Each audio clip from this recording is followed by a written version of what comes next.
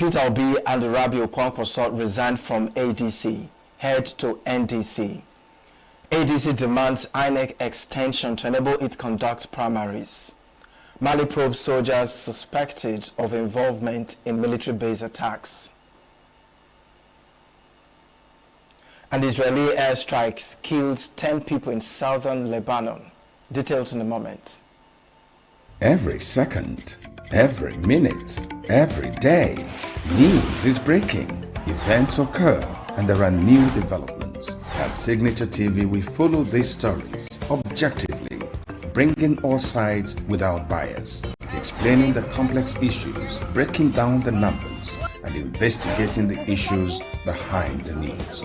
Anywhere and everywhere, near or far, wherever the news is, we will be there. Signature TV. News in your pocket. The 2023 presidential candidate of the Labour Party, Peter Obi, and his counterpart of the New Nigeria People's Party, NNPP, Rabiu Kwankwaso, are heading out of the African Democratic Congress, ADC, after an all-night meeting with the stakeholders of the Obedient and Kwankwaso movement on Friday. The two politicians decided to join Senator Siraki Dixon in the Nigerian Democratic Congress, NDC. Correspondent Waboeze Njoku reports that Peter Obi is expected to officially announce the new platform to the Obedient movement in the next 48 hours. Knowing what the system is plotting against the opposition, particularly against Peter Obi's candidacy, because who they are afraid of, clearly, the panic mood that was activated by the presidency all this while clearly shows who they are afraid of. They have seen the result of 2023, and their conscience has told them clearly that this is who won the election. And should he be on the ballot, that Tinubu's days in the villa will be numbered. As at the time of this report, the Kwankwasia leadership, which has been in Abuja, the Nigerian capital, has headed back to Kano to populate the Nigerian Democratic Congress, the new platform on which Musa Kwankwaso wants to contest the 2027 presidential election. The Kwankwasias have moved. The Kwankwasias have moved. They are not in ADC anymore, because this place is not conducive for us to stay and achieve the okayness of Nigeria. The Obedients are doing the same, even though they say belonging to a party counts less than promoting the P2B candidacy on the ticket of any political party. But why will two political heavyweights who could determine the outcome of the 2027 presidential election resign from their party after the party had secured what looked like a major legal victory at the Supreme Court? Of course, I reached out to my leader, that is Mr. Peter Obi, who I also told at the very beginning, before he joined the ADC, that I hope there is a deal with the national leader of the ADC, because you can't take it away. The national leader of the ADC is Alhaji Atiku Abubakar. If there's no deal with him, that he will put the interests of the Nigerian people forward above his personal interests, then it will be a waste of time. Two issues seem to have created the current situation in the ADC. The first is the indecision of the party to clearly zone its presidential ticket to the south. This would have been a sure bet for an Obi Kwankwaso ticket. The second is the refusal of former Vice President Atiku Abubakar to accept a north-south zoning arrangement. He has insisted on contesting the ticket of his party in defiance of arguments that the party needs to produce a winning ticket. Are we talking about exiting as followers? Oh, yes. In fact, I can affirm to you that personally, ADC is no more home to people like me. So, and I know that in the next 48 hours or 24 hours, it will be clearer that the next destination will be announced by the leader himself. Let me give you an insider view. There are also allegations that Atiku Abubakar, who has contested the presidential election many times over, may in fact not be seeking to win, but to create a contest that guarantees victory for incumbent president Bola Ahmed Tinubu. But what is Atiku aspiring for is the turn of southern Nigeria. We still have one term, 4 years to go. So if he's not working for Tinubu, who is, by the way, his friend and his business partner, why is he in the race? He should give way, support Obi, so that we can win the election. But he's insisting clearly, even his followers are all arrogant about it, insisting that it's Atiku or nothing. So for me, it would actually mean Atiku may just necessarily be working for his friend because he won't win the election. The formation of the Nigeria Democratic Congress NDC by Bayelsa State Senator Siriake Dixon may not have been a blind political move, as suggestions arise that the Attorney General of the Federation may not withdraw the case seeking to deregister the ADC and some other parties. The NDC could become the party of refuge to which P2B and Kwankwaso could run, get shelter, and take part in the 2027 presidential election. President Bola Ahmed Tinubu has said that he is a stubborn politician willing to confront opposition in the 2027 election. The current situation in the ADC may well play into his political scheme to guarantee him victory in the election. In Abuja, I'm Wabos Njako for Signature TV. The African Democratic Congress, ADC, has called on the Independent National Electoral Commission, INEC, to grant it additional time to conduct its primary elections. National Organizing Secretary of the party, Chinedu Idigo, made the demand during an interview in Abuja, stressed that while preparations are ongoing, more time is needed to ensure credible and inclusive primaries across all elective positions. Idigo explained that the party's internal crisis and prolonged legal tussle significantly disrupted its schedule, leaving the party with limited time to complete key pre-election activities. He argued that fairness and democratic integrity require INEC to extend the deadline to accommodate the party and provide it a window to conduct credible primaries for all aspirants. He, however, revealed that despite the setbacks, the party is pushing ahead with its internal processes and will unveil its primaries timetable within the week. The ADC spokesman further disclosed that the party has recorded significant growth with over 4 million Nigerians registered through its online membership platform. Bauchi State Governor Bala Mohammed says the recent Supreme Court judgment on the crisis rocking the People's Democratic Party, PDP, has prevented all factions from taking over the leadership control of the party. Reacting to the judgment, Governor Mohammed stated that neither the Kabiru Turaki faction, which he belongs to, nor those loyal to the Minister of the Federal Capital Territory, FCT, Nyesom Wike, achieved total victory. He, however, expressed satisfaction that efforts by his camp helped stop what he described as an attempt by Wike to take over the PDP, and said that as Democrats who respect the rule of law, they have accepted the judgment. On the future of the PDP, the governor explained that the party's board of trustees would temporarily oversee its affairs in line with its constitution until a caretaker committee is constituted. He also accused Wike of working against the PDP, claiming the FCT minister and his associates have ties with the ruling All Progressives Congress, APC. Mohammed revealed that he and his supporters were considering leaving the PDP to pursue their political ambitions on another platform ahead of the 2027 general elections, to give his supporters the opportunity to contest select elective positions without uncertainty.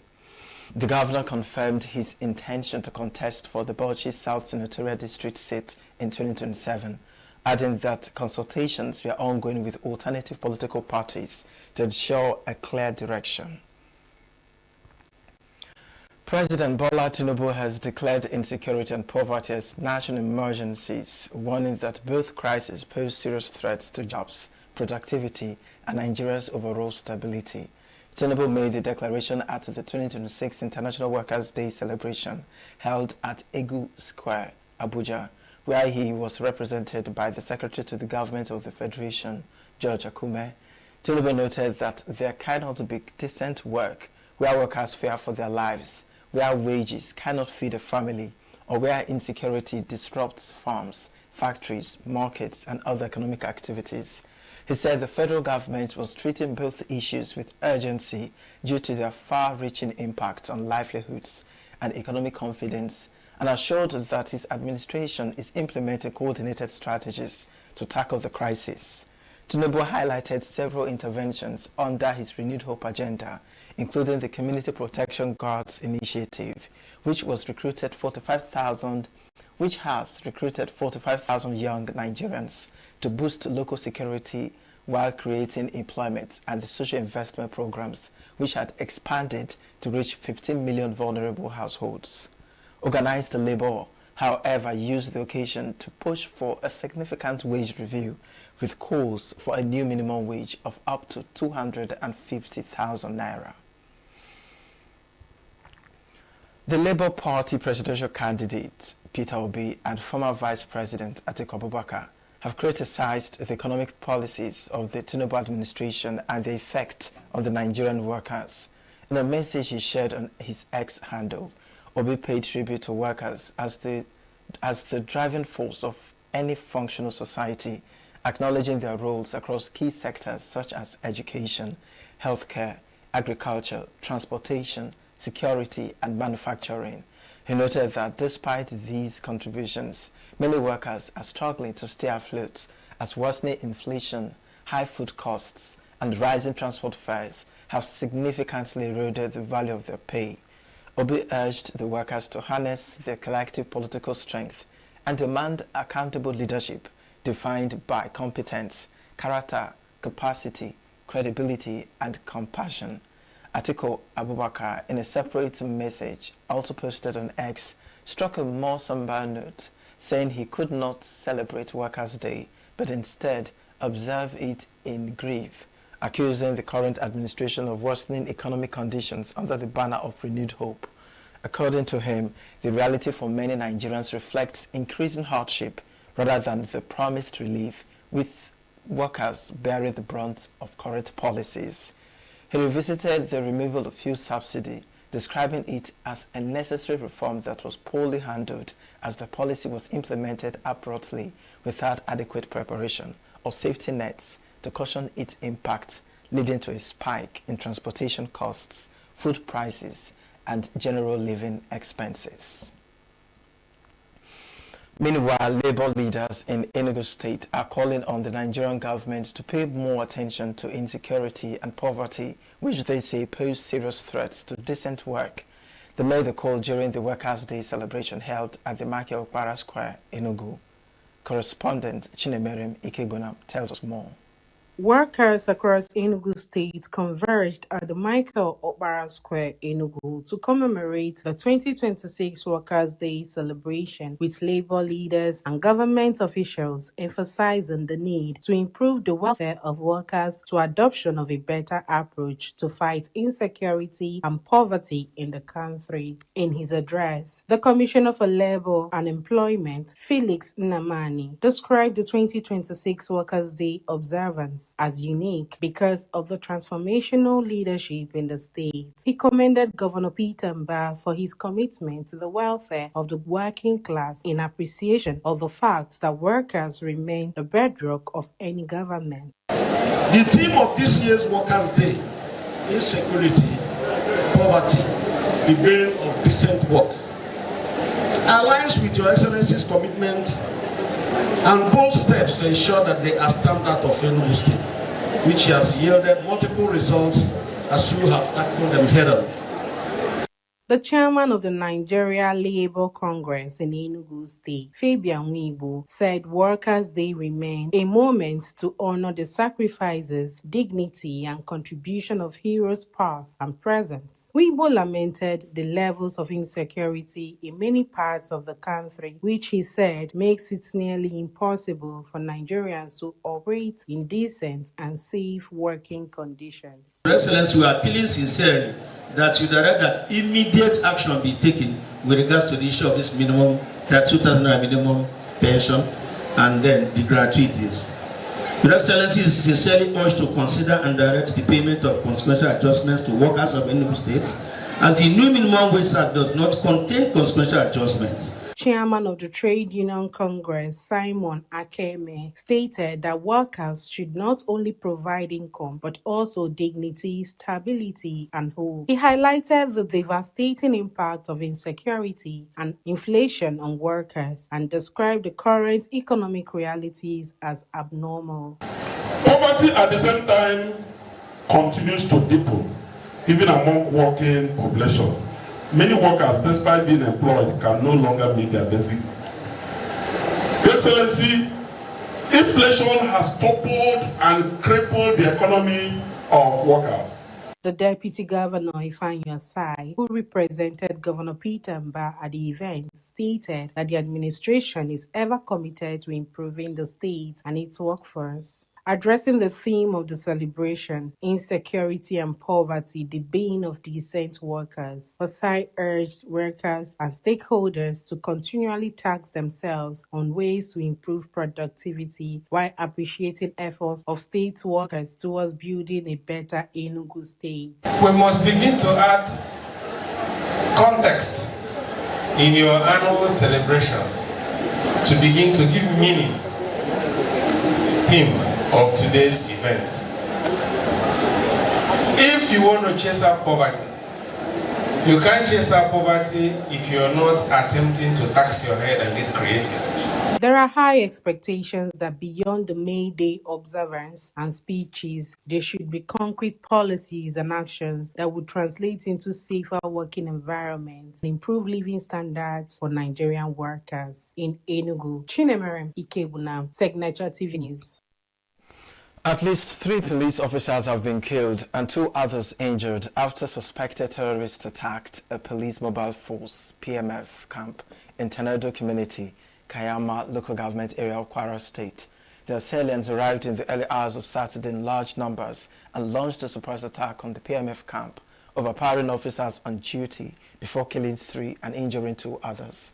An eyewitness told newsmen that the attack caused panic in the community as residents fled their homes following the heavy gunfire. The spokesperson for the Kwara State Police Command, Adeton Ajire Adeyemi, who confirmed the incident, promised to provide more accurate and detailed information later. The latest attack highlights continued insecurity in the parts of Kayama local government area, where armed groups have repeatedly targeted communities and security formations. The violence follows an earlier February 2026 incident in Woro and Nuku communities, where over tens of people were reportedly killed and abducted, including women and children. The chairman and chief executive officer of the National Drug Law Enforcement Agency, NDLEA, retired Brigadier General Mohammed Marwa, has identified sustainable skills development and enterprise support as the most effective strategies for curbing drug abuse and building resilient communities.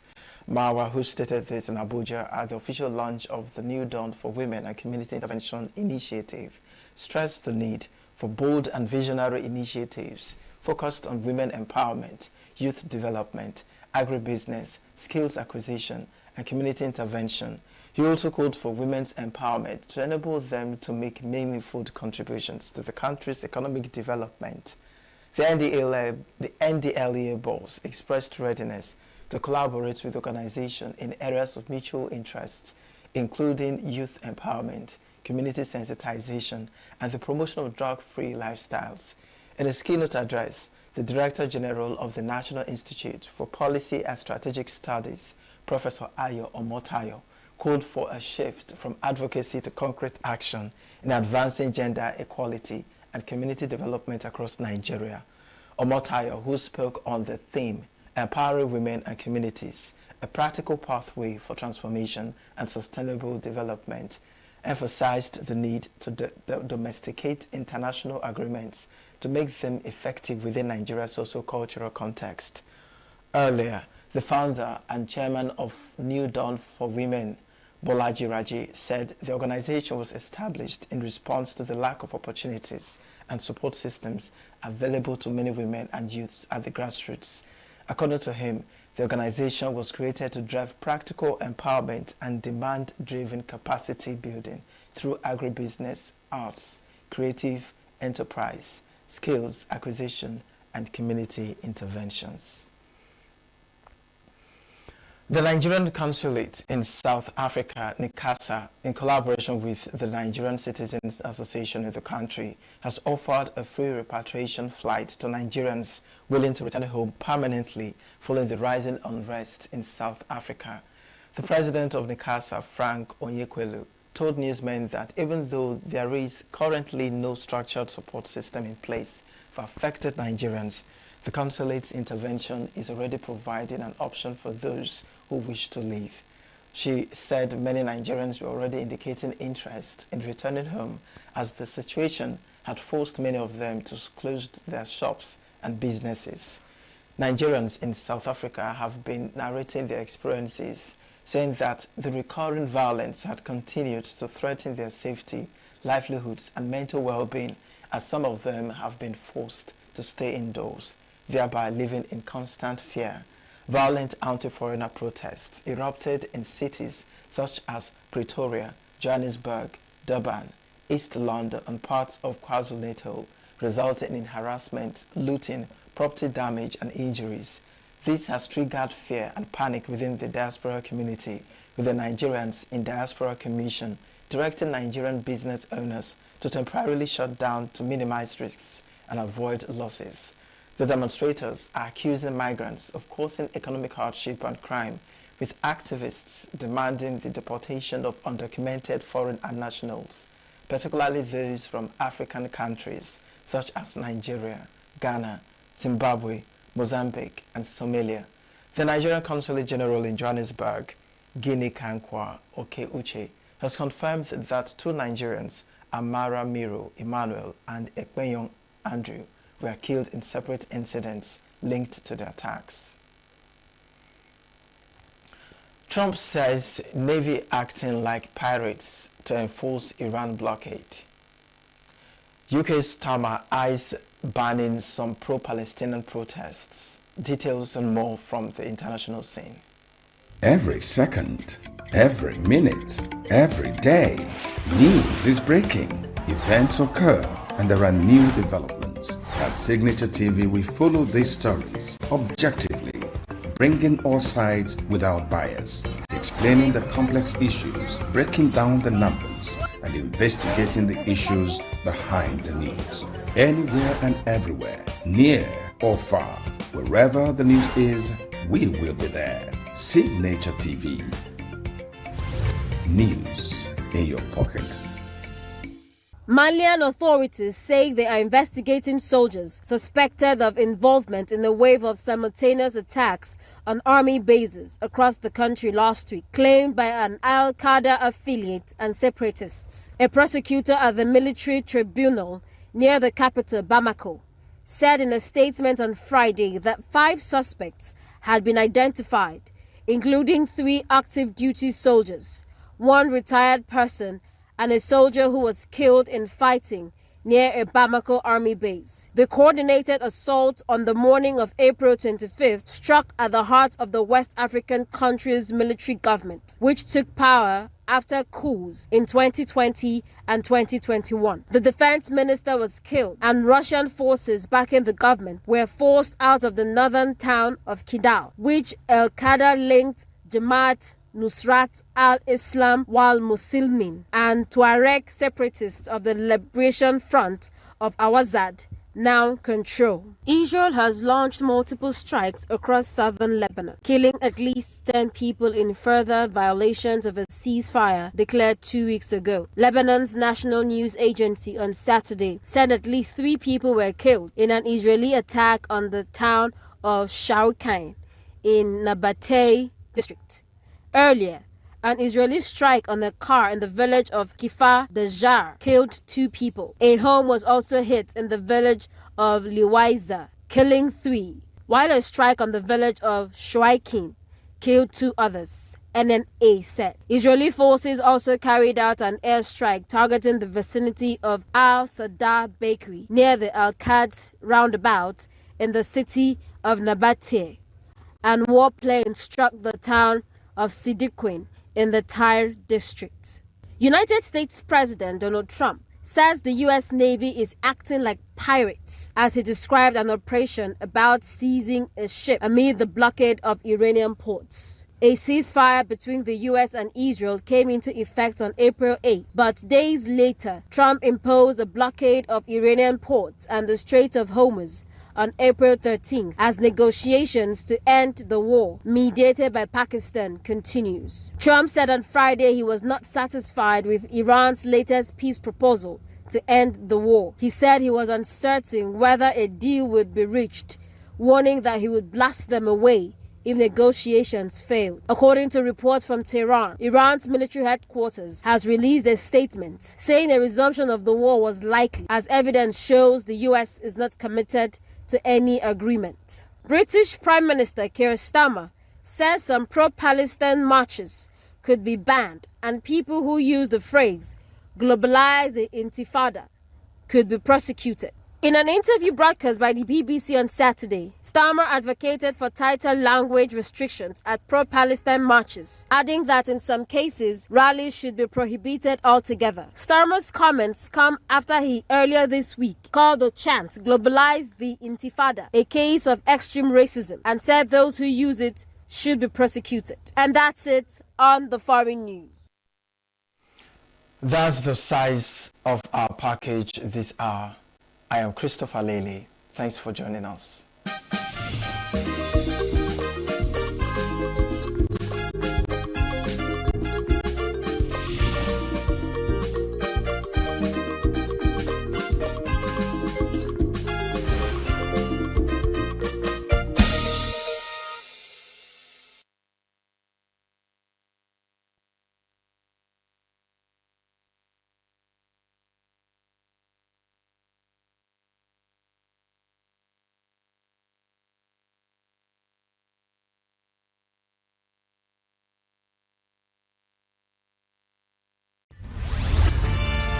We are local.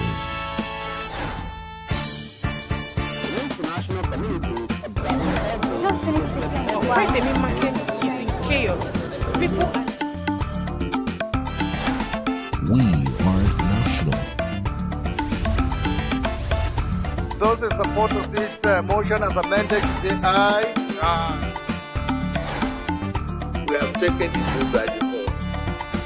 We are international. Israeli airstrikes. Donald Trump left us the worst unemployment.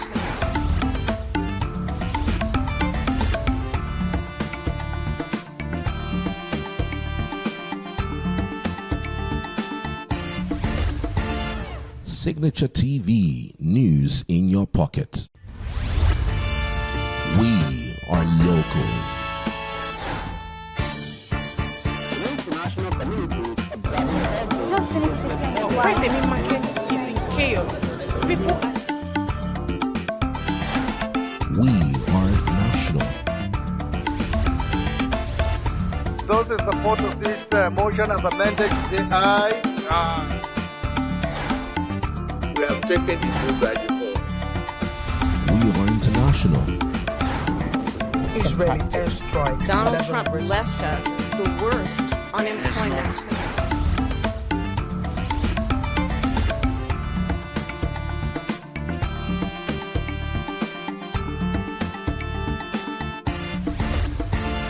Signature TV, news in your pocket. President Bola Tinubu has continued to engage with critical stakeholders, especially during the Ramadan and Lenten season, especially those he considered central to Nigeria's democratic and developmental processes. It was therefore the turn of leaders of the Newspapers Proprietors Association of Nigeria, the Nigerian Guild of Editors, and the Broadcasting Organizations of Nigeria, who joined the president in the interfaith breaking of the Ramadan and Lenten fast at the State House, Abuja.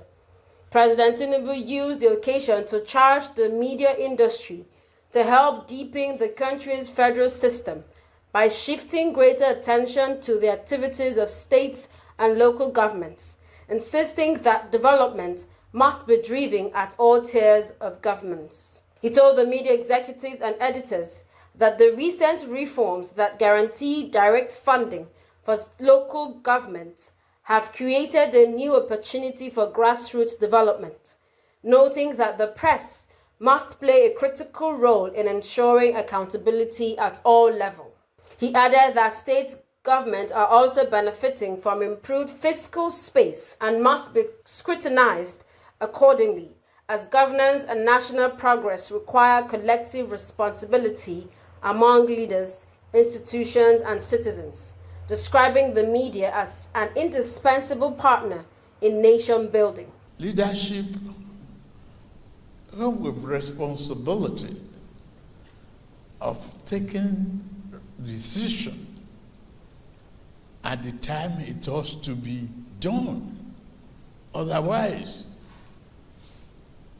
it's a failure. At the time we have to confront the subsidy, Nigeria was teetering on the edge of bankruptcy. But having asked for the job and getting it, I can look back other than make corrections as I move along. Save the nation, bring it back from the brinks. Today, I can stand proudly before you that we are back from that brinks.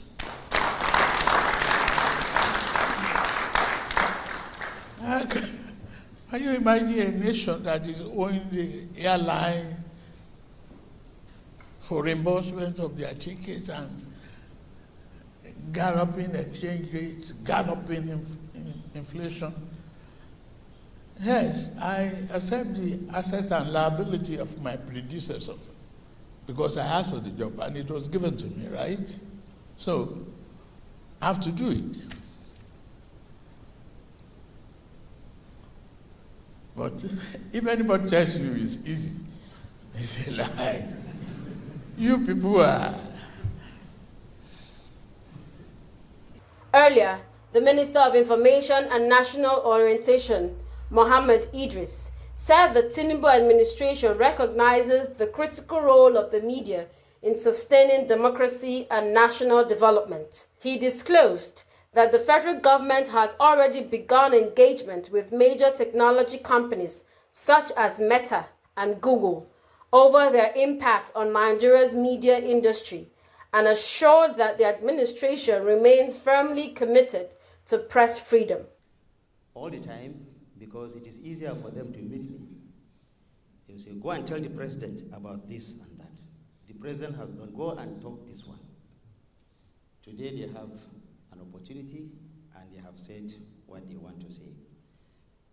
And let me use this opportunity to tell the MPO that indeed the Federal Ministry of Information and National Orientation and all the regulatory agencies, relevant regulatory agencies, are already engaging with the big techs, Meta and Google. They are all in our offices and we have held meetings. We are already anticipating this and we are working on that. I believe that the president will not allow anybody to come here and just rip from our economy and go away. He will continue to do that. But let me also say that each time I go to see Mr. President to brief him or to receive directive from him, what he tells me is, how are your people? What are they saying? How are they doing? And I keep telling them, the message that you have for them. Your Excellency, thank you for what you do for the media. Thank you for the kind of support that you have given me to drive this sector. And thank you for the kind of encouragement that you are giving everyone. You see, in 2023, when you took, May 2023, when you took office, Nigeria was on the so-called gray list, meaning that it was difficult for people to do business in this country. Speaking on behalf of Nigerian media industry, the co-founder and publisher of Business Day, Frank Aibogun, thanked the president for hosting the gathering and for his support for a vibrant and economically sustainable media. Aibogun said the media industry came to the meeting as partners in national development and raised concerns about rising operational costs and the existential threat posed by global technology platforms. But as partners in the project of national development, and as an industry that remains indispensable to Nigeria's democracy, there are three issues in particular that we would like to raise very, very quickly. The first relates to the matter of, in fact, all of them relate to the matter of the survival of the media, but I'll be starting with the first one, which is around tariff and other costs inflicted upon us. We consider ourselves as sources for education and enlightenment in society. Import duty under government's tariff schedule, specified in the ECOWAS Common External Tariff CET, as adopted by the Nigerian government and listed under the Nigerian Customs duty exemption list schedule. I'll leave all that. Please, sir, very, very quickly.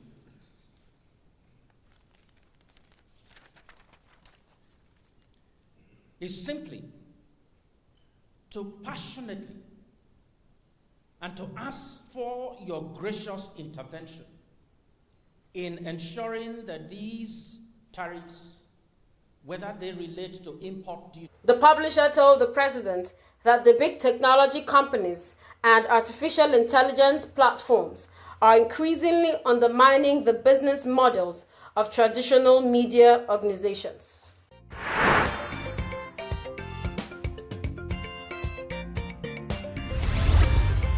Signature TV, news in your pocket.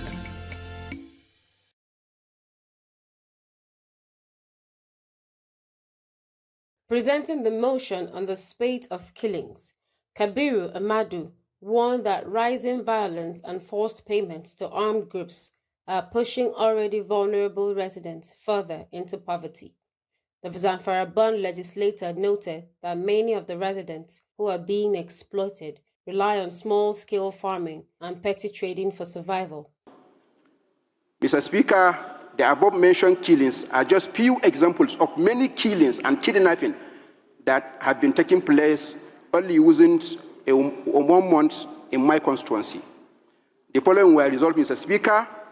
Number 1, call on the President and Commander-in-Chief of the Armed Forces of the Federal Republic of Nigeria to explore a new strategy to end these killings and activities in Zamfara State and Nigeria at large, Mr. Speaker. Secondly, Mr. Speaker, I want this House to mandate all ministers of defense, all service chiefs to relocate to Zamfara State to conduct a massive and rigorous operation that will bring an end to this menace. The House urged the President to adopt fresh security strategies and directed the Minister of Defense and the civil service chiefs to relocate temporarily to Zamfara to coordinate an intensified security operation. Later, proceedings took a dramatic turn when Anambra lawmaker Ifeanyi Uzokwe attempted to give a personal explanation on Section 82, subsection 1 of the Electoral Act. He argued that the law does not mandate INEC to physically attend political party primaries or conventions and was supported by Joe Onuakaluse. And I stand this afternoon all of us to look at our electoral law 82(1). When we go out, the impression that people have outside is that INEC must be present in conventions and congresses of party, but it is not in our law.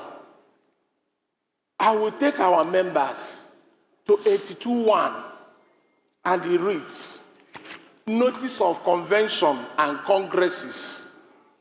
82(1). Honorable Ifeanyi, point of order. I hope you are aware that we are in the process of amending our Electoral Act.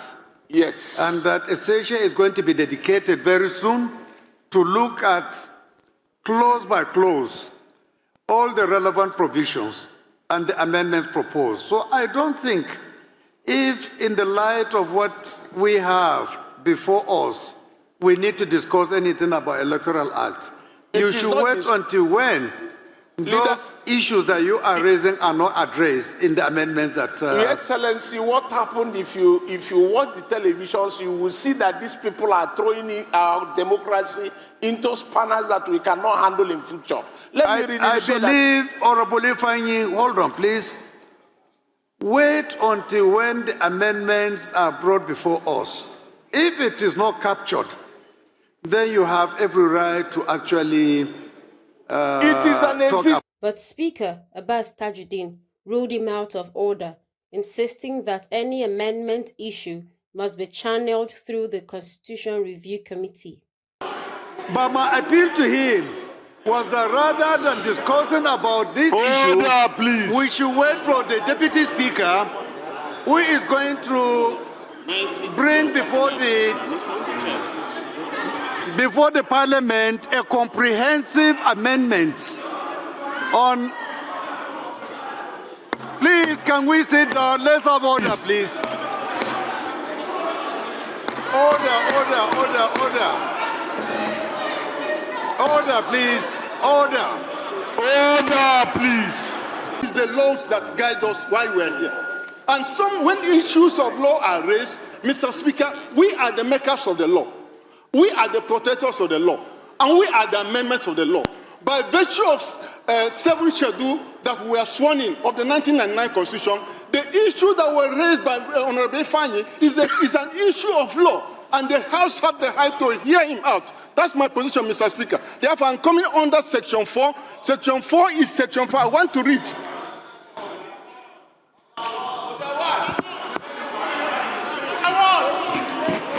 Point of order, Mr. Speaker.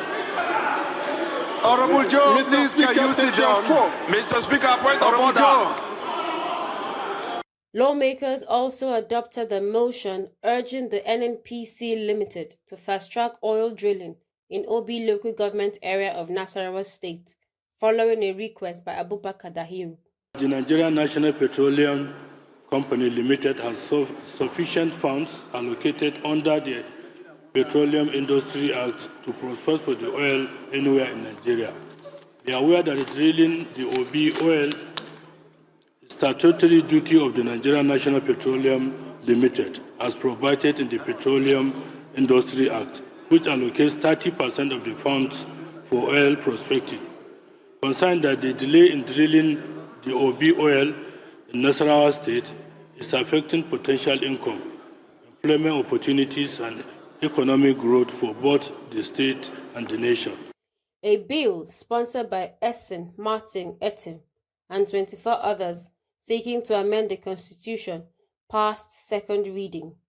The proposal seeks to reduce the minimum age for Senate and governorship positions from 35 to 30. It further proves that if a member of this House at 25 years spends 2 terms in the House of Representatives, it will be 33 years, and he will still not be qualified to go to the Senate or to become a governor. So I think that this Honorable House should look into it, and we maintain the gap between the office of the governor and Senate, as it were, and that of the House at the 5 years that it has always been. So this bill is seeking to reduce the age from 35 to 30 for the office of the governor and membership of the Senate, as it were, Your Excellency. Late President Muhammad Buhari in May 2018 signed the Not Too Young to Run constitutional amendment into law, reducing the minimum ages for the office of president from 40 to 35 years, and House of Representatives and State Houses of Assembly from 30 to 25 years. The age limit for governorship and Senate seats was, however, left unchanged at 35 years. I am Princess Ken Ochama, Signature TV News.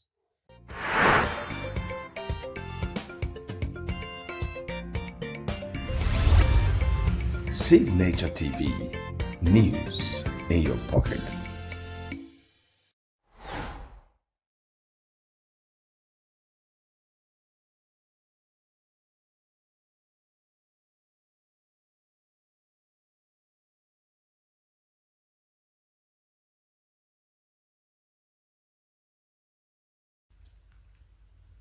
Normal activities were shut down for some hours at the corporate headquarters of Signature TV on Friday, as management and staff gathered to share some happy moments.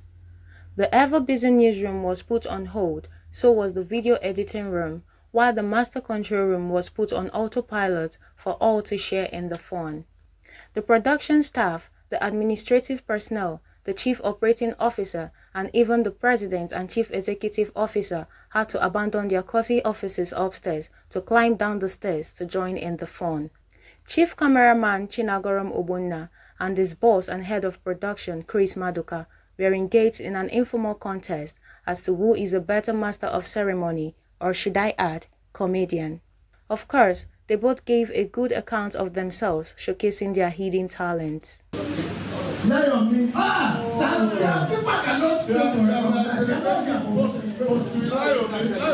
is not here. We celebrate that now. No, we have to tell you, sir. Take permission. It was a monthly birthday party during which management and staff unwind and thank God for those who clock another year each month. There was plenty to eat and drink before the Edinburgh Square was turned to a dancing arena. The occasion was later turned to a dancing competition, courtesy of the President and Chief Executive Officer of Signature TV, Vin Martin Ilo, who doled out some cash to be won by some selected staff who were grouped into two for the competition. One group was led by the super and award-winning driver, Joseph Osai.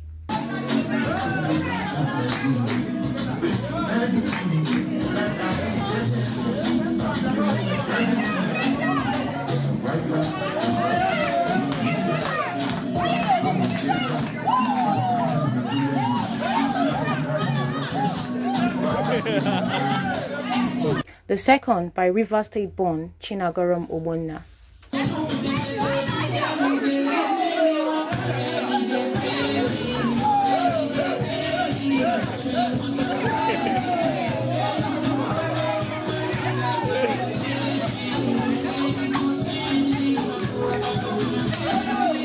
The president of Signature TV, who was highly excited with how the social gathering turned out, commended the staff for always putting in their best for the growth of the company, assuring that the future is even brighter. Over this a year and a half, we have tried our best to keep our head above water. We've tried our best to ensure that people come here and work in a non-toxic environment. We have tried our best to ensure that as an organization, as a TV station, that we are getting into homes that television never got to. We are getting into discussions that in this part of the country, you didn't see TV doing. We are glad to say that in the last couple of months, that we are bringing a new approach to television broadcasting. I went abroad recently, and I met people who had the Signature TV app on their phones. And they were telling me about some of you young people and what you do on TV. One of the celebrants and Director of Human Resources and Finance, Chief Emma Oha, who spoke on behalf of other celebrants, thanked God for making them see another year in sound health. We thank God for giving us this day, and we wish those who will celebrate in the future happy birthday in advance. Self-appointed DJ Emmanuel Tewase was at his best as he supplied beautiful tunes that kept everyone on the dance floor. This is wishing the celebrants a happy birthday and more joyous years ahead. Precious Chagoro, reporting for Signature TV.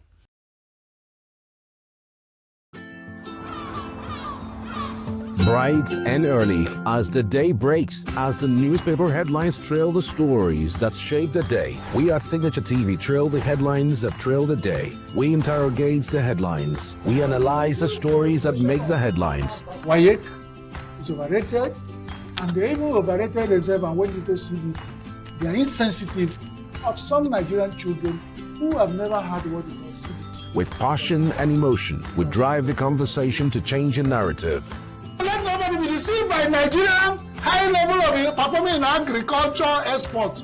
We are still where we are. Newspaper review on Signature TV every morning on Signature Morning, weekdays, and Signature New Day, weekends. Newspaper review on Signature TV. We do not just review the headlines, we make the headlines relevant to our daily lives.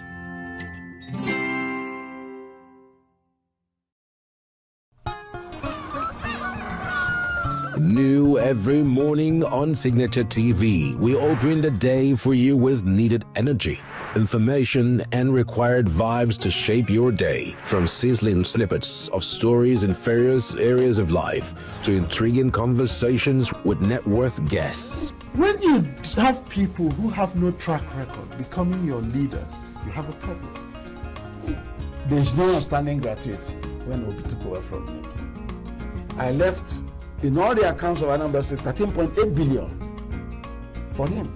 Your day cannot be complete without Signature Morning on weekdays and Signature New Day on weekends. There is no better way to start your day except Signature Morning and Signature New Day every day on Signature TV.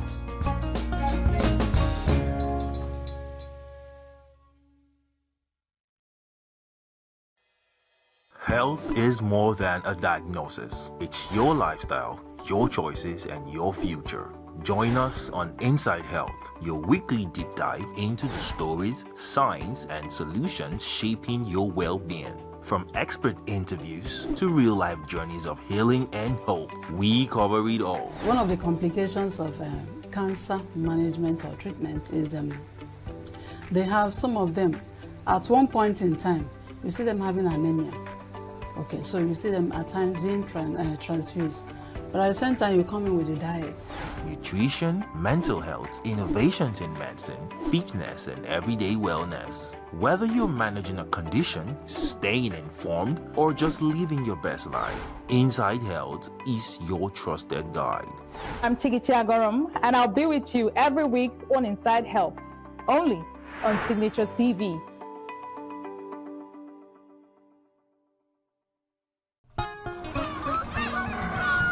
New every morning on Signature TV. We open the day for you with needed energy, information, and required vibes to shape your day. From sizzling snippets of stories in various areas of life to intriguing conversations with net worth guests. When you have people who have no track record becoming your leaders, you have a problem. There is no outstanding graduate when Obi took over from me. I left in all the accounts of Anambra State 13.8 billion for him.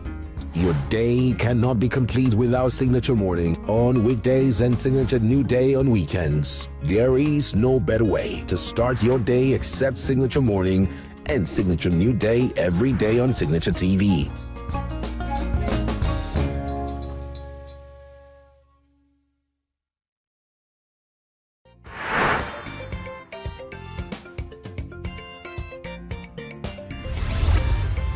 Signature TV, news in your pocket.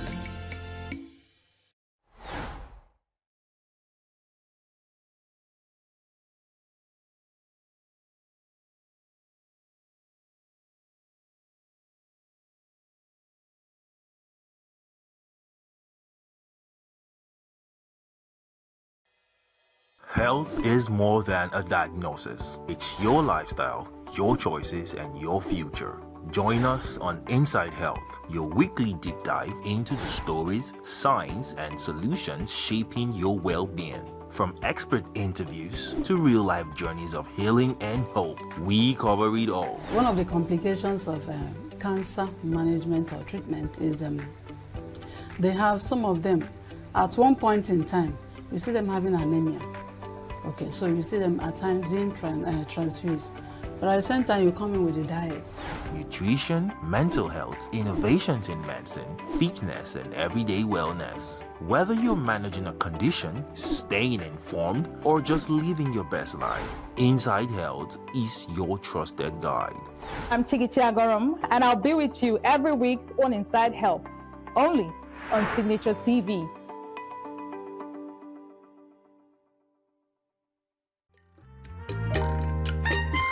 The way we see the world shapes the way we change it.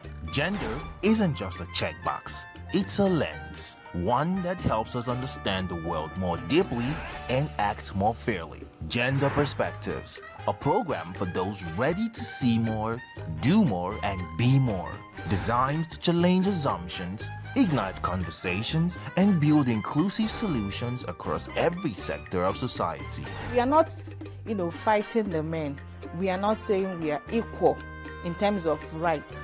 We're only asking they should recognize our existence. Join us on Gender Perspectives, showing every Saturday by 4 p.m. Repeat every Wednesdays by 5 p.m. and Thursdays by 3 p.m. Change begins with perspective. Let's widen yours.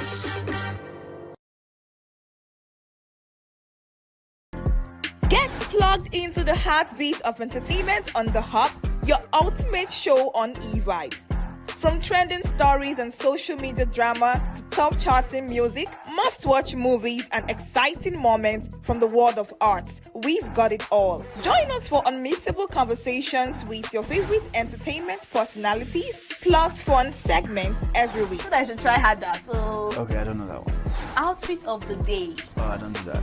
No. That's some Gen Z stuff. Oh, now you say it's a Gen Z stuff. It's everything you love about entertainment, served fresh every week at 1 p.m. with weekend repeats just in case you missed it. The Hubs on e-vibes, where the vibes never stop. Only on Signature TV.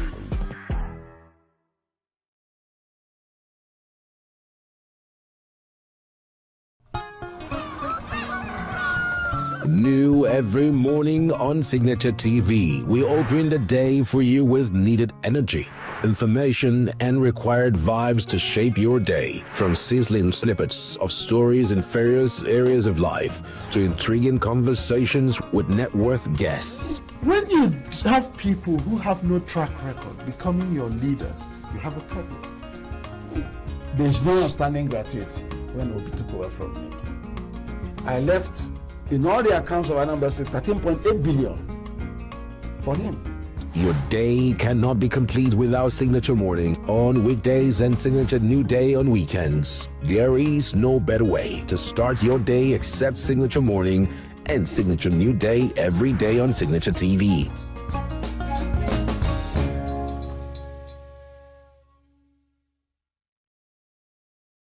Every second, every minute, every day, news is breaking, events occur, and there are new developments. At Signature TV, we follow these stories objectively, bringing all sides without bias, explaining the complex issues, breaking down the numbers, and investigating the issues behind the news.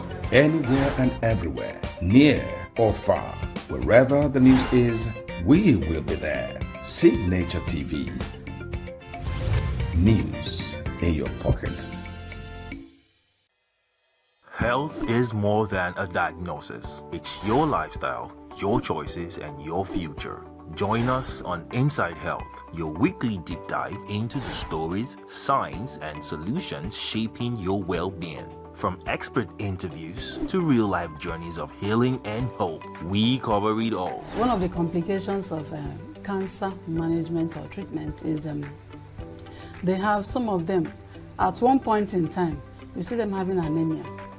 Okay, so you see them at times doing transfuse. But at the same time, you come in with the diet. Nutrition, mental health, innovations in medicine, fitness, and everyday wellness. Whether you're managing a condition, staying informed, or just living your best life, Inside Health is your trusted guide. I'm Tigiti Agorum, and I'll be with you every week on Inside Health, only on Signature TV.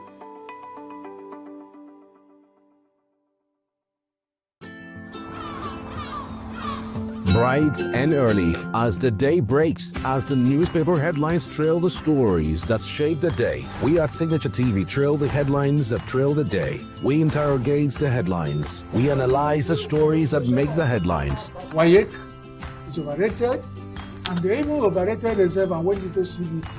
They are insensitive of some Nigerian children who have never had what they call CBT. With passion and emotion, we drive the conversation to change the narrative.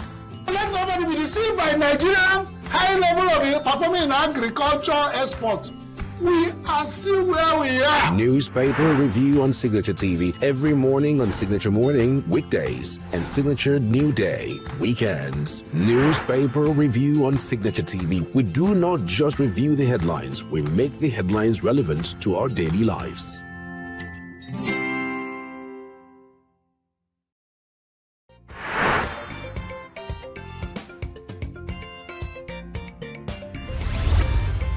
Signature TV, news in your pocket.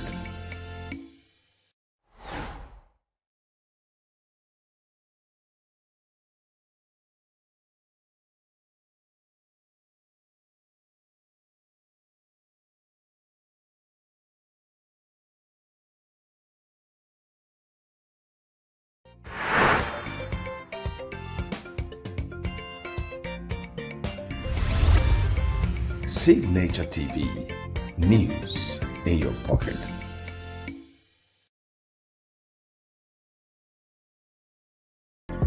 Get plugged into the heartbeat of entertainment on The Hub, your ultimate show on eVibes.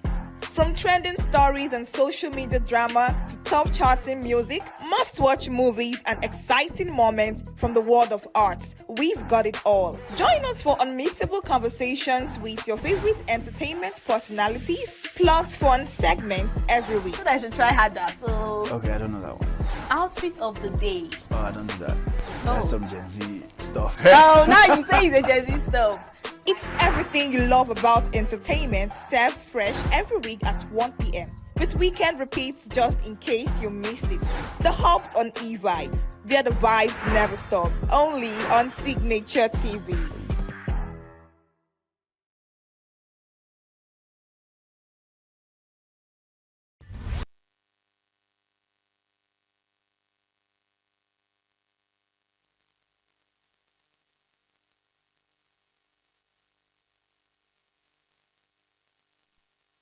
Welcome back. Thank you so much for staying with us. Now, as we're looking towards 2027, we're also looking at INEC and the public trust of electorates.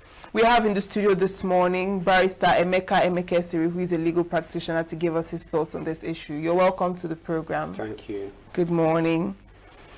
Now, before we talk about INEC and the public trust, let's look at 2027 political build-up, particularly what has happened with the ADC so far and the Supreme Court judgment on the leadership of the ADC. Yeah, that Supreme Court judgment is welcome. A very good judgment, restoring, in fact, declaring that the David Mark-led faction is the duly appointed or elected leadership. In fact, that is the leadership of ADC, as recognized by the Supreme Court now, which is now what we know to be the leadership of ADC.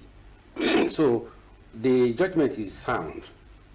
So, the maintenance of status quo, which was made before, it was now removed, so that there is clear structure now. Right? It is David Mark-led faction that is in charge. But the Supreme Court did not stop them from continuing their litigation in the High Court. If you check, the Supreme Court said that they should go back to the trial court and continue their disputes. So, yes, if there's any dispute, let them go to the High Court and continue with their dispute. But as it is now, David Mark-led faction is the authentic leadership of ADC, which is sound. So would you say that the ADC has finally, would you say that they are prepared now to go into 2027, seeing that the other case they have has still been referred back to the High Court? No, the thing is this. What is happening in Nigeria is really, a very, it's a sorrowful state that we have now. because the faction that lost now, will now spoil the whole thing for the other faction. Because it means that there is still a faction, that means ADC is still factionalized. One won the case, restored David Mark. What about the other one that lost? Do you think they will be quiet? No, they will spoil ADC. So ADC is not stable now as it is. There's a legal win by David Mark-led faction. The other faction that lost will not go to sleep. They will spoil they will spoil the party for them. They will try to mess things up.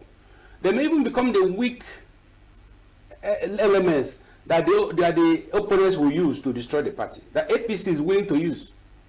Because APC knows that, in fact, APC may even be the cause of the whole thing happening in ADC. So, the fact that David Mark faction won is not a win, not a total win. Because the faction that lost will be a problem for them. So how do they manage the faction that lost? Because that faction that lost, they are still members of ADC. The fact that they lost that contest of leadership does not remove them from membership of ADC. They are still members of ADC, and therefore they will do everything to frustrate David Mark and his leadership. So I don't think ADC is still ready. Unfortunately, Nigerian opposition is not really opposition. It's opposition for their stomach. That is, all these people call ADC, APC, PDP. Are they not the same people going from PDP, they transfer to APC, from APC, they now jump into ADC, and they sell the same people for their stomach. So there is no serious opposition that will pull down Tinubu.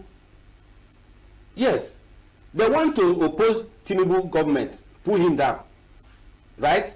Good, to overthrow him by the ballot through election. Who will do that? This is PDP. You know, Nyesom Wike is now the leader of PDP. Oh, that is, he is the de facto leader of PDP. Nyesom Wike, and yes, Nyesom Wike is working for Tinubu. So there's no opposition, clear opposition in Nigeria yet that can stop Tinubu from winning again, because all of them are following APC for their stomach.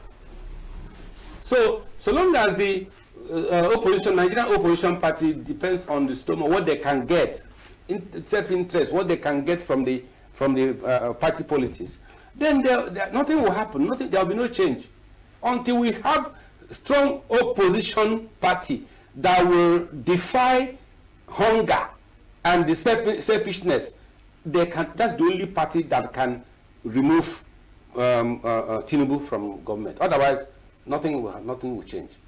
So let's look at the role of INEC in all of this, because INEC is also part of this whole court issue and electoral processes generally. Well, the other INEC has been removed. INEC said they do not recognize any of the factions and so on, and remove the name of David Mark and his secretary from the portal, INEC portal. The weather has been restored. The court has made an order restoring them. Good. So INEC is not a court. It's an administrative body. So whatever they say is not final. It is the court that has final decision to make.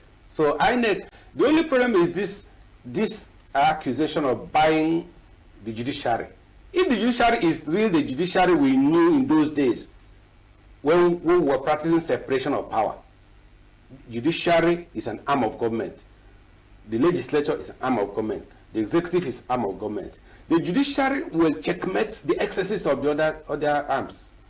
So if any governor messes up, judiciary will remove him. President messes up, judiciary will remove him. The Senate messes up, they remove him. But today, that's the problem, is this judiciary that has been compromised. That otherwise, if we have strong judiciary, we checkmate the excesses of the executive and legislature.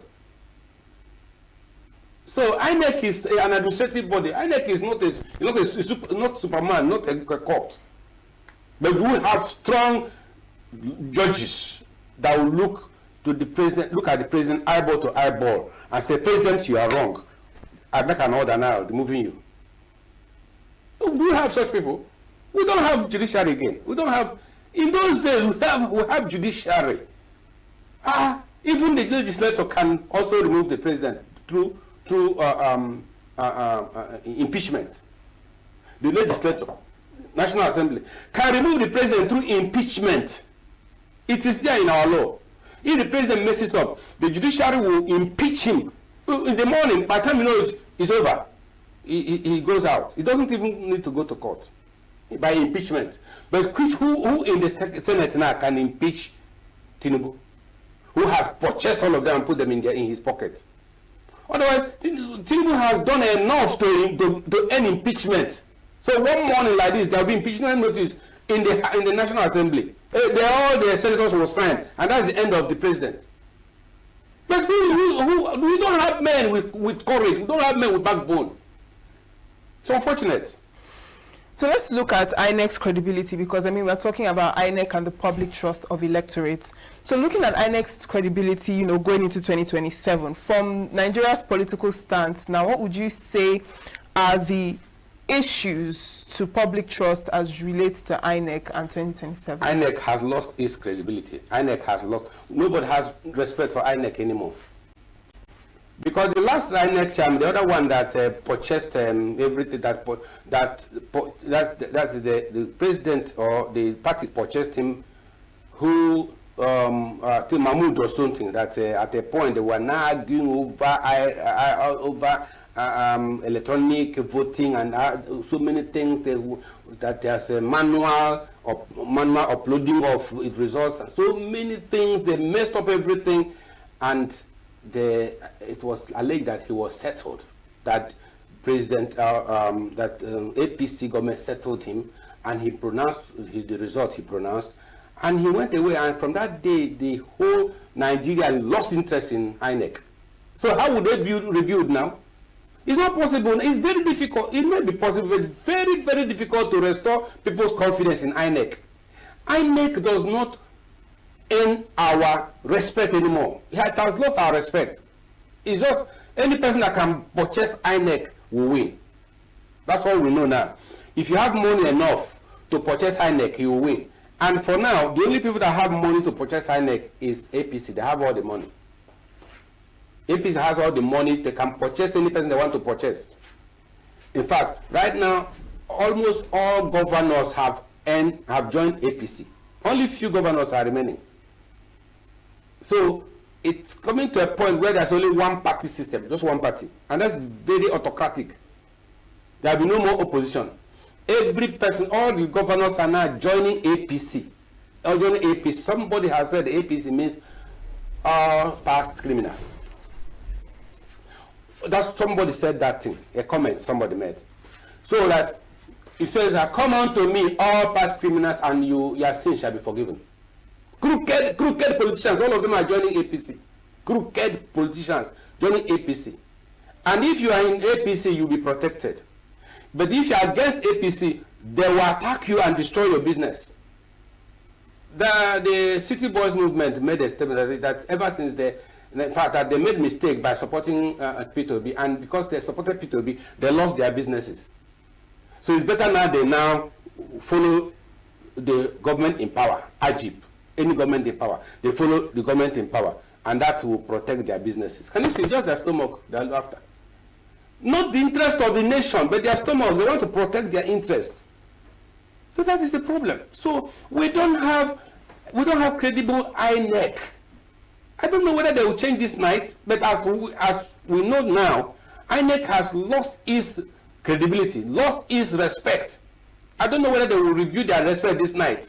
But as I speak to you now, INEC has lost its respect. Unless the new INEC chairman, Professor Joash Amupitan, unless he will now bring a change that will restore people's confidence in INEC. But as far as we know now, well, let us watch. Maybe something can happen. Maybe something can happen.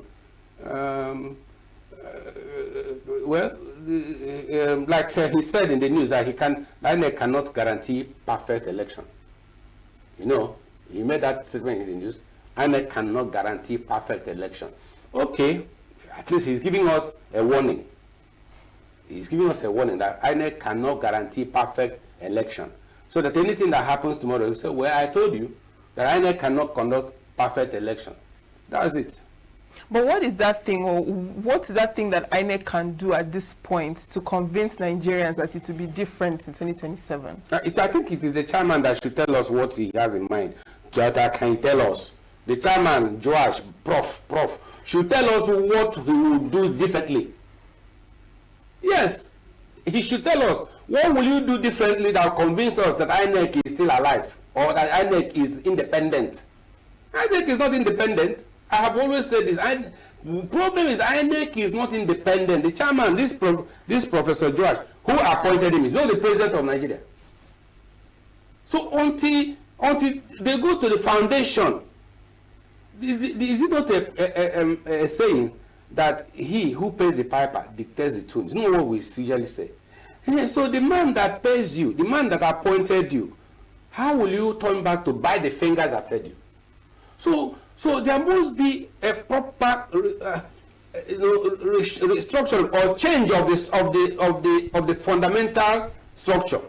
Who appoints who? You have to be so neutral that, like Ndi Bugasi,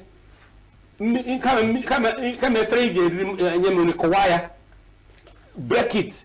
So you be neutral, bold, to face the problem and say, listen, I am working for the interest of the nation. You did not appoint me. It is the nation that appoints me, that appointed me. So I work for the nation. It has to be a neutral body that will appoint INEC chairman. A neutral body. So that INEC will say, we will not dance to the tune of any political party. I said, we are independent. You did not appoint us. We will stand on the truth, speak the truth, declare the truth, no matter whose ox is God. How do we get to that? Until we get to that, we correct that problem. Otherwise, they'll still be dancing to the tune of whoever appointed them. INEC is not independent. That's the problem. So, just like you asked, how do we get to that point? Because you said there should be a neutral body. What alternative to presidential appointments for the INEC chairman? What other alternatives? What neutral body do we have now that can do? All right, let me give you an example. Let me give you an example. I'm a lawyer, and I belong to the NBA, Nigerian Bar Association. Nigerian Bar Association has a disciplinary committee that disciplines all lawyers. The judiciary also has a disciplinary committee that disciplines all judges. Now, assuming that the government, the legislature, for instance, which has the power to make law, assuming that they make a provision in the Nigerian Constitution now and say, henceforth, appointment of INEC should be made by maybe either the NBA, the NJC, Nigerian Judiciary Commission, or the NBA, or whichever that is not in politics. Suppose they amend the Constitution to now confer power of appointment on a neutral body. Then we will now know, okay, fine, the neutral body that appoints this man, there is not a political person that appoints the neutral body. Then that neutral body will appoint the INEC chairman. Or they constitute a neutral body. The Senate, the National Assembly has the power to make laws that can bring peace. Under Section 4 of the Nigerian Constitution, they have laws, they have the power to make law that can bring peace to the nation. Any law they can make to bring peace, they have the power to make it. But do they want to make it? There are many laws they can make now and bring peace, but they will not.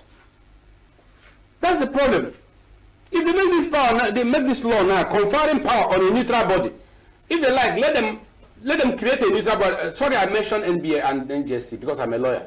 Let me not be siding law or whatever. Let them now create a neutral body. The National Assembly can make a law now creating a neutral body that will be doing this work, so that no political party can appoint INEC chairman. Because right now it is APC that appointed this one. All right, now still talking about INEC, we see that a lot of new political parties are springing up, and INEC is of course in charge of approving these political parties. So looking at that, and you also mentioned the issue of the same set of people moving into new parties, the same people that were in PDP moving to APC, moving to ADC, the same group of people. How would you say that that is also affecting, this electoral process and how the electorate, view what is going on? Yeah, the thing is this, the electorate, we, the masses, we are looking at the individuals. We're not even looking at the parties anymore. Because we know that there are some people recycling themselves, expired drugs, recycling themselves from one party to the other. So we are looking at individuals, not parties anymore. If we see any individual that we know will be able to do the job as the president of Nigeria, then we go for that individual. No matter the party he goes into. Where our eyes are upon the individuals that have the ability, capability of integrity, people that can do this thing, not crooked politicians that are there for their stomach, amassing wealth for their children are not yet unborn. No. So we are looking at individuals. We are watching to see individuals who can do this work. Any person that comes up and we assess him that he is clean and of high integrity, somebody that we can trust, will say this is the person that will go for us, no matter the party he belongs to. The problem is this: if we now choose that person and say this is the person we are voting for, will INEC announce the person? That's the problem. And with the owners of Nigeria, I say owners of Nigeria. I say owners of Nigeria. There are people who own Nigeria. I want to emphasize it. There are people who own Nigeria. Even when you vote, they come around and say, even though you have voted the right person, we don't want this person. These owners of Nigeria, some of them are Nigerian citizens, some of them are foreigners. Foreigners. Do you know that foreign countries have interest in what happens in Nigeria and whoever leads? Do you know that foreign governments like America, like Britain, like Russia, like China, like all those foreign governments, do you know that they have interest to know who is in charge, who will be the president of Nigeria? And so those ones interfere with our decision. So we will get it right if we decide that this is the person we want. Whatever happens, the heavens will not fall. This is the person we want, but we need an umpire in the INEC who will pronounce this is our candidate, this is the person we have voted for. Heaven will not fall. America will not come and kill all of us. Britain will not come and kill all of us. Even if the Britain doesn't want who we put there, America, China, Russia, Germany, if they don't like who we have put there, this is the person we want. Okay, when Tinubu came up, did you not hear many stories of his criminal convictions, many stories about him? Did we not hear? Is he not on the internet? But why did they still allow him to remain there? Even in America, he has criminal cases. All over, we have it's on internet that this man is not qualified to be the leader of Nigeria. It's on internet. The record is there. Even his case in America, the Chicago or something like that, where it was even proved that he's not even Bola Tinubu. He's not even Bola. He's even a woman that has that name.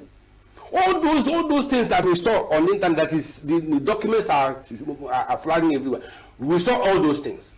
Even the criminal conviction where he had to pay money in America, convicted of is it drug or something, one criminal matter like that. We saw all those things on the internet. We saw it flying, the records flying everywhere. We saw this thing, and yet they still know. The America knows it. The Britain know those. They know all those things, and yet they say he must be the leader of Nigeria, and he is the leader of Nigeria. Borrowing money from everywhere, now borrowing money that even my children will not be able to repay. And let me tell you, every money borrowed in the name of Nigeria will be repaired by Nigerians. Even if we die, our children will be repaying it. So if you know the extent the APC is putting us, the slavery they are putting us into, that our children will be paying debts, By all this borrowing, they're borrowing. Okay, they say they removed the subsidy, fuel subsidy. Okay, you removed subsidy to save money. The money you have saved, what did you use it for?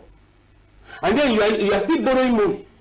So many things are wrong. I don't want to even go into our economy. Okay, but now that you've mentioned that Nigerians are no longer particularly looking at parties, but on the individual. Yes. Now, would you say that it would be better then to adopt a system where individuals come out to contest instead of contesting under parties? That's perfect. That's a very good question. But it is still the National Assembly that can help us to make a law giving individuals a right to contest as independent candidates. I mentioned independent candidacy. So the person who knows that he is qualified can come up and show himself to the world. You can examine me, look at me, show that I'll be naked before you, probe me, check everything about me.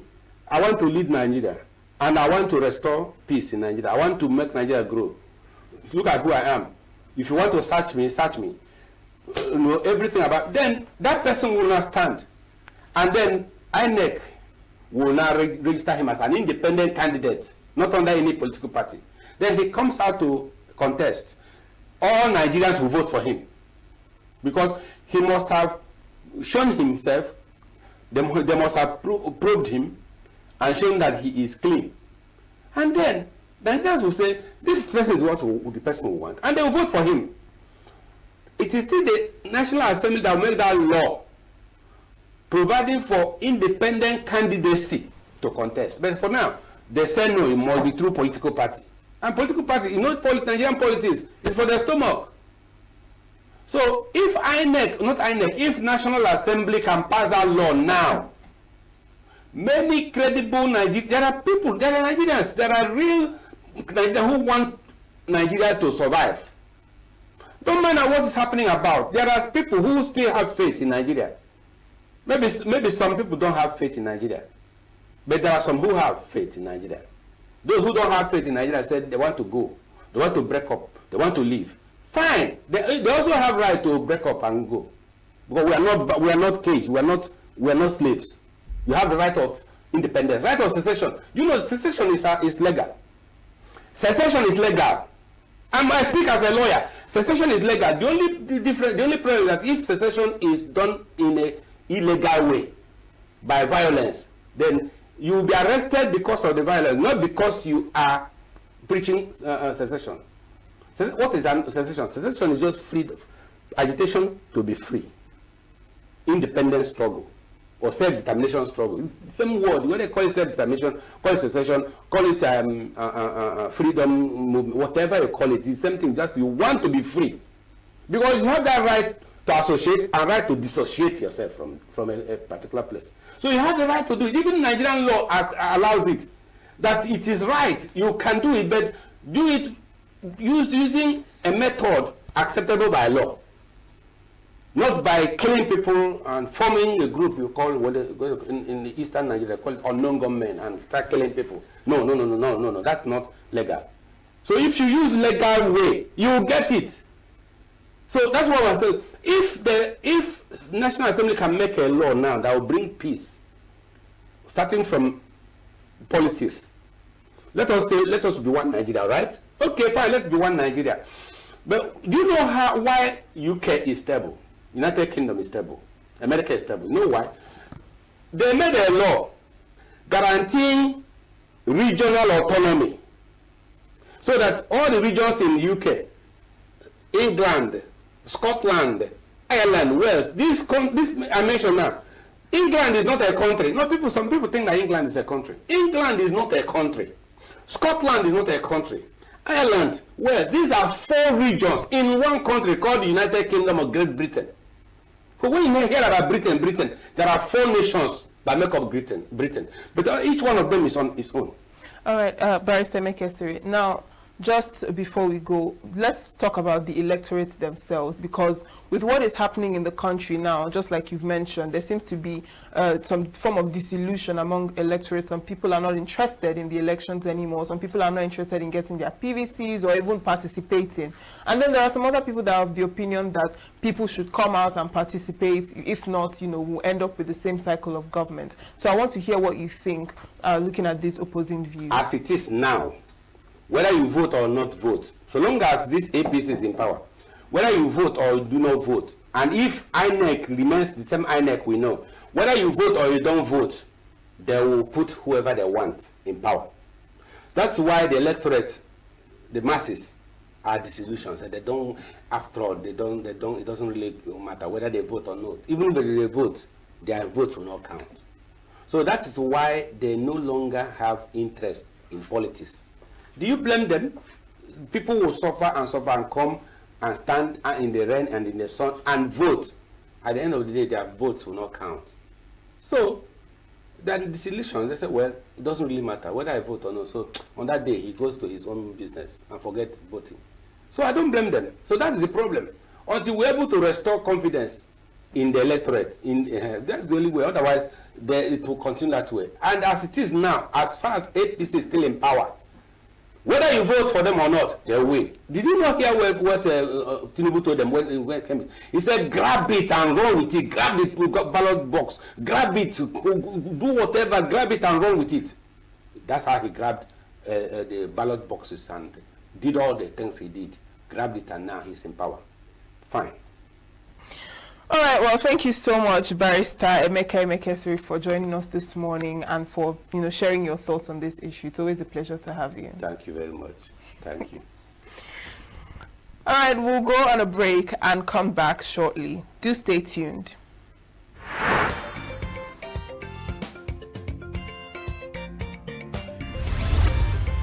Signature TV, news in your pocket.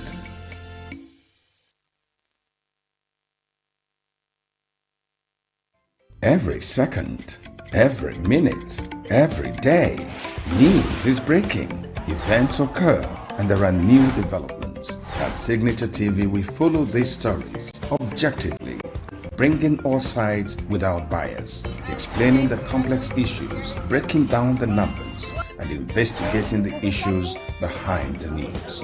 Anywhere and everywhere, near or far, wherever the news is, we will be there. Signature TV. News in your pocket.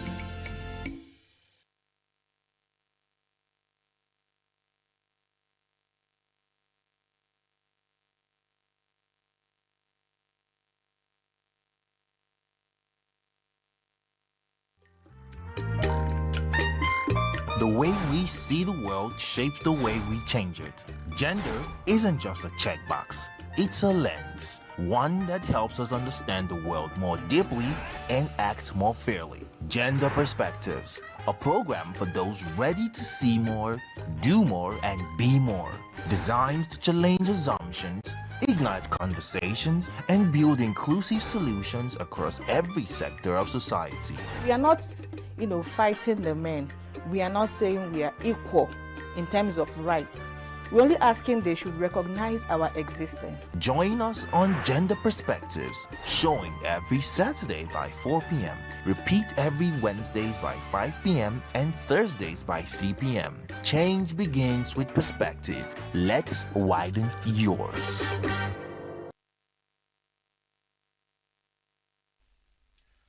All right, thank you for staying with us and welcome to another exciting interview we shall be having right now. Okay. And we already have our guest in standby that we shall be discussing something really troubling, something also people look forward to know. We're talking about the Niger Delta. What is going on out there? How do we get to understand what is happening with them? We have our guest that will be doing justice to that very conversation.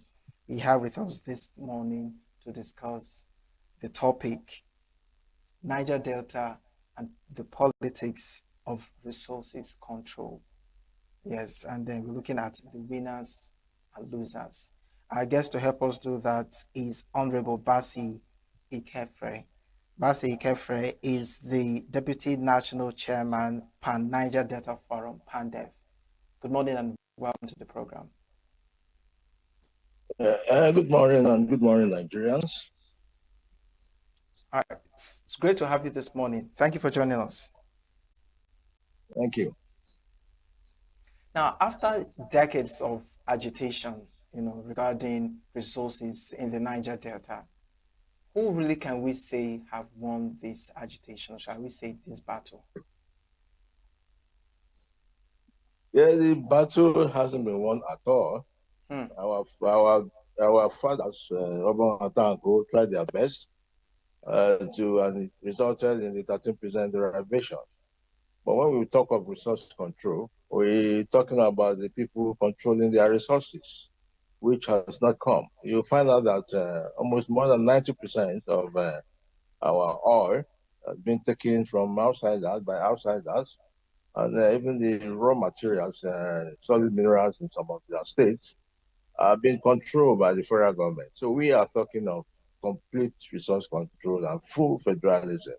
And that's why we are fighting for restructuring of the policy of this country, so that the states or regions will earn their resources and pay taxes to the center. Thank you. But let's look at the communities. So far, can we really say they've seen a meaningful, development, looking at the agitations all these years?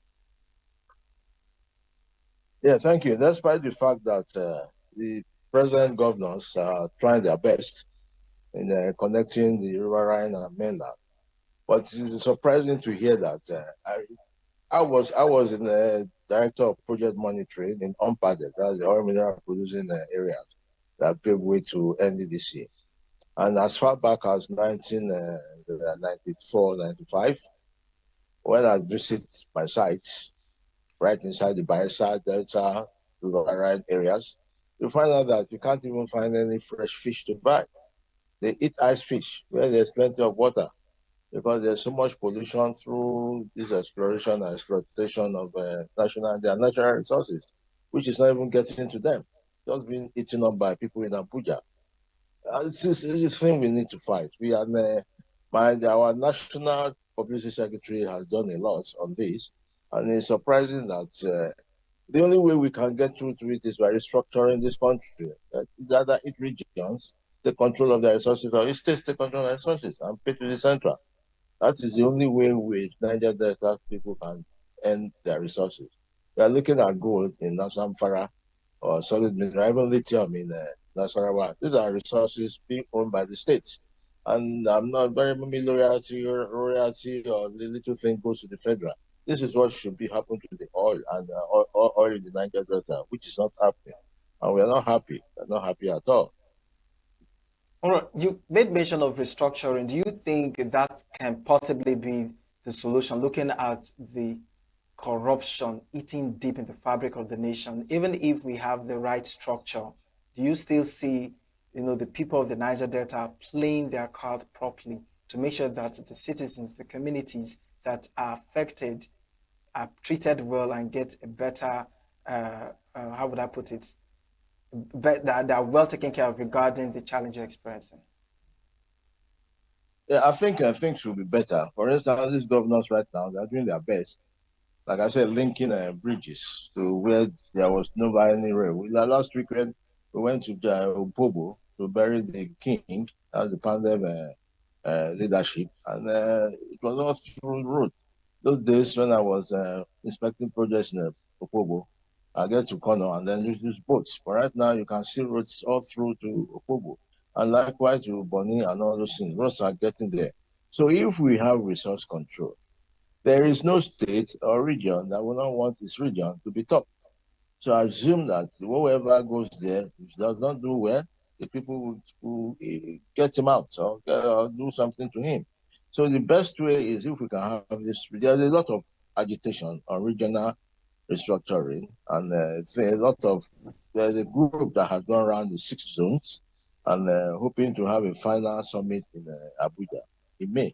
So if that comes on, we'll see what the people want. It is what the people want. What number of regions they want. Some are saying 8, some are saying 10, but some are saying 6. So whatever regions we accept, and we push it out, and we'll see what comes after that. So until then, let's try our best. Okay, looking at the rate of politics happening in Nigeria, since time immemorial, can we really say that this resource control is truly about justice? Or is it another, should we say it has become another political bargaining chip? I don't think it's a political bargaining chip. Our forefathers opted for that resource control, and they did quite well. You see the palm oil in the east, the cocoa in the west, groundnuts in the north. They use those things to develop their places. And most of the universities came up through those resource control. So it's not a political gimmick. What we want is let the people see benefits of what is under their ground. Whatever is under their ground, then they pay minimal tax to the state, to the center. So we now know that the center controls maybe defense, immigration, and some other things. And whoever goes to the center will know he's going to work and not to eat people's money. So right now, everybody goes to the center to collect. Meanwhile, you are the owners of the resource control. You are the owner of the resources. You have to go and beg at the center, and they tell you if you don't do this, we will not give you.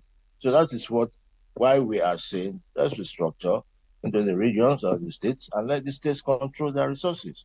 And then from there, we see what will be competition among states. The northerners have so much wealth through their land, agriculture, and even solid minerals. There's lithium going on in Nasarawa now, and Australian companies there.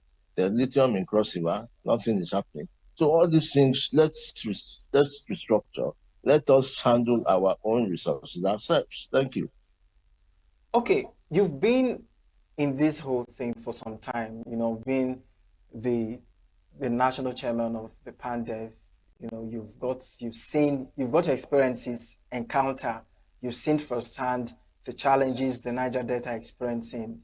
What would you really say is the major challenge, of the development that is due the Niger Delta regarding the resources and the exploitation? Is it just about the structure? Is it about the federal government not really, really paying enough attention to the Niger Delta? Or is it about the stakeholders in the Niger Delta, talking about corruption, the Judas amongst them? Yeah, thank you. There's no doubt that there's corruption. We all agree there's corruption everywhere. But the issue now is they don't even have enough money to develop a place like Bayelsa. It takes so much, almost more than 5 times what it is in other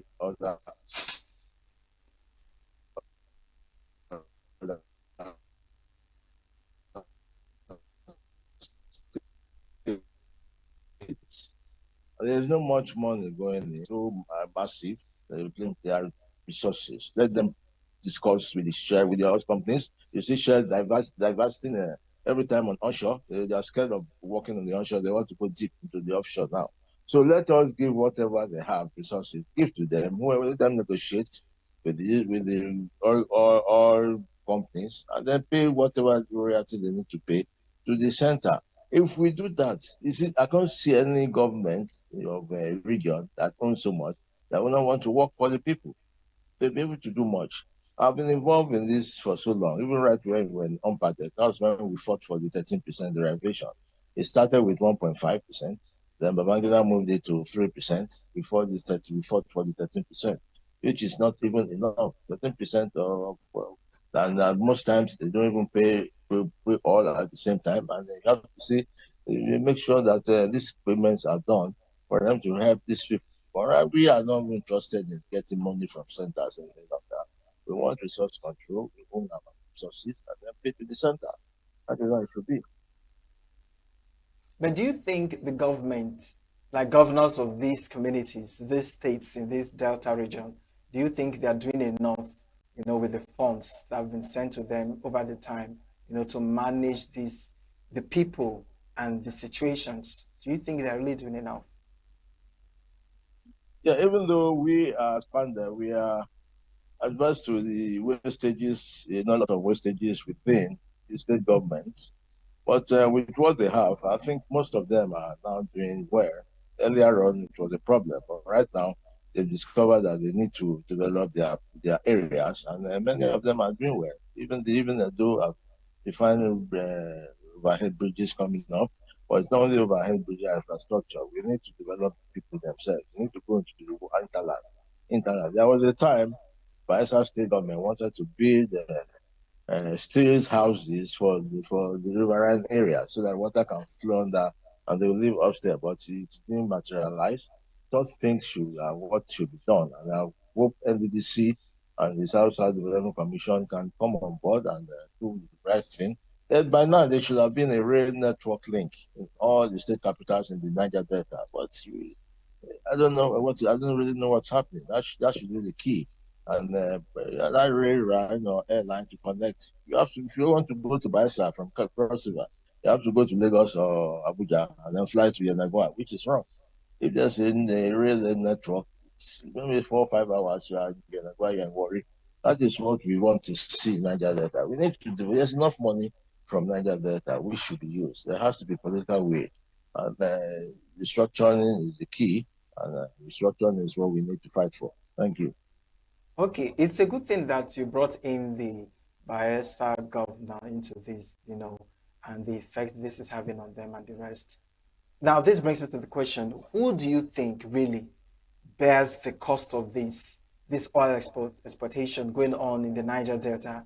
Is it the government that bears the cost, or is it corporations, that want to grow their businesses and what have you in these regions? Or is it the everyday Niger Delta residents who really bears the costs?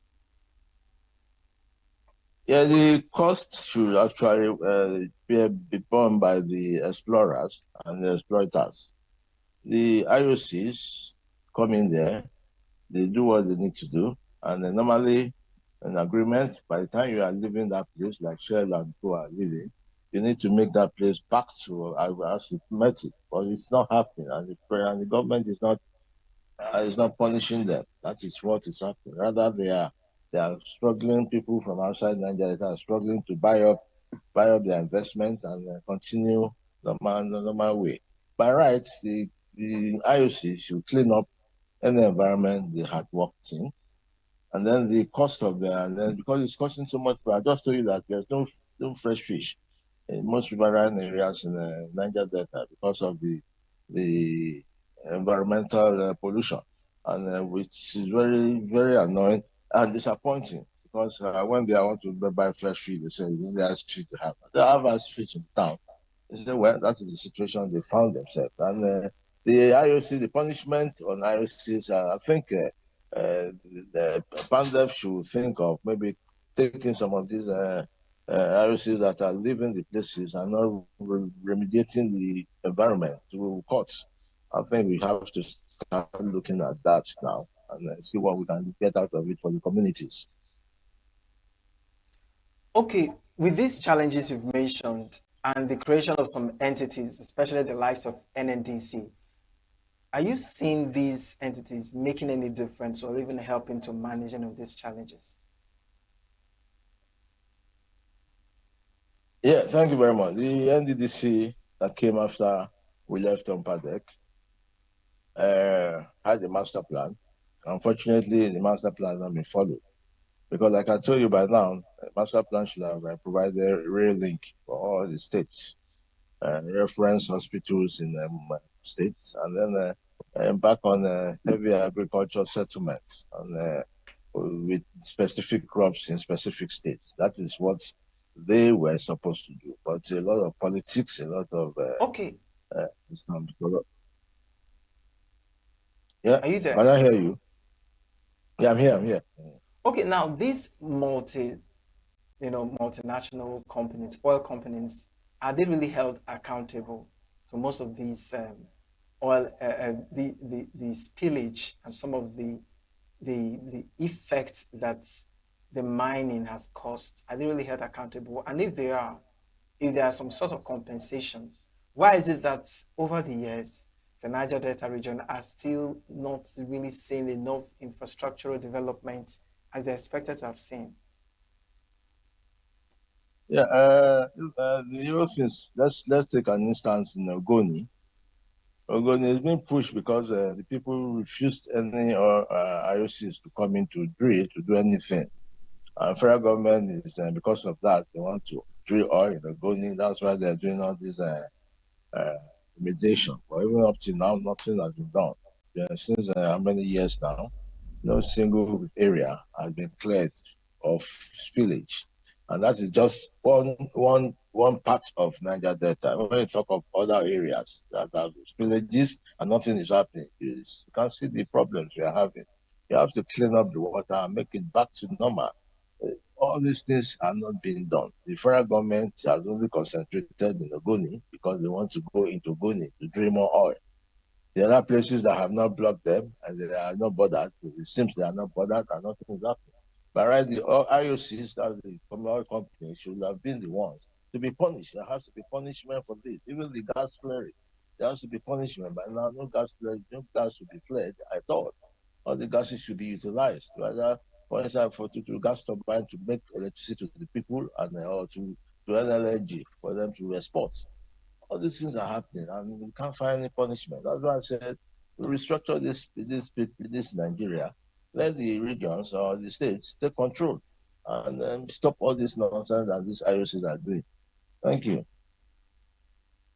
Okay, so with the emergence of militancy, regarding the challenge of the Niger Delta, has it amplified the voice of these challenges, that the Niger Delta region are experiencing right now, or has it further deepened its challenge?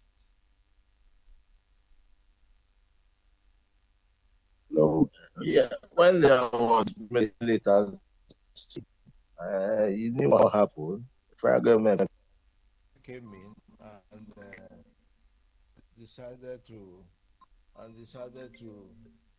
this what was the amnesty program, and this on, but like there's no more militancy around, except maybe small kidnapping and piracy, which Pandem has been advocating for the creation of the coastal guards to at least to have the first line of control on our coastline before the Navy takes over. So if there hasn't been militancy for some time, it's been quiet. That's why the oil production is moving up despite the theft of crude oil. But at least we have managed to contain the boys. The boys are okay. They're on amnesty now. They are earning something. Some of them have done very well. Some of them are pilots. Some of them are doctors, and we are happy for that. But we should not allow it to come back again. That is the issue. Because the way it's going, 90% of our resources are given outside, more than 90%, given to our people from outside Nigeria that we are there suffering. No fresh fish, no anything, which is very, very bad. So I believe that militancy won't, I don't think it will come back. And I'm happy that the state off and they're making good use of them. Yeah, some of them are professionals now. And we should hope that it doesn't come back. Thank you. Now, there are speculations, that most of these community elites, that are in charge of managing and controlling, the funds and so how will I put it now? Some of the goodies that come to the community from these companies or institutions that come in as sort of intervention arm, that most of them they sideline these things, scholarships to particular set of people. How has that played out so far? And is there some sort of accountability, or shall we say a measure to follow, to checkmate all of these things whenever there are some sort of interventions like this? Yeah, the PIA, which was signed into law, has differentiated the host communities and what they should get. And the organization of that host community depends on the traditional rulers, which I believe should do the right thing. And if they do the right thing, the communities will will have benefit of whatever is given to them. They occasionally know that you have rancor amongst them. This one has eating money, this one has not eating money. Well, I think the host community thing is good, but that should not stop an IOC that has an independent power supply, not to provide power to the people. You find some situations the IOCs themselves have the light 24 hours, and the people will not have light, which is wrong because there should be a corporate civil responsibility, CSR for your communities, and that should make them happy. But the issue now is all the monies to make royalties goes to the federal government, and nothing apart from the small, percentage of whose community that goes after the projects have been adopted. It's not the best for the city, for the country, because we need to make the people that own these resources have the best of life.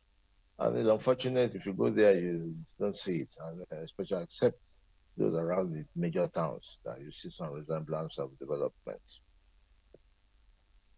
Okay, so how has the politics of resource control really shaped national unity? Looking at the fact that those in the Niger Delta, they're Nigerians, but they feel abandoned and forgotten by the government of the country. How has this politics resource control managed to shape that national unity and making the people not to feel, not fairly enjoying the dividends of being in Nigeria? Yeah, thank you very much. The people are not happy. They are feeling marginalized.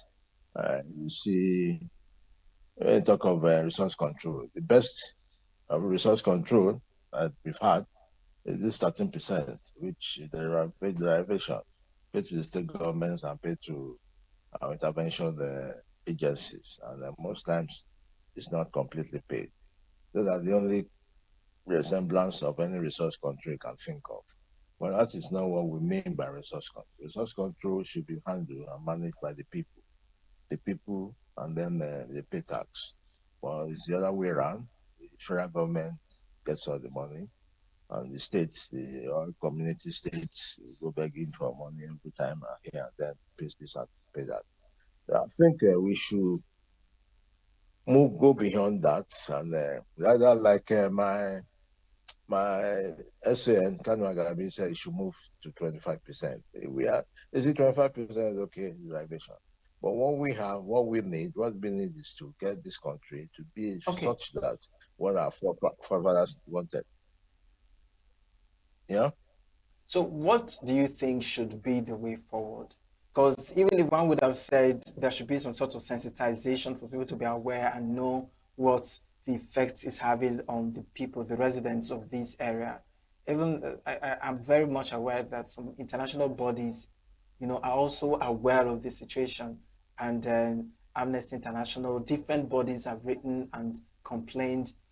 What is the solution? What do you think should be done at this point to manage the situation of the Niger Delta? Yeah, like I have told you, the key is restructuring. And then the group, the rebel group, we've gone around 6 zones, all the 6 zones in this country. Everybody wants restructuring into various regions, some say states. So the best we can do is to get restructuring for this country, and I hope we can get it done. This can be done before the 2027 election, so that whenever we get this done, every state, every region, state or region, will know that they're on their own. If you know you cannot survive, then you merge with other regions that can survive. So we want restructuring. Now, the only solution is key to this problem of resource control is to restructure this country into regions or states and make sure that each region can be able to survive on its own resources and agriculture, whatever it is, whichever way you want to go. That is the only key. Thank you. But do you see this generation having hope, in solving this challenge? Because generations upon generations have come and gone, fighting the same exploitation and the effect it has on the people and the economy. Do you see this current generation seeing hope, in this whole challenge coming over, soon? Thank you. It's been very difficult for this generation in view of what is happening. You see what they are doing. They have city boys, they have village boys, they have city girls, without even thinking of their future. That is why we, the older people, have not gone into a search that we are meeting and we say, okay, let us see how we can restructure this country for them. We restructure for them. It's not for us, it's for them because our forefathers had restructuring, had resource control, and they made good use of it. So we are hoping that by restructuring this country, we'll leave a better Nigeria for this youth. Because like it is now, they are more interested in palliatives and whatever that comes out from them than thinking of what to do. So if we can get this done by May and push it out to Nigerians, push it out to the world on restructuring of this country into a number of regions we agree, then we leave it up to them, to the youth, to continue. That's the best we can do.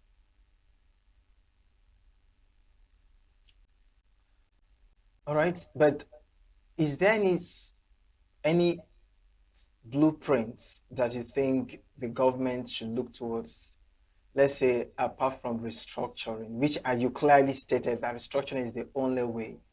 Because it seems like even if restructuring comes in, those that just don't want change to happen may still be in the way. Which other immediate solution do you think the government can work with right now? Because when we talk about restructuring, the next minute we see they have to do another review, they'll work on these policies. I know these sittings, before you know what's happening, we're looking at 2-3 years before we see something. But if we want to see an immediate action, what solution do you suggest? And that is immediate action.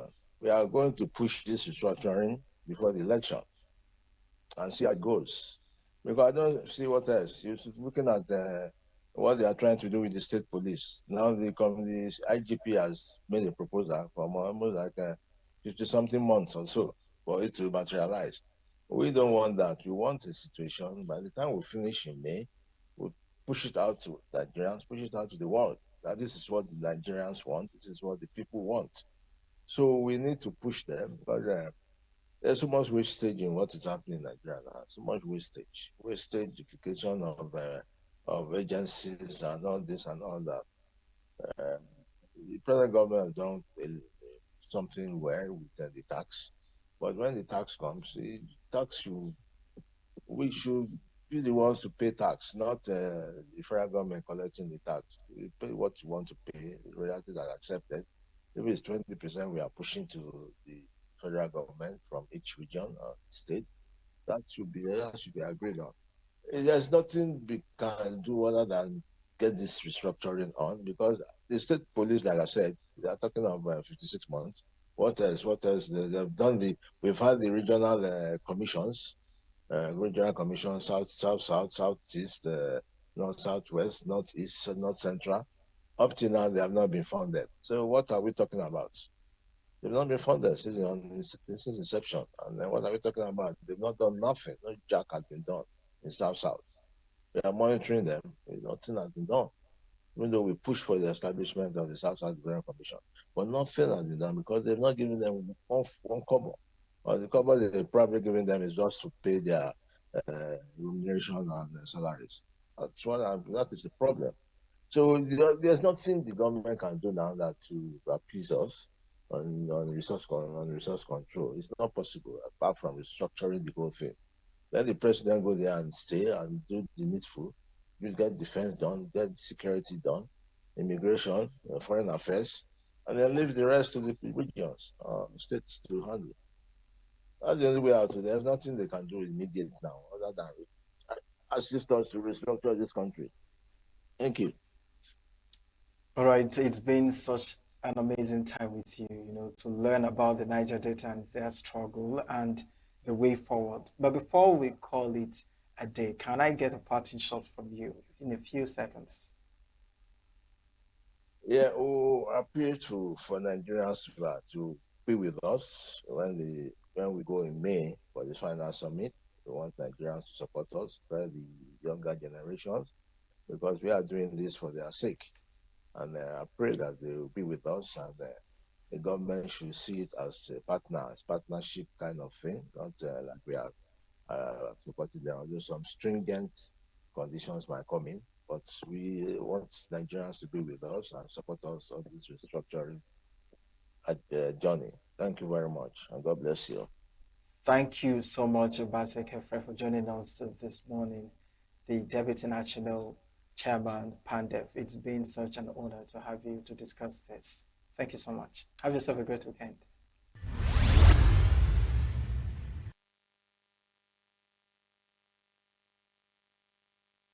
What we are doing in Nigeria is a lot of people are taking risks. And in business, yes, they say, don't fear, take risks so that you grow. But you don't see the risks there and you jump into it. Say you have been told to take risks. It's when it is unimaginable. You don't imagine it. You don't foresee it. But these days, I pity people who are doing any type of business in Nigeria. Is it, if you rely on energy, I think in one of the stations, I was privileged to appear, one of the broadcast media, I was, the MD was, we were discussing informally. He was telling me, say, Louis, to run this business is no longer for. What is he spends on diesel alone on weekly basis? On weekly basis, can pay his staff, all of them. So imagine that kind of, what kind of business are you running? Are you running a charity home? Apart from the issue of technology, energy, that government agents, you see somebody, a woman who is selling mango, fruits.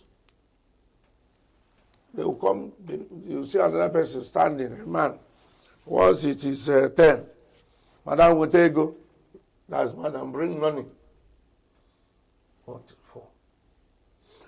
Some of them are agents of government.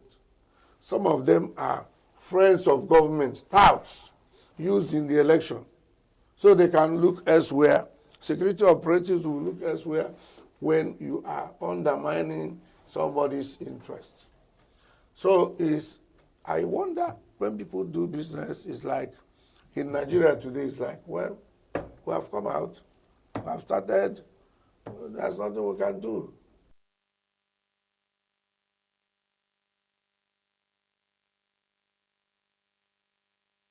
Every second, every minute, every day, news is breaking, events occur, and there are new developments. At Signature TV, we follow these stories objectively, bringing all sides without bias, explaining the complex issues, breaking down the numbers, and investigating the issues behind the news. Anywhere and everywhere, near or far, wherever the news is, we will be there. Signature TV. News in your pocket. On how Nigerians are working towards rice revolution, our guest is Reginald Nabwe Ekayangu. He joins us online. Reginald is an agricultural entrepreneur and CEO, Sagasso Africa Nigeria Limited. Good morning, Mr. Reginald. Can you hear us clearly? Good morning, everybody. Thank you for the opportunity to be here today. I can hear you clearly. Sorry, I'm actually on the street, so I've just parked my car by the side of the road and I attend this program today. Thank you for having me. All right, Mr. Reginald. So very quickly, what's your assessment of the of the Nigerian rice production sector, do you think a lot has improved or we have retrogressed? What is the extent of the gap between our rice production and consumption? What's your thoughts? Okay, thank you so much. First of all, like we have said over the last time I was here in Satan, I mentioned the fact that the previous government, the Buhari government, did a lot when it comes to rice production. They encouraged private sector investment and participation, and were able to provide some facilities to the average farmer that helped us achieve quite a lot. Presently, Nigeria is like at this morning, I checked that I was 14 before, but now Nigeria is the 13th largest rice producer in the world. We produce about 8 something million metric tons of rice every year, while our consumption rate is about 12 something million metric tons a year. We have been able to successfully, based on the investments, like I said, the encouragement of the previous government, to have increased our capacity and supplying globally.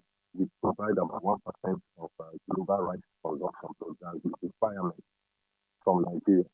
Now, the problem is the fact that this present government, because of the rising food inflation and the hunger in the land, didn't do what needed to have been done. I want to say that most Nigerians don't understand that rice is a very important factor when it comes to our food nutrition. And as a result of that, we are supposed to look at rice production as something that has to be fully invested into in a manner that reflects national security. Rice, from statistics, has shown that the average human consumption of the calories that about 35% of calories that the human body needs are supplied from rice. Countries like China, India is the biggest, largest producer.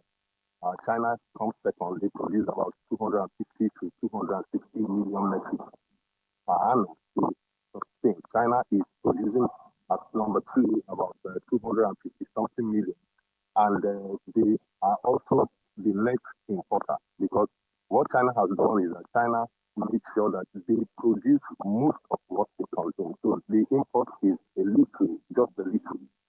So Nigeria has gone far. Like I live in Makodi. I operate my rice mill in Makodi. My rice mill is about 30 tons a day, so we can do 600 bags of rice every day.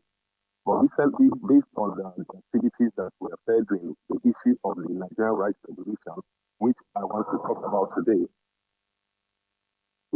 has given me an opportunity. I've been able to access another big rice mill. That one is 100 tons per day, so I can produce about 3,000 bags of rice with the Oracle rice mill that was owned by Otom, the former governor of Benin State. Otom invested a lot into food production. He has a network of about 20 factories that coexist within the industrial landscape in Makodi, in the industrial area.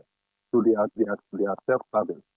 We can produce bags for the rice production. We can do quite a lot of things. There are so many things that is out there. So recently, I was able to have access to that factory. I've been trying to access it for a very long time, but it's giving access to it. And that is on that basis that we started what we call the Nigerian Rice Revolution Plan. The Nigerian Rice Revolution Plan is simple. We are trying to network the processor with the farmers. You see, the Imota rice mill is a very large rice mill, but one of the challenges is the availability of paddy. And that was why the government last year imported paddy, avoid paddy, which they used to flood the market, that affected the rice production and the farmers' profit for rice for that season, which also is definitely affecting the rice cultivation for this season, because a lot of farmers will not have enough financing to be able to finance the production of rice, which will eventually lead to higher rice inflation when it comes to next year. But you see, the problem is peculiar in the way, because Nigerians are always looking for cheaper, without putting into consideration the effects of those so-called cheaper production. For us to be efficient in rice production and consumption for local consumption, we must all be willing to participate in the process. The consumers need to understand that the push for the importation of rice, because a lot of times is a complaint here, which is true. We are not supposed to be having a rice shortage challenge. We should be producing, we should be net producers. Look at countries like Bangladesh, Taiwan, small countries, even Iran, that is at war. They are producing more rice than Nigeria. When Nigeria has the landmass to be able to become the lead exporter of rice. And in our plans for the Nigerian rice revolution, our interest is to make Nigeria the leading rice producer by creating the infrastructure that is necessary for us to achieve this. And what are the required infrastructures? Nigeria is cultivating what we are cultivating, reliance on rain.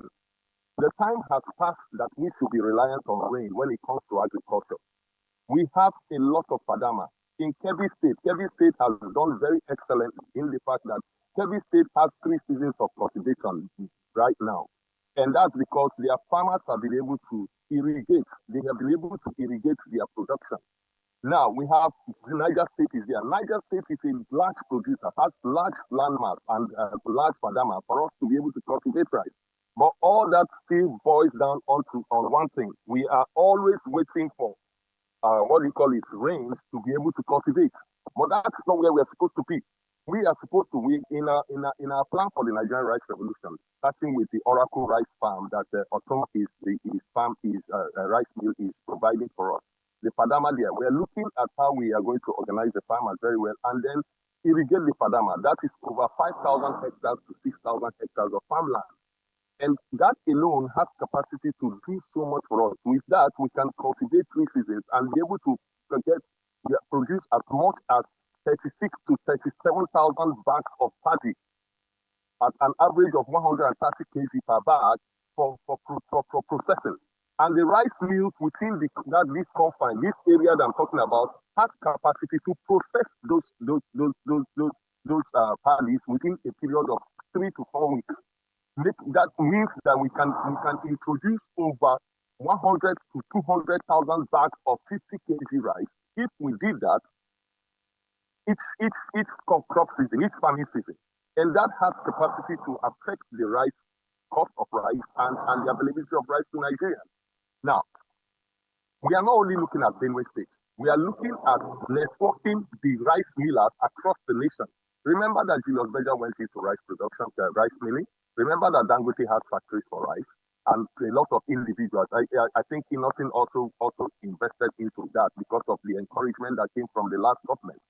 But this present government, based on the fact that we are always looking at things from the perspective of fire brigade approach, for us to cultivate rice very efficiently, we need to be deliberate. We need to plan. These countries that are leading in the production of rice invested into rice production in the same way that we are investing into oil exploration.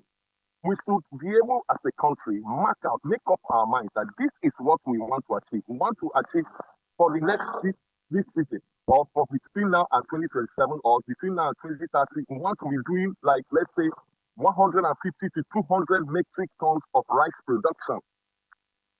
That is achievable. What we need to do, let's irrigate our farmers. Let us ensure that this fire brigade approach to importation of rice is to stop. The government should not be responding because of the immediate challenges. Nigerians will be willing to pay the price. But the problem that Nigerians are having is not that Nigerians are not willing to participate with the government in the challenges that we are facing, but because the government itself is not showing the necessary steps. They are not showing the necessary examples that is required. We need to tighten our belts, yes, but the government also needs to tighten its belt. The government needs to provide resources directly to ensure that, one, our farms are irrigated. Number 2, expand capacity when it comes to the issue of processing, and then make it easier for farmers to be able to have access to inputs. Fertilizers are not easily come by. What do you call it? Tractorization tractors are not easily come by. The tractors that the government launched since last year, 2,000 tractors, where are they? They have not yet been deployed to the farmers. What is happening? Because we are doing politics with food production.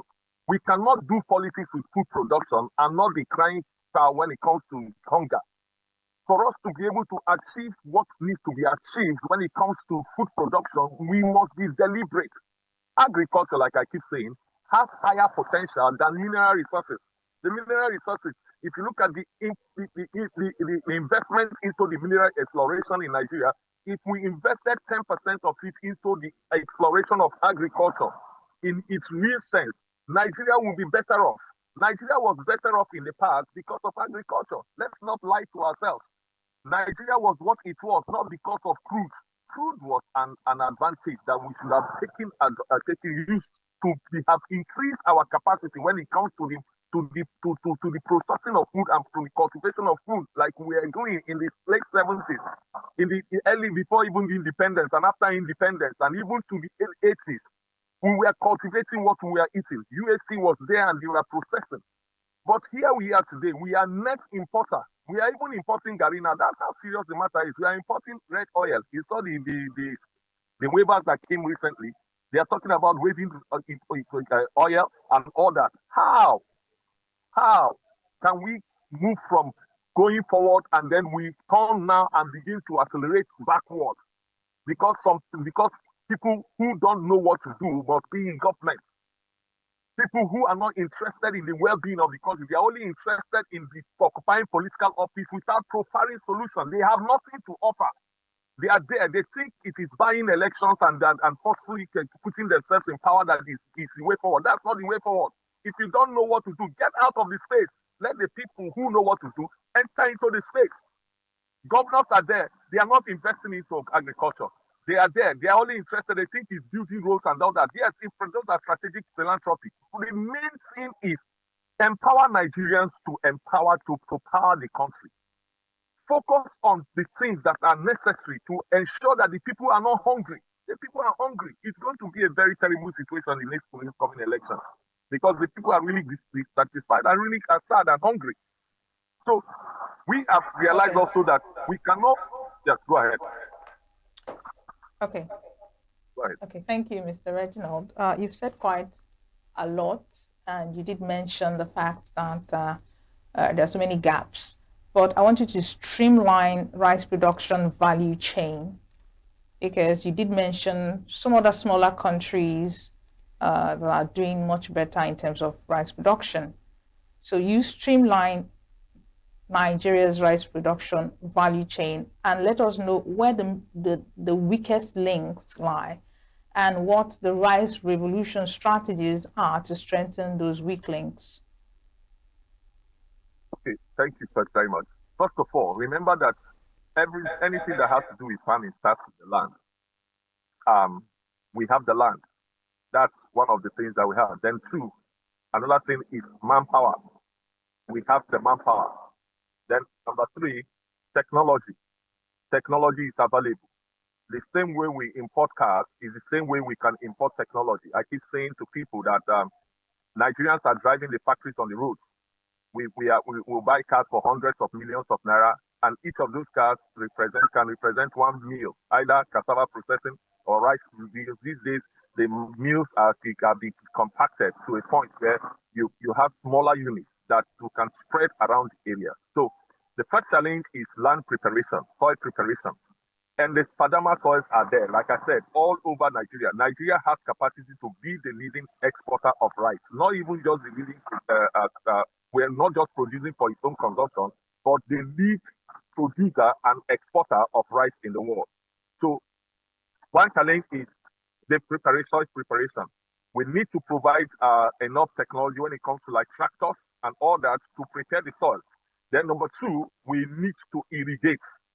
These are the things that these countries have done. Irrigation, they have irrigated. So if you go to Bangladesh or Taiwan or Thailand or China or India, you will see that there is a deliberate effort in ensuring that they don't need to wait for rains to cultivate rice.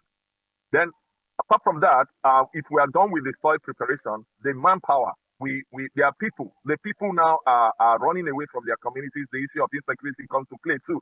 The manpower is moving out of the farms because they are no longer, it's no longer safe for them. We need to address that to ensure that we encourage the manpower to remain within the confines of their localities to do what is necessary for us to do. Then number three, we look at the issue of the technology to process. Remember, in the past, we used to have Abakaliki rice. One thing that was phenomenal to Abakaliki rice then was stones. But that is no longer the case now. Abakaliki rice is one of the best rice in the world today because a lot of individuals have invested into the milling of rice. So the technology to mill rice is very, very simple and it's available. We can buy them. I keep saying, if we reduce the number of cars that we buy for security, say security escorts and all that, and turn them into buying factories, these smaller unit factories to mill. If you go to Makurdi, for instance, we have the small scale farmers, the small scale millers. The processes that they use to mill the rice is what is discouraging because they are not able to destone very well because what their machines does is that their machines mills before it destones. But if you really want to do rice well and do it stone free, you have to destone because it's the weight that determines that the machines use to sift the stones up. So you are supposed to destone first before you mill. So in that way, you are guaranteed cleaner rice. But this group of people, they are there. They are working very hard. If not for them, Nigerians will be in crisis, rice crisis. So, but you see, we need to encourage that aspect of it. And funny enough, like I said, the last government did things in such a way that encouraged a lot of private sector initiatives, investments in the rice production. I had not sent you some of the videos earlier of our rice mills in Makurdi. I should have sent you so you can see what I'm talking about. Like your Sons factory. Your Sons factory is a standard. It's one of the best rice mills you can find anywhere in the world. It has two polishing machines. It has two destoning machines. So it will be very difficult for stones to cross over. Now these are the kind of things that we are supposed to be doing. We're supposed to be having mills that are available for the farmers to mill at a cheaper rate because if the cost of production is high, the cost of rice will be high in the market. But if the cost of production, beginning with the availability of inputs, like I said, tractors to tractorize the land, the tractors that the government has purchased that they launched the other day, where are they? The farmers should be using them to prepare their land at a cheaper cost. That cost is very, very important. Number two, the availability of seeds, the seedlings. It's something that we need to look at. That the subsidy in those directions will go a long way in helping us to do the things that need to be done. Number three, the issue of fertilizers, the nutrients that are needed for the cultivation of this rice that we are talking about. These are the things that that needs to be addressed. We started what we call the National Input Distribution Network, where we have networked. We have been able to create a network of farmers across the nation. We have been able to go as far as having farmers in our network to the world level, almost over 70% of the nation. Mostly the restricted places, and then the southeast is where we have not been able to align ourselves very well with the program. So what that does is that it helps us to be able to get inputs directly to the farmers, not the political farmers. The political farmers are the undoing of agriculture in Nigeria. They use agriculture as settlement for political programs and all that. That's not going to work. So we, the farmers, are trying to see how we can, irrespective of whatever the government is doing, see how we can circumvent the disadvantages that have been plaguing us. And you see, so land preparation, what we call it, manpower, the availability of input, then the issue of the technologies that are required for us to be able to do the right business in such a way that it becomes profitable for the nation. So we become net exporter. Rice business is good business. 250-something million metric tons of rice per annum as production. India is making hundreds of billions of dollars from rice. Nigeria, how much money did we make from crude oil? And majority of them is stolen. If we did rice in that way that I'm talking about, the people will have more benefit because the cultivators, the farmers, the immediate infrastructure, which is human infrastructure that is needed to achieve what I'm talking about, will result in financial benefits for the farmers, for the people, for the masses. So we create employment and we have sources of income for our people. Remember that poverty is not the absence of money. Poverty is the absence of the opportunity to make money. So if we invested in agriculture, we would have been investing in the people that are doing the cultivation. And that makes it easier. That's why when I hear people arguing that it is cheaper to import petroleum products, I tell them that they are not reasonable. If our refineries were fully functional, the wages that are paid to the workers that work in our refinery, it has more impact than the money that we make from crude. But here we are, our refineries are not functional. We are there. We think that we want to create jobs from the states when we keep importing byproducts of what we have here locally. These are the things that we need to be addressing. So in the Nigerian rights revolution, what we have decided to do is to organize the private sector and the farming community and find a synergy and find a relationship where we can say, okay, this group of farmers can supply paddy to this particular rice mill. That group of farmers can supply rice to this particular rice mill. Okay, the rice, they are limited rice mills maybe in Niger State, but there are rice mills in Abuja, for instance. We can say Niger State supply all the rice in rice mills in Abuja. So that way we will not have the issue of the lack of raw materials, because that is one of the challenges that we're having now. And now with what has happened in the last season, this last December, where the government imported paddy, where we had a lot of paddy, what the government should have done, and the government imported paddy and subsidized the paddy. Instead of buying our paddy from the farmers that are here, at least cushion the effect so that the farmers will be able to have, because there are paddies. I can tell you, I am buying paddy. I bought paddy from in December. I was buying paddy for 270 naira per kg.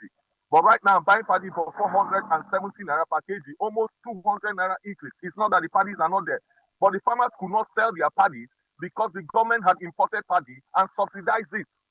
So the farmers have kept their paddy. So their paddy stocked all over the country. And the next thing now you're going to see is that because of the election that is coming now, the government will go and buy foreign paddy again and import, killing the domestic market. So what that would do is that this season now, many farmers are not going to farm. Next season, the rice is going to hit because after the election, except they still continue to do the imports. And as long as you keep importing rice into Nigeria to sustain consumption, you keep killing the rice progress that were made in the last 5 to 10 years, which is not good. We should be ready to do the right thing. And the right thing is domestic production. The government, the money that they spent in importing paddy, they should have used it to buy up the paddy from the farmers. The farmers would have had enough money now to would have done even dry season farming. Many people didn't do dry season farming because there's no irrigation. So these are the infrastructure that we need to build. We need to build the infrastructure of what do you call it, irrigation across the rice farms across the nation. It has to be deliberate. It has to be precise. It is not something that we will be telling ourselves stories about. This is no longer politics. This is survival. This is business. This is progress. And to do that, these are the things that we need to do. From soil preparation to the packaging of the empowerment of the people in giving them the access to input to help them to ensure that they cultivate, address the issue of insecurity. The people are dying every day. And where are they? Who is going to farm if they are running out of their communities? Travel along the roads and see. I drove from Uyo about on Monday, and I was coming back to Abuja. You could see that the masses have moved. All those communities that are having insecurity, the women and children, you see the movements. These are the things that need to be addressed. Irrigate our farmlands, our Fadama lands. If we irrigated our Fadama lands, we will become one of the biggest. It's easy for us to hit the number 3, number 4 producer in the world. These are the things that we need to do. And these are the things that we, from those of us that are working towards the Nigerian rights revolution, we are not waiting for the government. We are organizing ourselves. Okay. What we are trying to do is to find a way to be able to provide these shortcomings and ensure that we get to a point where we produce rice and it becomes bad business for import. So if you import rice to Nigeria, it will be more expensive than buying from Nigeria. All right. So, from your submission, it seems as though all the links within the rice production value chain, all the links are weak. But I want you to specifically address distribution, because from your submission, it seems as though there's a gap between, the farmers and government from what they Yes, the produce government. and what the government buys up, which informs government going to import rice. So I want you to address distribution. Why is it such a weak link, and what is the strategy to address it? Because the government needs to know that these products are in stock so that they can buy from the local farmers. So how do you see this imbalance, and what do you think can be done to, balance it out? I think that the government is the same level of government, the low Nigerian government. Most people in government are there for their personal interest. Most of them are there to make their own money. They are not there to look at how they can make Nigeria better. That's not we need to be frank to direct to ourselves. You see, that's where the problem is. It's not that the government do not know that the people are farming. The indices are there. The farms are there all over the country. But you see somebody who thinks that if he has quick way to make quick money now, so it is better for him to do a deal with China or to do a deal with China so that they can import rice. And then he goes ahead to do that. The logistics is not a problem. The availability of the produces are not a problem. The problem is that nobody will sell his rice at lower cost than his production cost.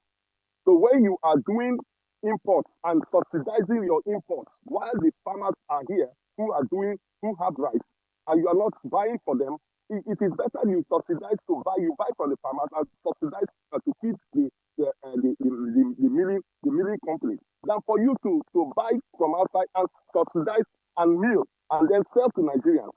So what the government did last time was buy paddy because it is the same foreign rice. If you go to the market now, foreign rice is 100 and something thousand naira. It's the same those foreign rice. And their milling processes are standard. So you buy the paddy, then you come and mill here, then you drop it for 40 something thousand naira. When the local rice is supposed to be selling for around 60 to 70,000 naira, which Nigerians should have bought. Nigerians should have bought rice for last year for about 60 to 70,000 naira per bag. With that way, the farmers should have had enough money to be able to cultivate this season. But the government imported rice, so further avoid paddy, milled it and flooded the market. Who I was selling rice for 42,000 naira at Christmas period. Why? So what happened to the farmers? What happened to the farmers?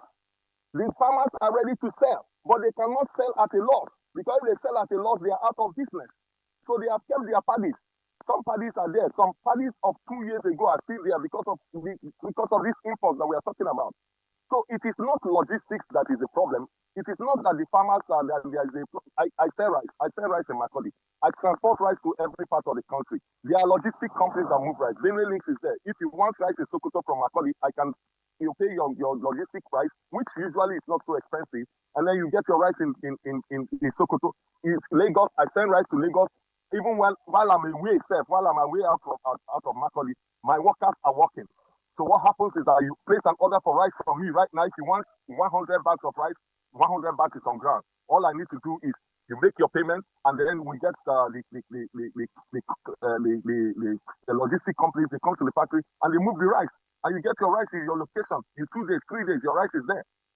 Are you getting me? So it is not that the rice is not available. It is the fire brigade approach that our governments are always used to doing that is the problem.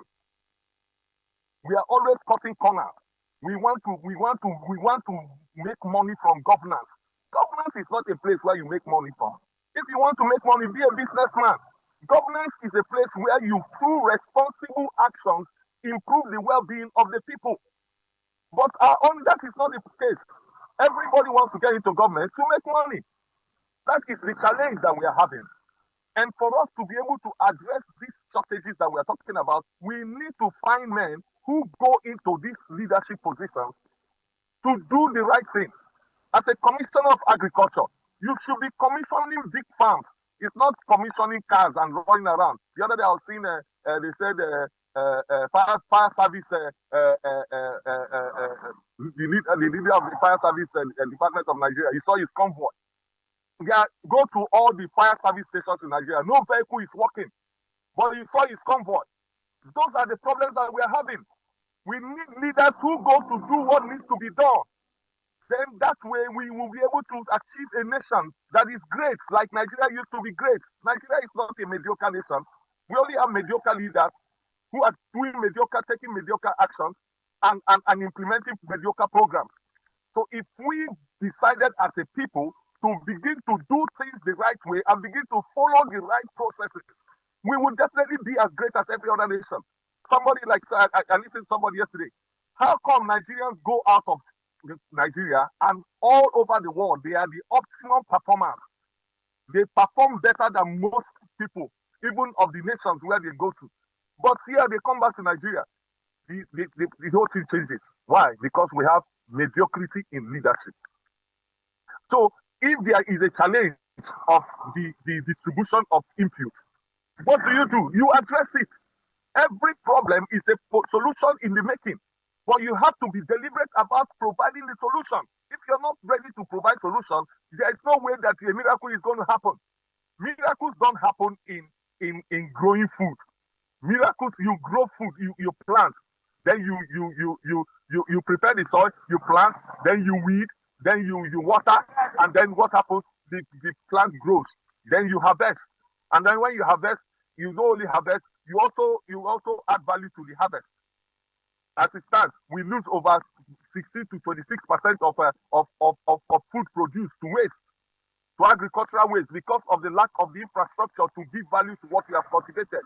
These are the things that need to be done. It is not that there's no availability of input.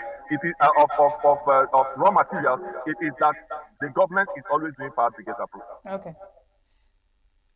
All right. So you've said too much, quite a lot, and it's very explicit. But before we let you go, in just a minute, because we're currently out of time, I want you to respond with a yes or no. Should Nigerians, should consumers be afraid of plastic rice? Is it just a conspiracy theory, or is it really a thing? In 1 minute, is it a yes? Use a yes or no to answer this question, please. You see, let me. It's not a yes or no question. No. Let me be very frank with you. Nigerians have been consuming a lot of Nigerian-made rice. If you go to a restaurant, the average restaurant, like 10 years ago, if you went to an average restaurant in Nigeria, you see that you're eating foreign rice. But today now, if you go out tonight in any part of Nigeria, and there are 10 restaurants cooking rice, at minimum 7 to 8 of them are cooking Nigerian rice. So all right, Mr. Reginald, 1 minute, please. We need to go on a very quick break, so hold that thought. Once we come back, we continue from where we stopped.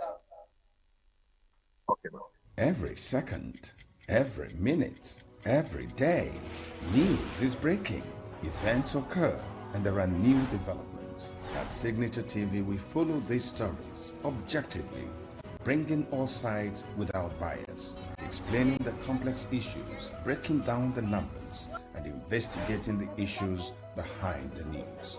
Anywhere and everywhere, near or far, wherever the news is, we will be there. Signature TV. News in your pocket.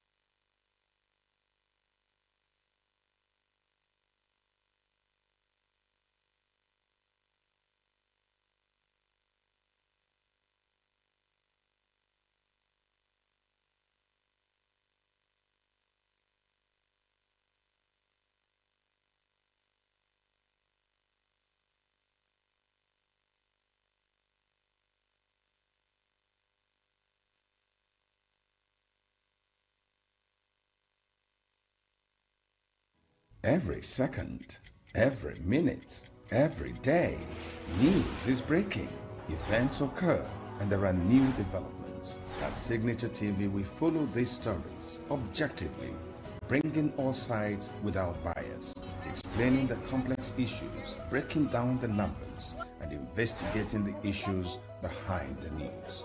Anywhere and everywhere, near or far, wherever the news is, we will be there.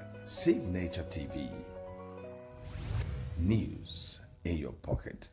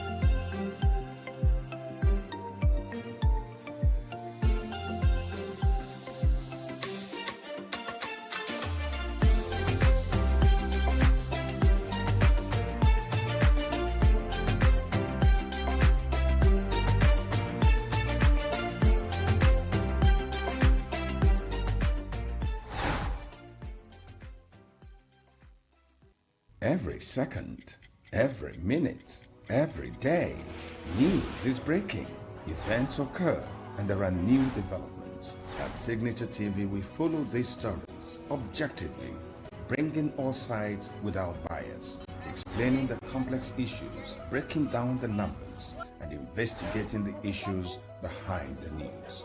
Anywhere and everywhere, near or far, wherever the news is, we will be there. Signature TV. News in your pocket.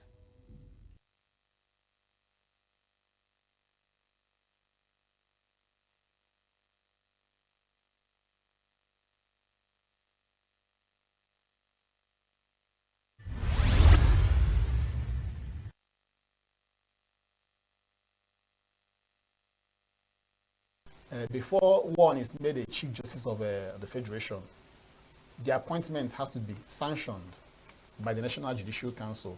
And for that to be done, the person has to be deemed to be qualified to occupy that position.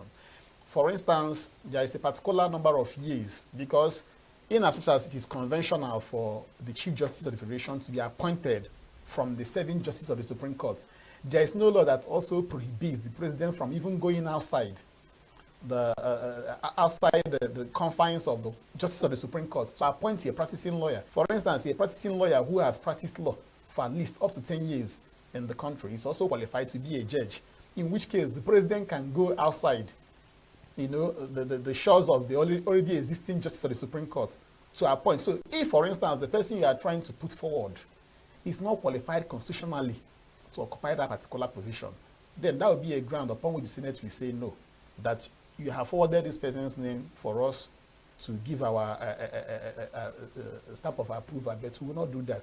Secondly, prima facie, the candidate may be qualified, but there may be an allegation, a very fundamental allegation against that person. Let's allegation bordering on corruption.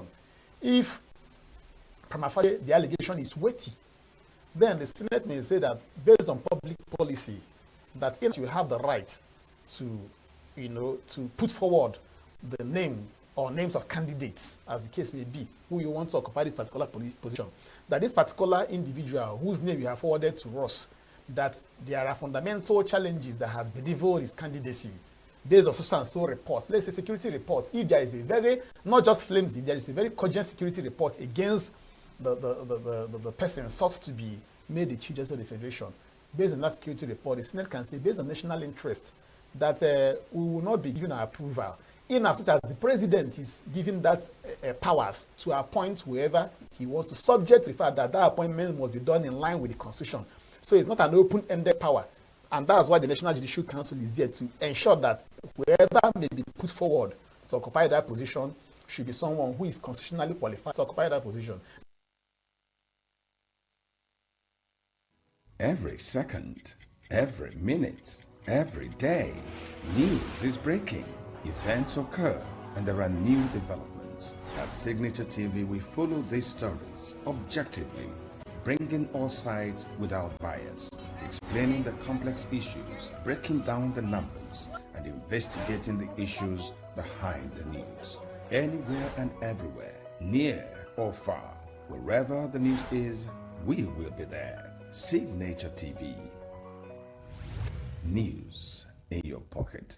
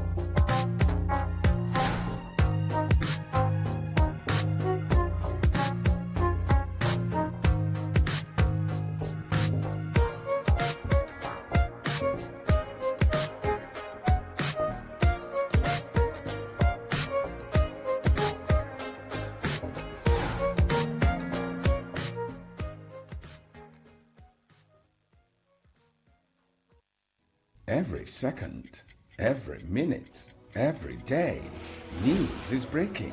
Events occur and there are new developments. At Signature TV, we follow these stories objectively, bringing all sides without bias, explaining the complex issues, breaking down the numbers, and investigating the issues behind the news. Anywhere and everywhere, near or far, wherever the news is, we will be there. Signature TV. News in your pocket. The way we see the world shapes the way we change it. Gender isn't just a checkbox, it's a lens. One that helps us understand the world more deeply and act more fairly. Gender Perspectives, a program for those ready to see more, do more, and be more. Designed to challenge assumptions, ignite conversations, and build inclusive solutions across every sector of society. We are not, fighting the men. We are not saying we are equal in terms of rights. We're only asking they should recognize our existence. Join us on Gender Perspectives, showing every Saturday by 4 p.m. Repeat every Wednesdays by 5 p.m. and Thursdays by 3 p.m. Change begins with perspective. Let's widen yours. Get plugged into the heartbeat of entertainment on The Hub, your ultimate show on eVibes. From trending stories and social media drama to top charting music, must-watch movies and exciting moments from the world of arts, we've got it all. Join us for unmissable conversations with your favorite entertainment personalities, plus fun segments every week. So I should try harder. So Okay, I don't know that one. outfit of the day. Oh, I don't do that. That's some Gen Z stuff. Oh, now you say it's a Gen Z stuff. It's everything you love about entertainment, served fresh every week at 1 p.m. with weekend repeats just in case you missed it. The Hub's on eVibes, where the vibes never stop. Only on Signature TV.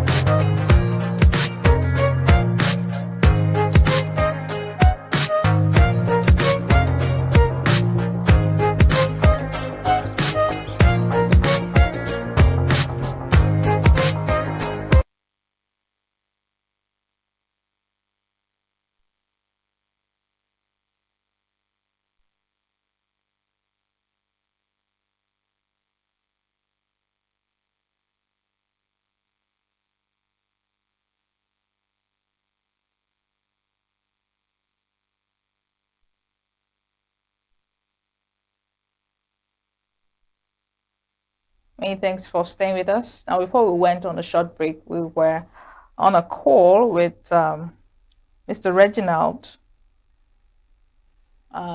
He was talking about the reason, or should Nigerians be scared of plastic rice?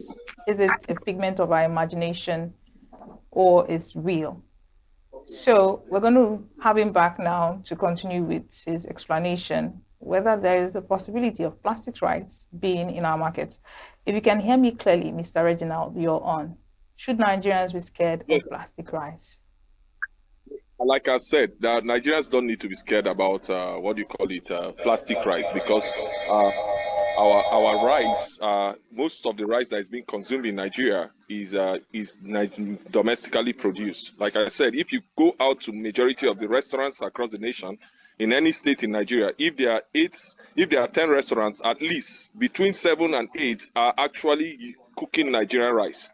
So Nigeria does not need to be afraid of plastic rice. Yes, the plastic rice phenomenon is a reality.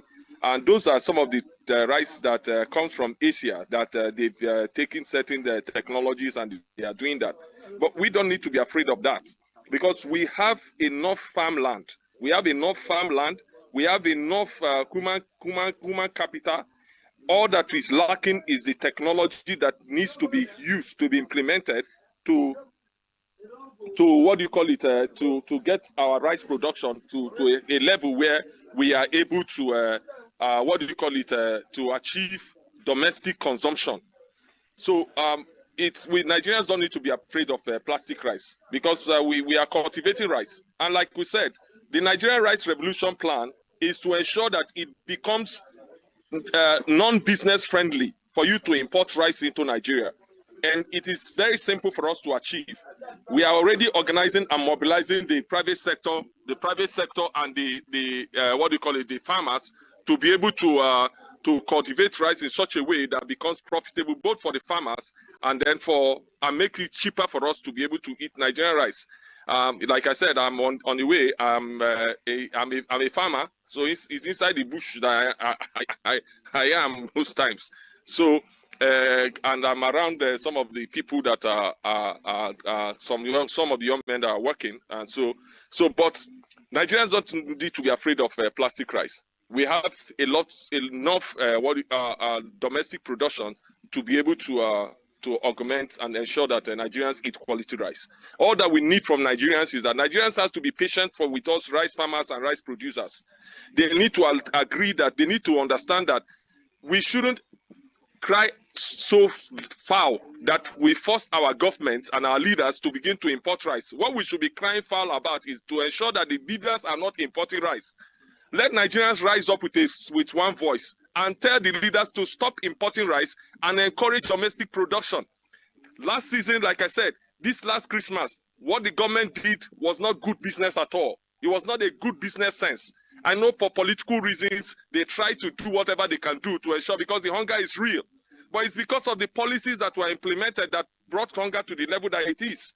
And so for us to be able to address the thing, we need to be doing the things that needs to be done to go in the right direction. And that is, like we said, local production. And for us to produce rice adequately in Nigeria, the government has to have a policy of irrigating our fadamas. Our fadamas needs to be irrigated. If we irrigated our fadamas, we would be able to farm 3 seasons. And if we are farming 3 seasons as against the 1 season that we farm every year, you can see that we would have already achieved 30%. 300% increase in production. Because at the rate at which we are, depending on rains that we are doing today, you can see that we are able to produce about almost 9 million metric tons of rice. And we are the 13th leading rice cultivator in the world, producer in the world.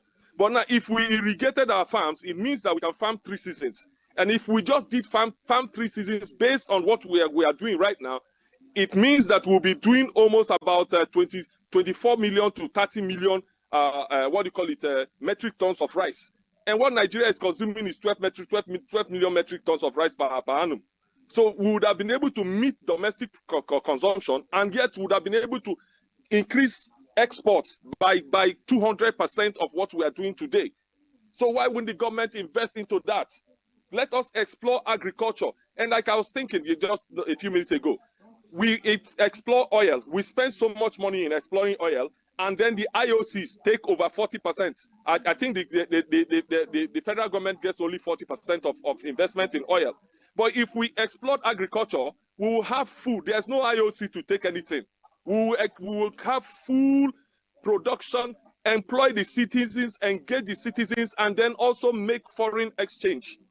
That alone, rice production has capacity to stabilize Nigeria economy more than oil. And we are not talking about rice production alone. We are talking about agriculture as a whole.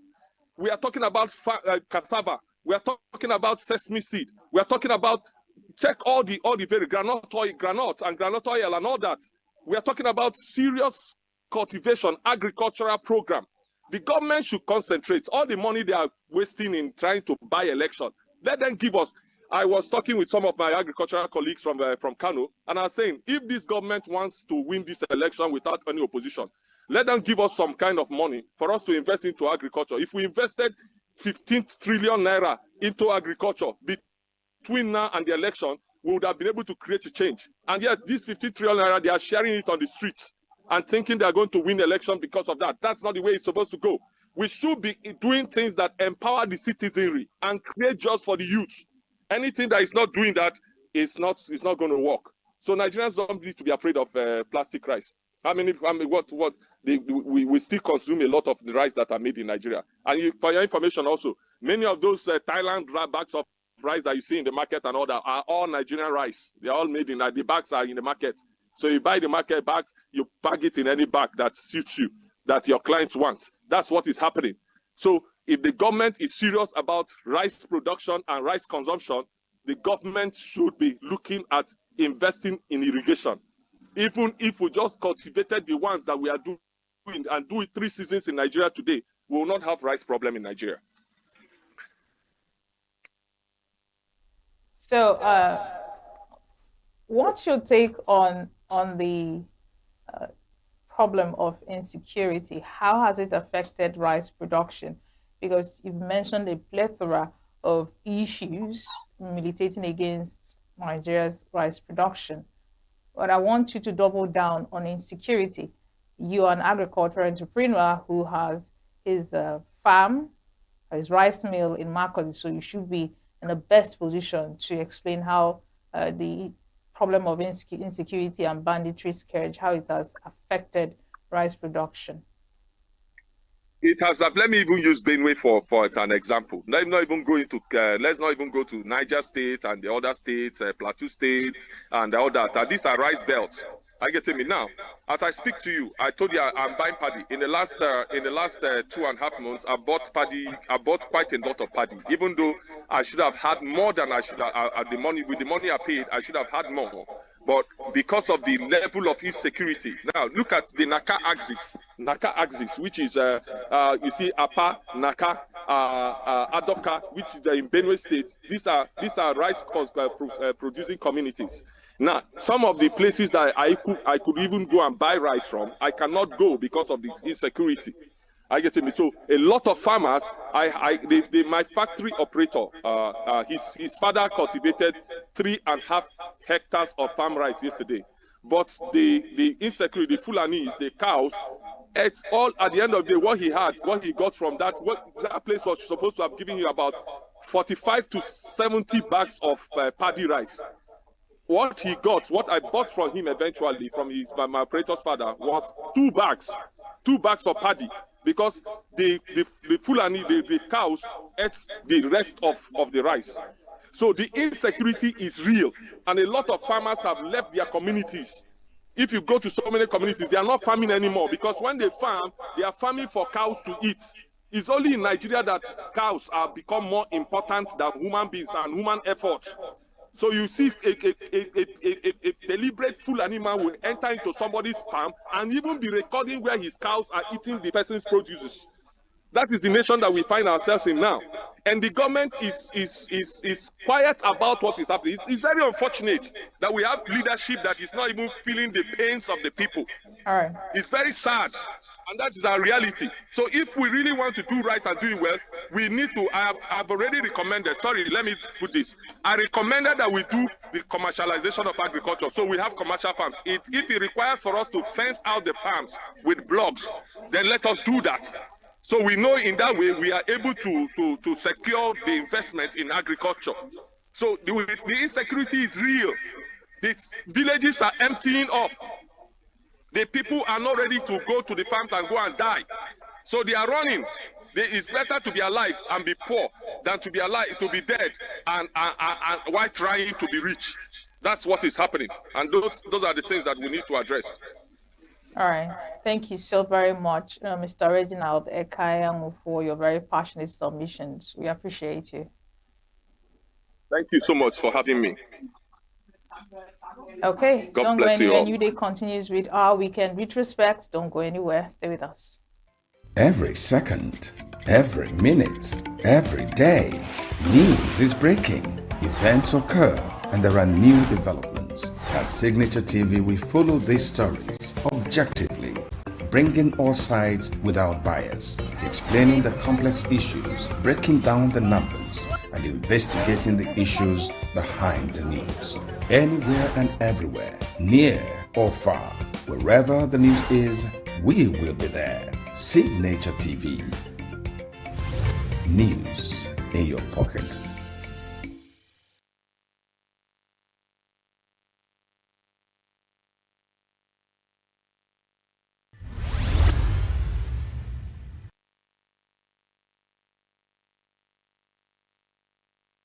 Registration is essential to control certain things. So if you volunteer to be a limited liability company, you cannot be feeding, from the company, defrauding the company, using the company to cheat people. That's one of the essence of registration. You pay tax to government, and CAC is the body that will tell you, go and pay, you have not paid. If you don't pay, you will not, your books, returns, what is when you update your books, annual returns will not be accepted, or even you pay in arrears. But with reference to POS and CAC, CAC says you must register. They have that authority. For you to do a business, you must register. So it is not that they are fighting. They can't fight because that one is performing his duty. If you are negligent, if you refuse to obey or respect him, it doesn't mean you are fighting. So what I'm saying is that if CAC says you should register, you register. Then there are some that will pay what they call income tax. There are people who pay these other aspects of tax, that is company tax. So I'm CEO and co. Doesn't elevate my status so that to the federal government, so I'll be paying to CAC. I'm supposed to pay to the Board of Internal Revenue as an individual. Then if they say the state now approves a token for all these people who are doing petty trading, then it's their law. Every second, every minute, every day, news is breaking, events occur, and there are new developments. At Signature TV, we follow these stories objectively, bringing all sides without bias, explaining the complex issues, breaking down the numbers, and investigating the issues behind the news. Anywhere and everywhere, near or far, wherever the news is, we will be there. Signature TV.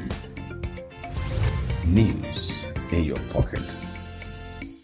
All right, welcome back. Now for our second conversation, we're discussing water. Right. One of the two major things that has plagued Nigerians, or that is plaguing anybody in the world, is electricity and water.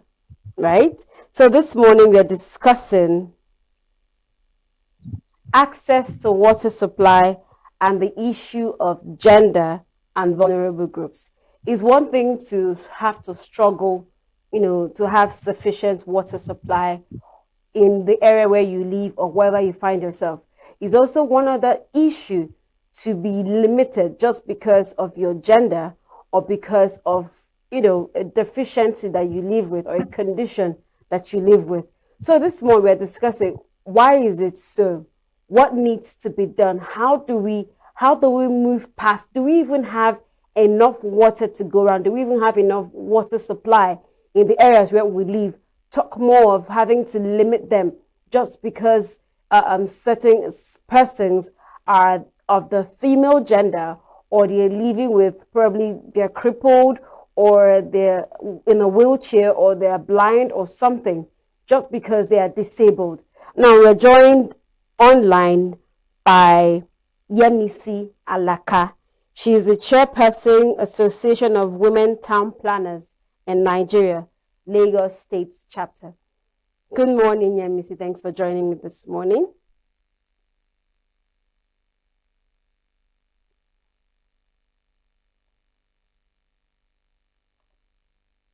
Can you hear me? Yes, I can hear you. Okay. Yes, I can hear So, you clearly. okay, yeah. Nigeria and water. I mean, first off, I know Nigeria is some parts of Nigeria are living in a place where we have sufficient water, and we have some persons living in an area where we don't even have water at all. Probably persons living in the north. Firstly, is there a way? I know this is rather a very broad question, but is there a way we can balance? Is there ever a way there would be a balance to the issue of water supply in Nigeria? Thank you very much, my host. Yes, the question you asked, you said already that it's very broad, but with adequate planning and implementation, we can have water supply, access to water everywhere. If it's happening in other parts of the world, then it can also happen here. We can have a water supply to every area and access to the water. So, with good governance, with adequate planning, and following the SDG 5 and 6, then there will be access to water to every gender and to everyone. Thank you. That's our topic at hand. Why? I just want to ask her because I may not have experienced, a certain level of limitations when it comes to water because where I've lived, you could easily fetch water. But we've heard of stories where when you live in a home, you are sent off to fetch water as a lady. Let's talk about the female gender. There is this responsibility oftentimes when it's been relegated to ladies in the house, probably as a form of punishment or just because you are a lady, and then it limits them in a certain type of way. Why is this so? Well, first of all, we have to know that water itself is life. Water is life. Water is dignity to life. Water is important to everyone and is not only as a natural resources, but also a fundamental human right for every society to have water, for every community, for every individual to have water. But in this part of the world, we are facing a lot of difficulties in accessing water. Uh, in Lagos, for instance, we have water works that is located where we call Ajiyan in Akute area of Lagos State. And from there, this water is being transported to other parts, transferred to other parts of Lagos. That is, you have water in Lagos Island, you have in mainland, you have in every part of Lagos.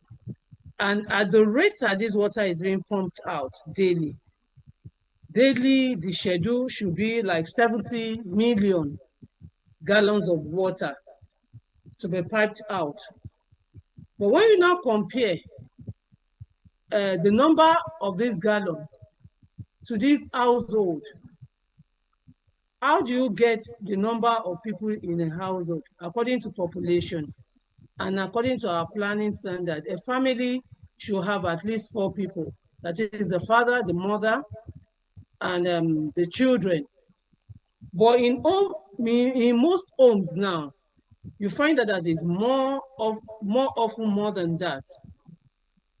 There is over density, there is over population, even in our families. In Lagos, we are over 20 million, and more people are coming in every day. Like yesterday, I went to Ibadan. On my way back, I could see trailer loads of people coming in to Lagos. Those are not captured, and they are going to use water anyway once they land in Lagos.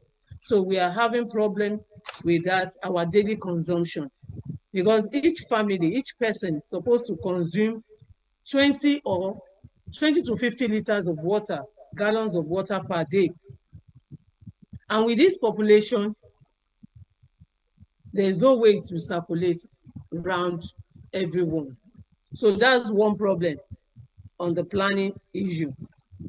Another problem is that even the water that is being pumped out daily to designated places by the government, that is the mainland, the Lagos Island, Surulere, and few others, is not even enough for them.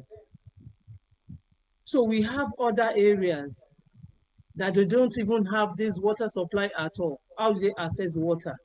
It's either they have traditional well, boreholes, they have vendors that supply water, and how are you sure of the water you are getting out of those places? You have so much contaminated water out there.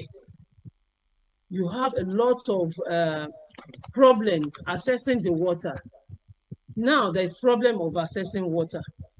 Who face this problem most in our families, in our communities, is women and children that face this problem most. And due to this, it leads to a lot of problems. We have so much problems at hand, basically from the government. We have problem from the community.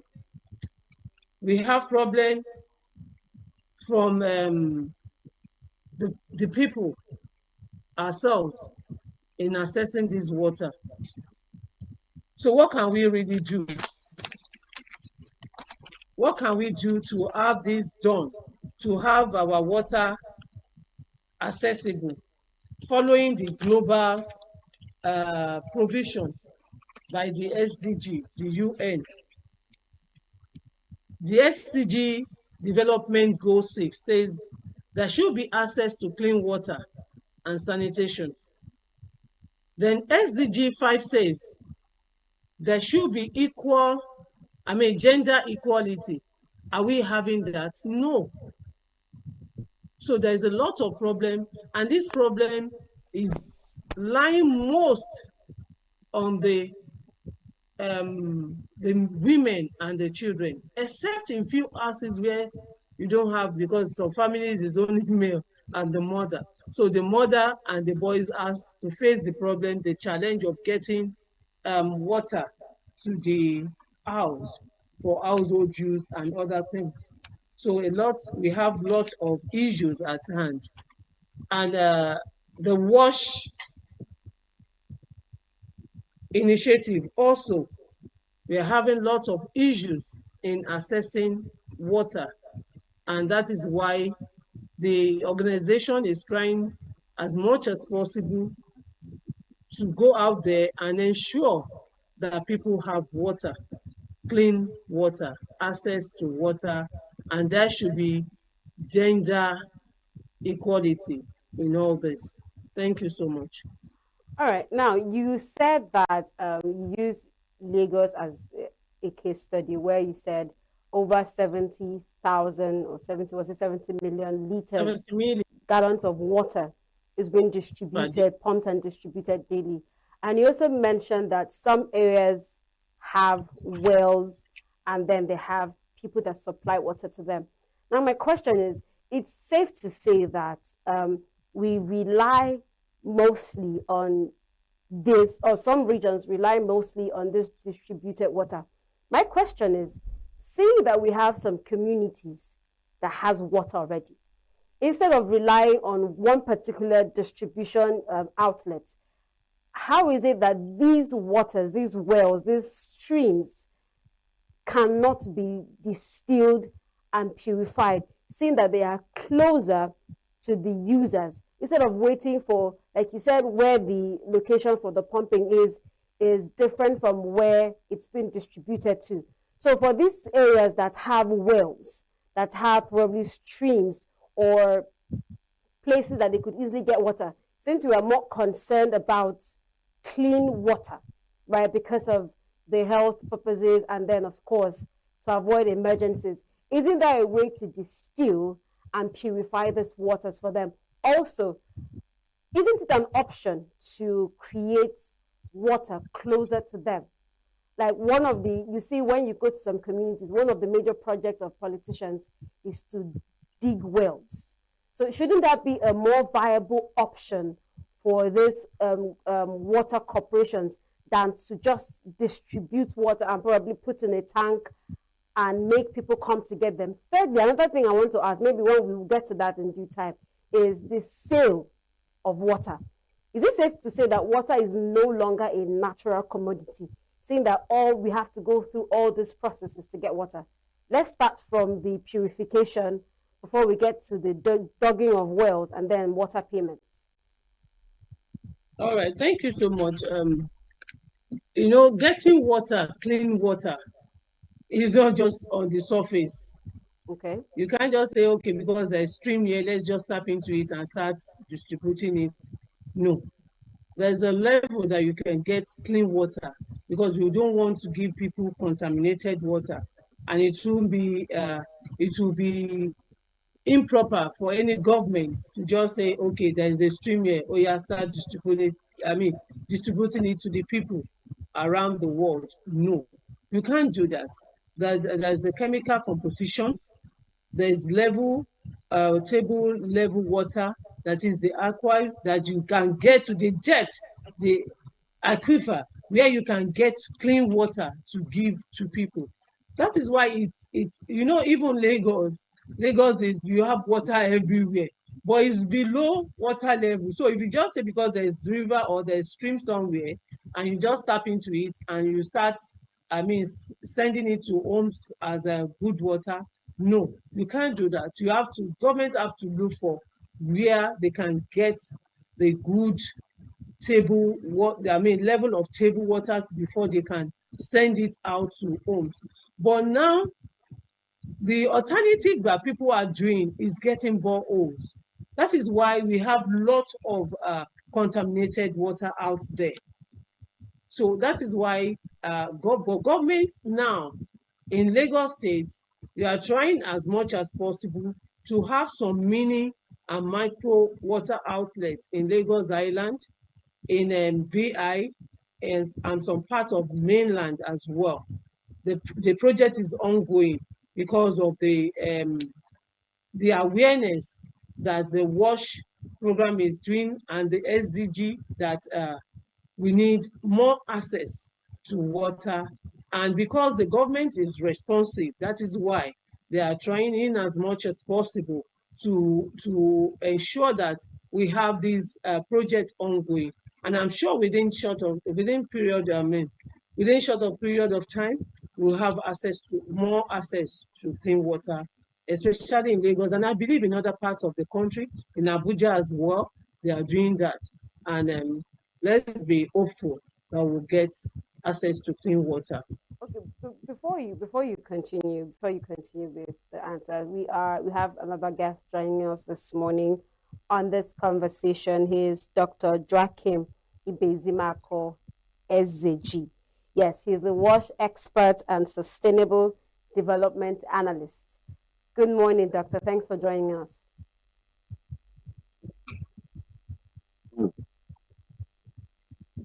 Hello, good morning. Dr. Joachim, can you hear me? Yes, good morning. Good morning. Good morning. Good morning, sir. Good morning over there. Good morning, madam. Yeah. Okay, so I'm having two guests this morning, so I would just, alternate between the two of you. But Dr. Joachim, thanks for joining once again. Thank you. Okay, now I'll return to Yemisi. I was trying to find out, we are still talking on, water provision and water cleansing. So you have spoken about the possibilities or what process it takes to purify a water before it's been distributed. Let's talk about the digging of wells to persons, for the sake of persons who are living with disabilities and persons who don't have to struggle to queue up to get water. Let's talk about that before we come to Dr. Joachim. Okay. That's the main problem now. That's why we are saying that the access to water is is not that okay. Is not yet perfect. Is inequality. There is inequality in access to water, and we have vulnerable people. Even digging of the well or the borehole is still not sufficient enough for people to have uh, access to clean, hygienic water, especially people with disability. There's so much problem for them in accessing water. In fact, you have a lot of hygienic problem, especially with ladies with disability. When they are in their menstrual period, they find it difficult either to go to school or to go to work. There's no water. So the digging of the well is not standard, if I may put it that way. It's not standard enough, but it's just an alternative rather than not having anything. And yet, even that is not yet enough for these people. For women, they have to travel long distance. Children, girl child, they have to travel long distance to get water.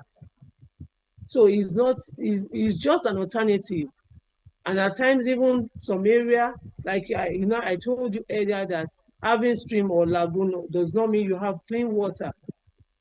So even when they drop some well, we short you maybe during the dry season, you find that there's no more water there for them, especially those people in up north.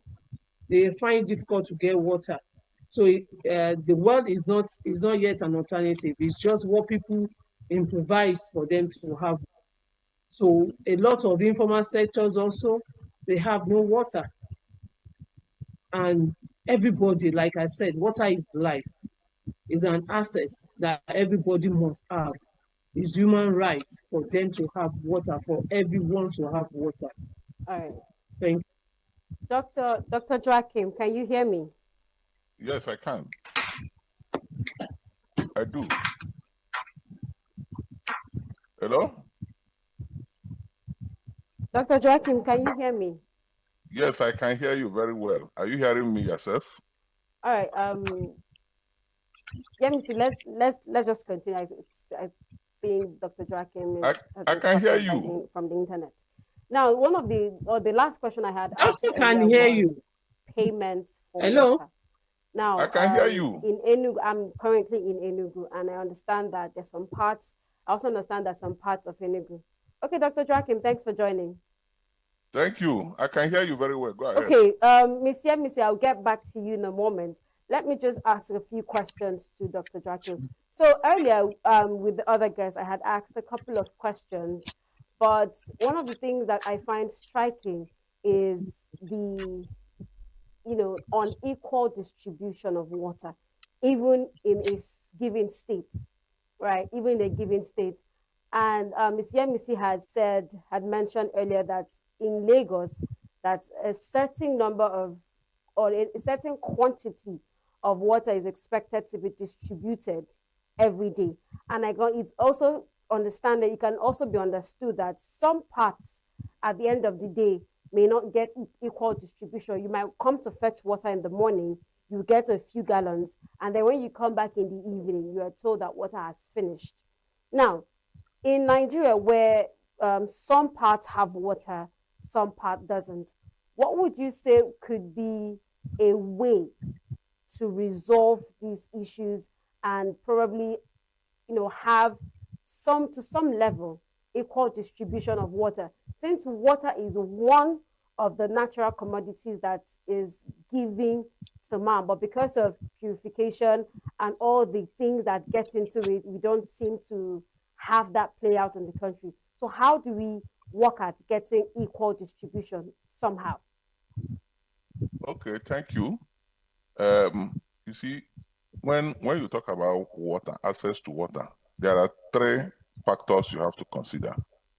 You talk about the cost of the water, you talk about the quantity, and you talk about the quality of water. And you also talk about the distance to get the water. So the lower you have these figures, because these figures are more of quantified. If like for quantity, you have the number of coliforms in the water. It is expected that water you drink, because a measure of quality in water is the amount of coliforms in that water. So if the number of coliforms is maybe less than 100, or it's graded. Those ones that are above 100, those are less than 100, and those that are 0. So when you have water that is actually 0, so you say, okay, this water, people who drink this water that have 0 coliform will be said to have better access to water than somebody who drinks water that have up to 100 or micro units of coliforms. Coliform is a term used to describe infection, especially of fecal matter in water, because the major contaminant, when you do biological testing of water, you look at the fecal coliforms, which have to do with impurities from human waste, from stools of people. So that's why you have lab that treats water. The aim is to reduce the quantity of coliforms in the water. So the amount of coliforms in the water is used to calculate if access is improved or not. Then you have distance. When people walk a distance of more than 2 kilometers to get water, they have what we call poor access.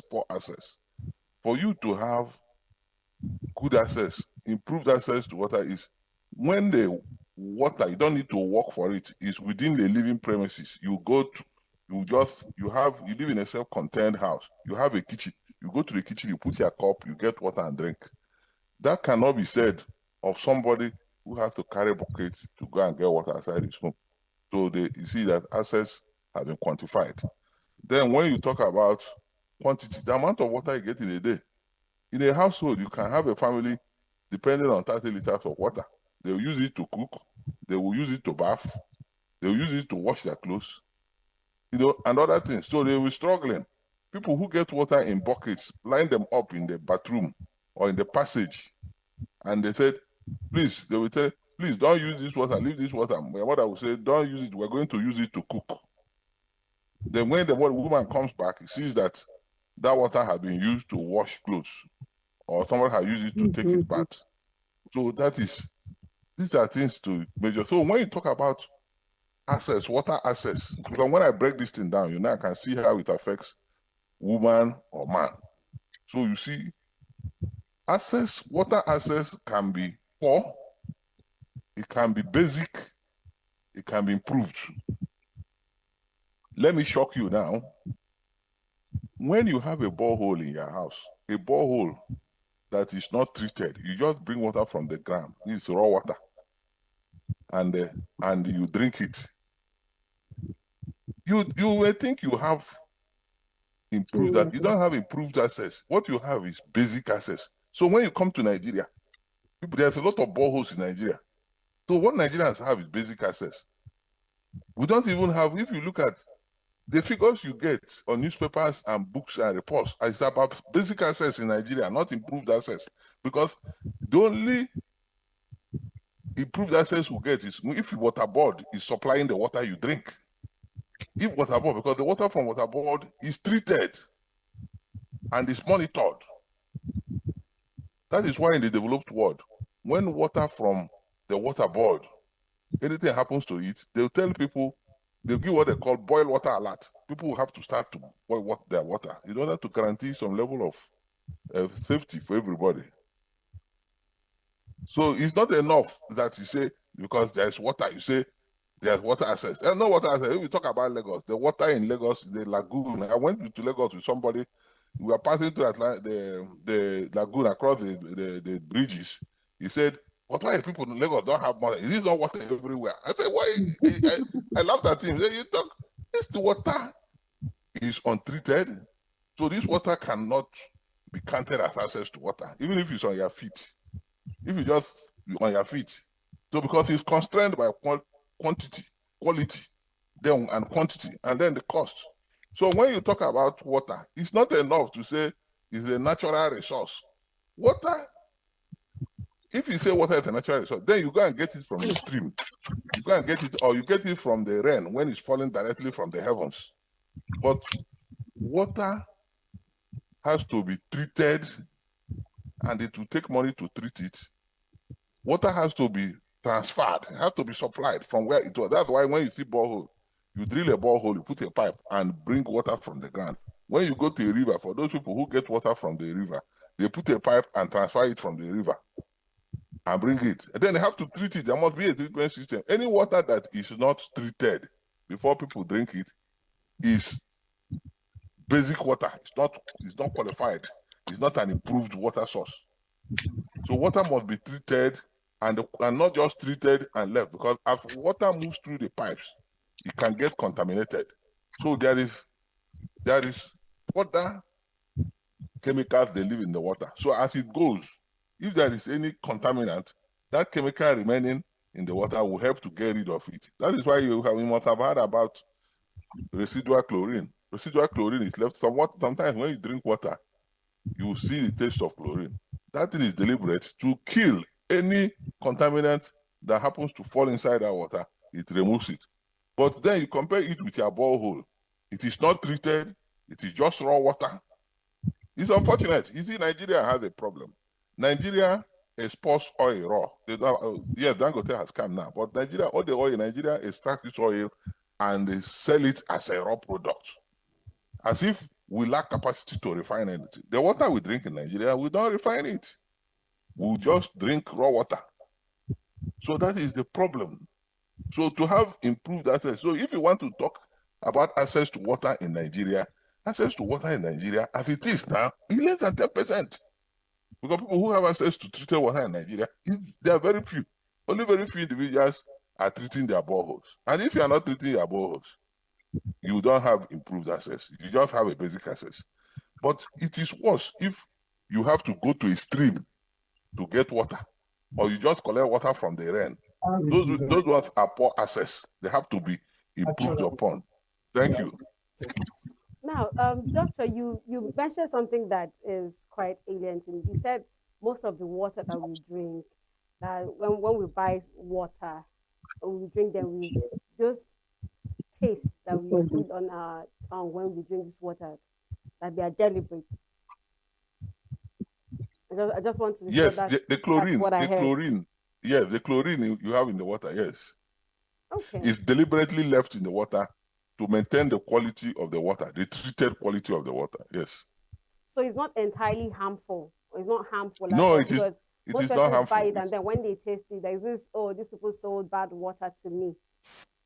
No, it is not. It is part of the water treatment process. It is what is the requirement. It's the requirement. They call it residual chlorine. It's deliberately left in the water to maintain quantity. With time, it moves, it goes out, it fizzles out, but it is a deliberate.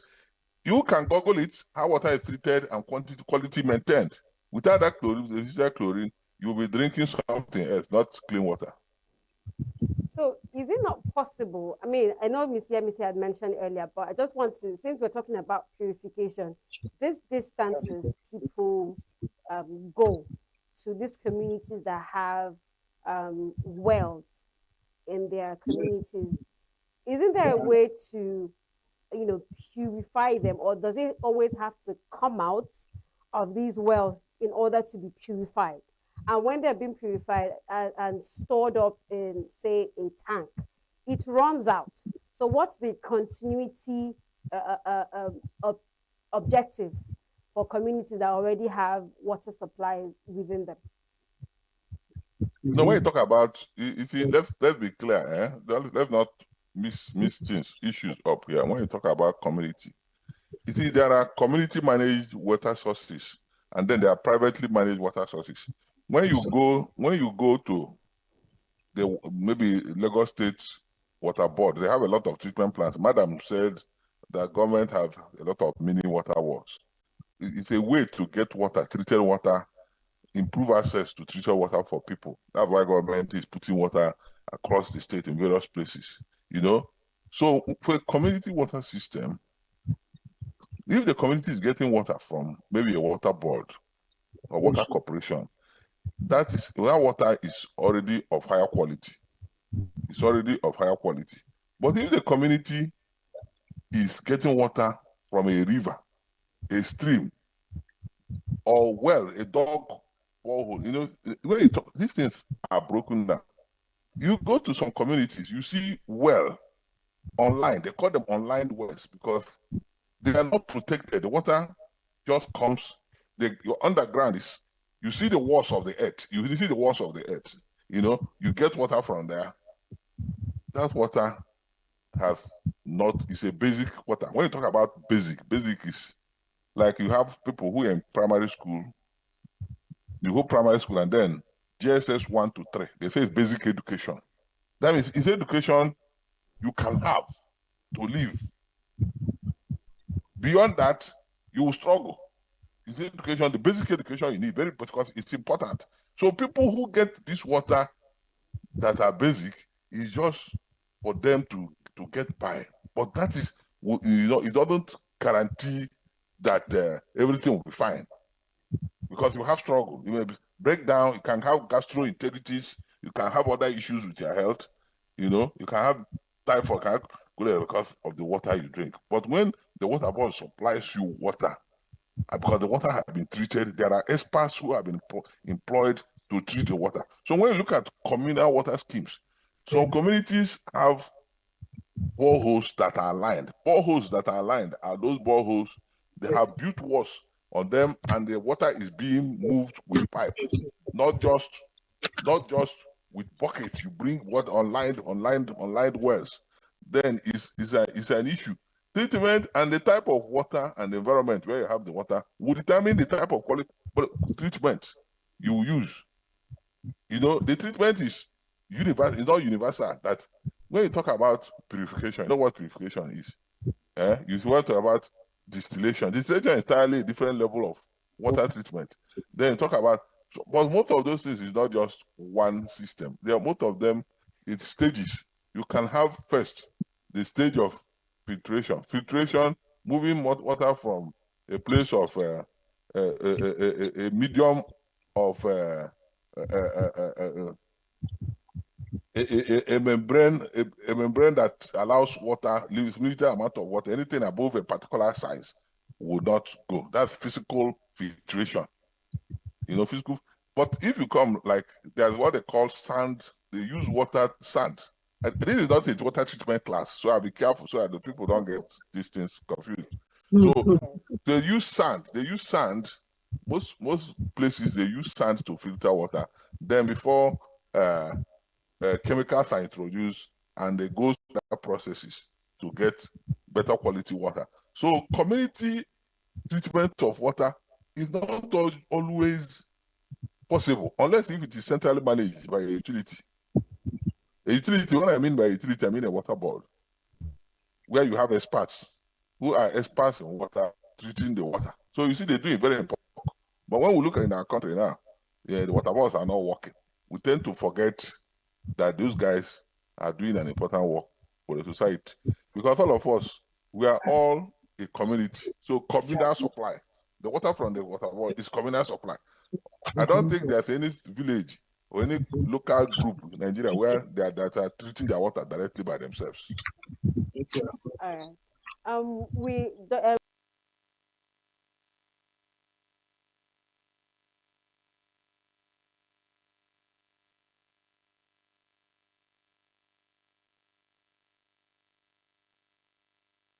Every second, every minute, every day, news is breaking, events occur, and there are new developments. At Signature TV, we follow these stories objectively, bringing all sides without bias, explaining the complex issues, breaking down the numbers, and investigating the issues behind the news. Anywhere and everywhere, near or far, wherever the news is, we will be there. Signature TV. News in your pocket.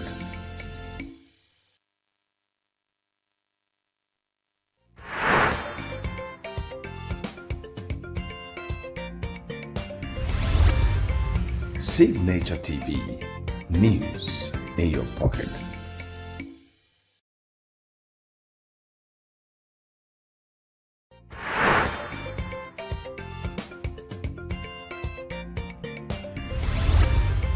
Signature TV. News in your pocket.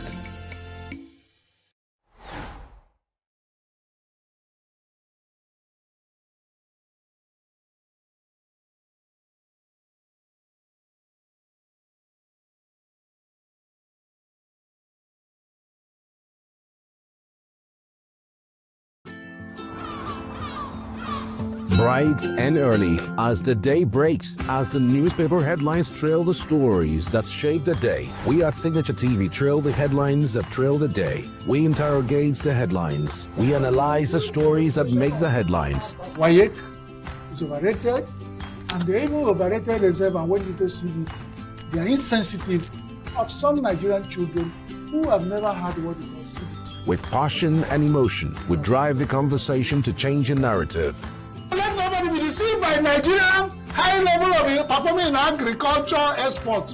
We are still where we are. Newspaper review on Signature TV every morning on Signature Morning, weekdays, and Signature New Day, weekends. Newspaper review on Signature TV. We do not just review the headlines, we make the headlines relevant to our daily lives.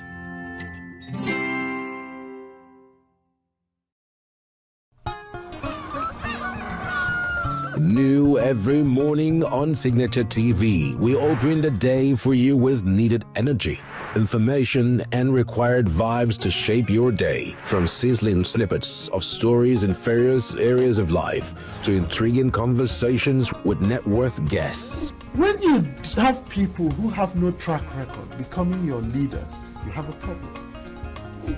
There's no outstanding graduate when Obitupo were from me. I left in all the accounts of Anambra State 13.8 billion for him. Your day cannot be complete without Signature Morning on weekdays and Signature New Day on weekends. There is no better way to start your day except Signature Morning and Signature New Day every day on Signature TV.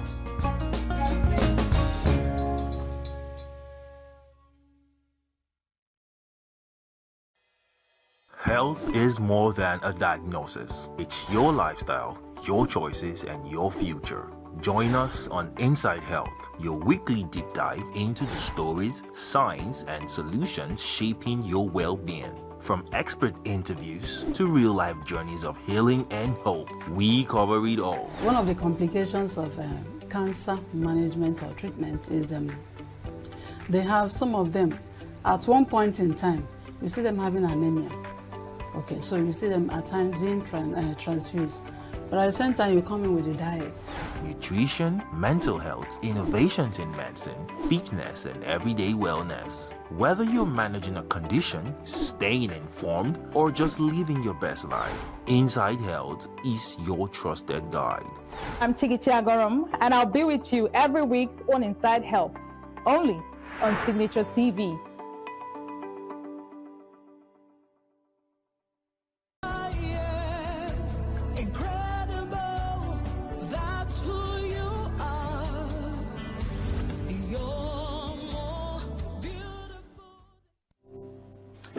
Hello friends, it's so good to see you again. It's a beautiful day that the Lord has made. We would rejoice and be glad in it. So I bring you greatest greetings and warm welcome to the program Gospel Lounge. It's going to be an amazing and informative time on the show today. My name is Victor Chief Judge and the show begins now. Let's sing a song of worship and praise to God for His love, His mercies, and everything that He has done for us. The steadfast love of the Lord never ceases. His mercies never come to an end. They are new every morning, always new every morning. Great is thy faithfulness.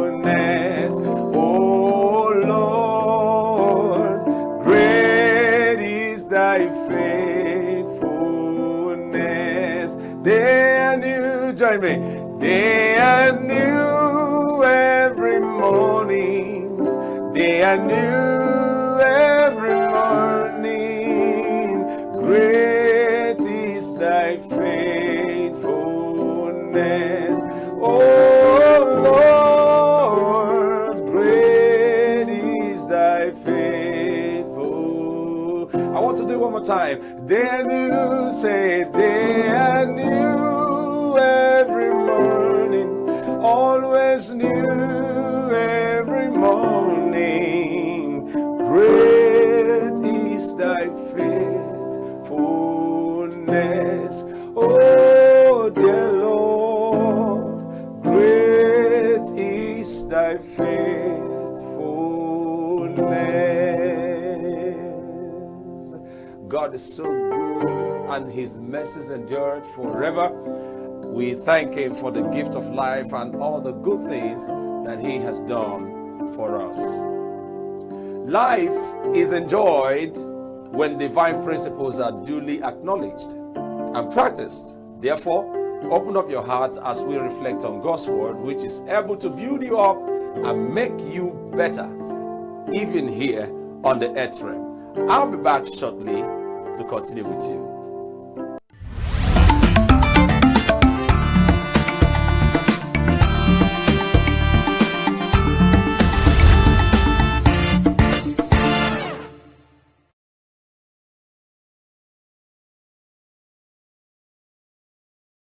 Brothers and sisters, on this 27th Sunday in Ordinary Time, I'd like to reflect with you on the theme of marriage and family life. Each and every one of us comes from a family. And so first, I ask you, cherish your family. Pray for your family. Work hard every day to be at peace with all your family members. Celebrate your family members, and work hard every day to repair, to heal whatever is broken in your family. And I tell you 5 things that I think can help your family. And these 5 characters of every family reflect the character of God. These 5 qualities that we should have in every family reflect the qualities that God has revealed to us about God the Father, the Son, and the Holy Spirit. I remember many years ago when a couple came wanting me to officiate at their wedding. The man was a rich man, and he had made a lot of money. So he told me, "Father, we have signed a prenuptial agreement." I said, "What is that?" He said, "A prenuptial agreement says that in case there is divorce or death, it stipulates how my assets and wealth will be protected." So this didn't make sense to me. And when I tried to find out further about this, I realized that this is a common thing in North America.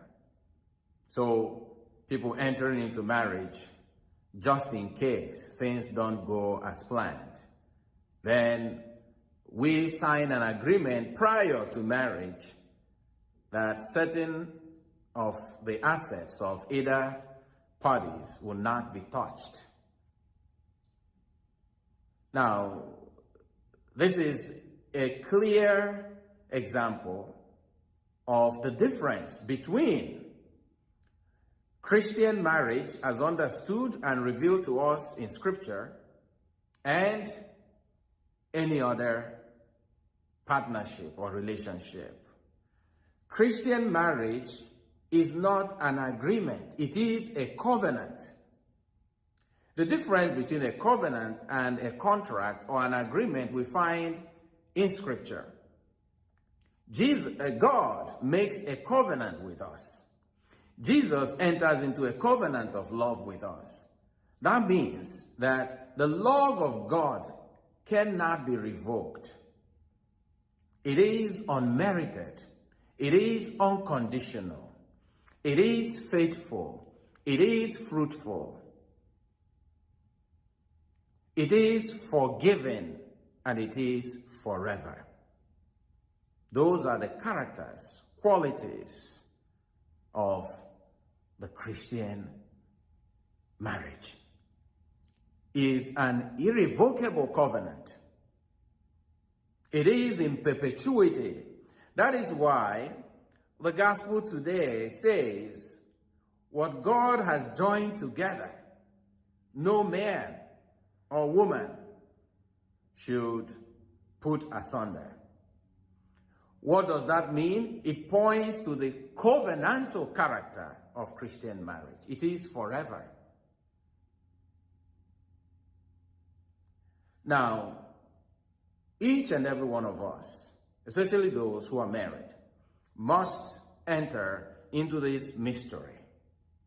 First is that God's covenant with us is unconditional.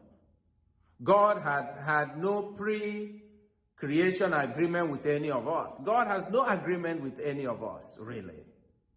God loves you the way you are. God embraces you because God made you. God's love for you is faithful. That's what we see in the book of Lamentation, chapter 3, verse 21 and following. The faithfulness, the steadfastness of God never ceases. His mercy will never come to an end. They are new every morning. Great is your faithfulness, O God. We worship a faithful God. So our marriages must be faithful, must be unconditional. It is not the love that you give because the person has certain qualities and attributes. And when those qualities and attributes are no longer there, then you turn it off. Christian marriage, authentic Christian love, is unconditional. It is not based on the other one meeting up with certain expectations. It is freely given. And it is fruitful. That means that the love between the husband and the wife leads to life. But in some instances where marriages do not lead to life, we can also understand it in a spiritual sense of the life of the individuals and the life of all those who, because of the love between the couple, are touched, are transformed, are supported by this love. Then Christian marriage is also forgiving. Just like God forgives each and every one of us, so also you must forgive each other. You must put up with each other. In our throwaway society, most people, I would say some people, what does not work, people don't take time to fix it. They just throw it away. And so some people walk away from the commitment they made, from the covenant that they established. So we must be like God. And marriage is forever. The union is forever. Because God's love for us is forever. So these are the qualities you find in every Christian marriage. 1, unconditional love. 2, fidelity, faithfulness. 3, fruitfulness. 4, forever love. And 5 is what we find at the heart of the Christian God. Trinitarian love. And that brings together everything in Christian marriage. What is that Trinitarian love? What is the relationship between God the Father, God the Son, God the Holy Spirit? It is a relationship of friendship, of partnership, of collaboration, of cooperation, of service, of respect, of mutuality, of solidarity, and of self-giving. Each person in the Trinity participates in the life of the other. So our families indeed are centers where this drama of the sacred takes place. Let us go, our brothers and sisters, and heal our families with unconditional love. We are made in love. We are created for love. And love will be our judge at the end of life. And for those of you who are going through divorce, separation, or those of you who have lost your partner, the ministry we have in Toronto called New Beginning taught me an important lesson. And that is, there is always a tomorrow. Let the scars you bear from loving remind you of your sacrifice. Let them become the scars of victory, not the wounds of regret. You entered marriage meaning to give it your best. But we are humans and imperfect. Sometimes things do not work, not because we are bad people, but rather because we are limited. So do not blame yourself too much. Do not carry that guilt that comes from the devil, that tells you that you're not worthy, that you're not loving, that is all your fault, that your marriage did not work well. Take it to Jesus. He is the source of love. He is the model of love. And remember, there is always a tomorrow.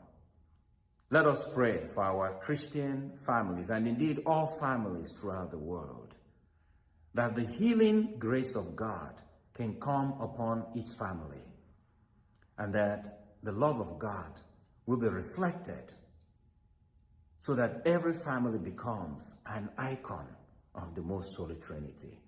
Through Christ our Lord. Amen. You're welcome back from that awesome session. I believe you were greatly blessed and inspired. Please do something positive with what you have heard and be a better person. Stay blessed. Today I have a wonderful guest in the house, and we are going to be talking about something very important and critical.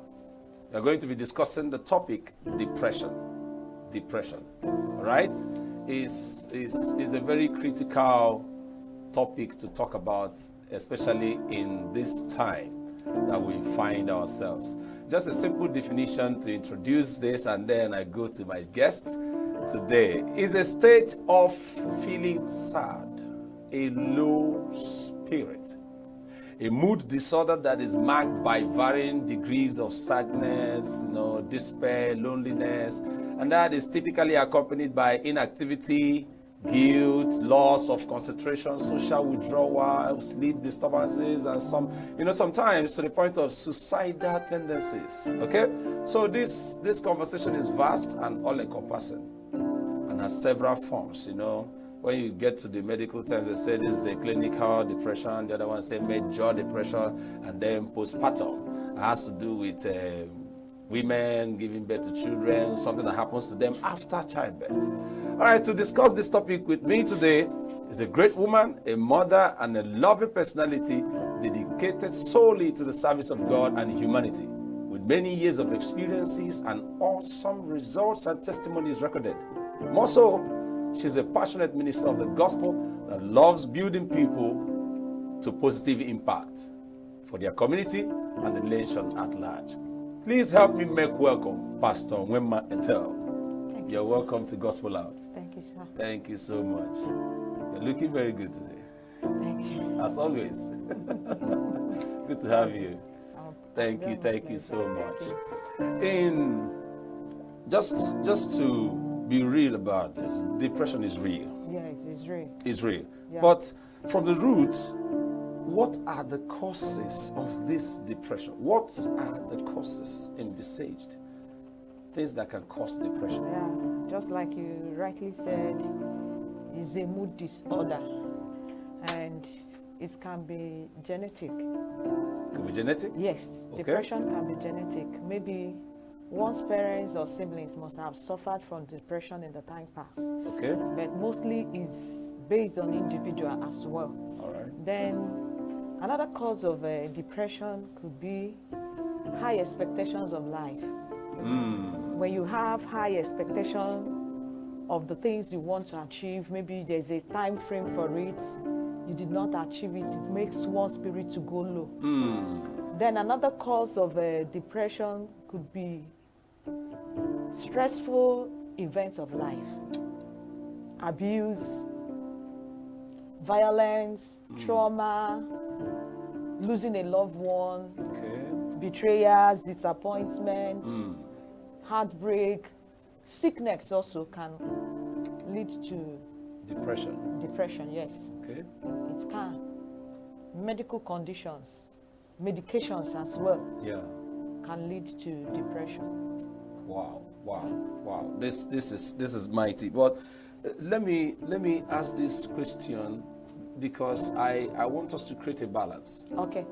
Depression is real. Yes, it's real. And caused by a lot of things that you have just rightly called out now. Yes. But does it or is it peculiar to a particular gender? No. You know, somebody will say the depression is mostly a women thing, you know. No, men can be depressed. Okay. Yes, but the percentage or the ratio is higher in women for Okay. some factors.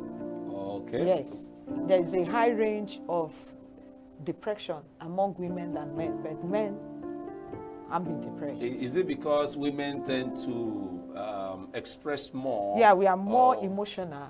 Our social experiences, biological experiences, hormones as well. Okay. Can also cause it. And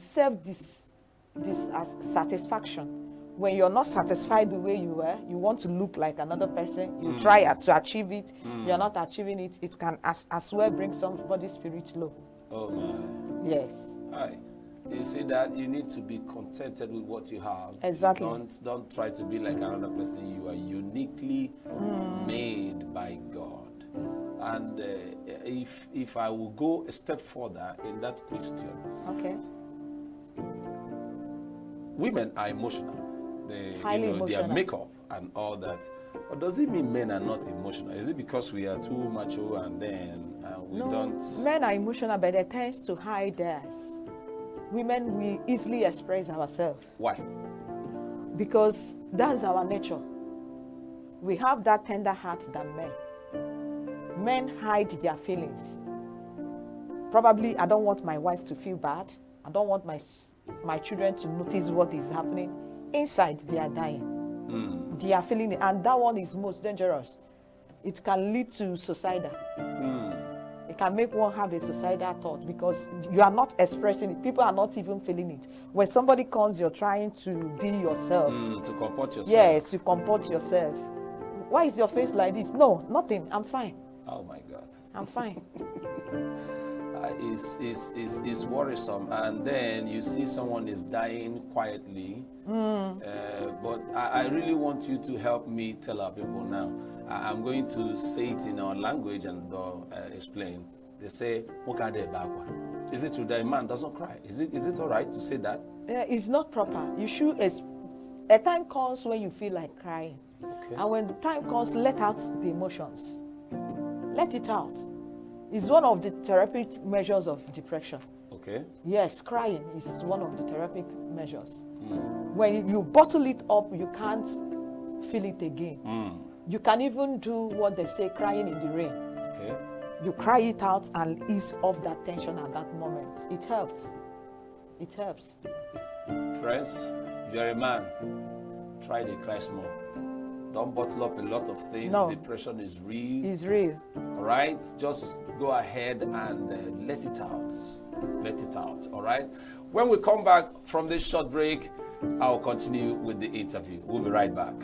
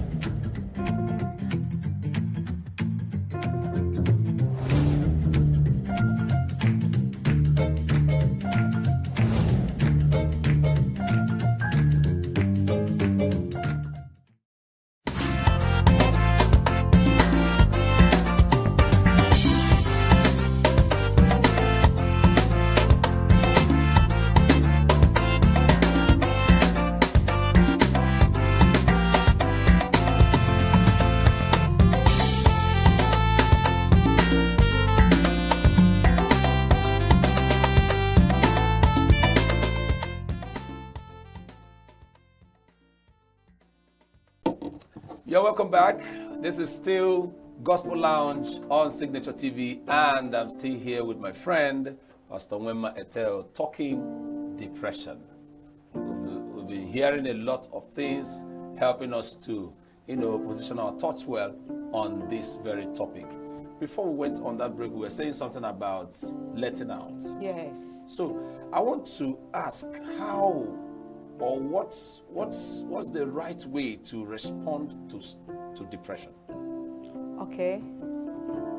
One of the ways to respond to it is that you speak out.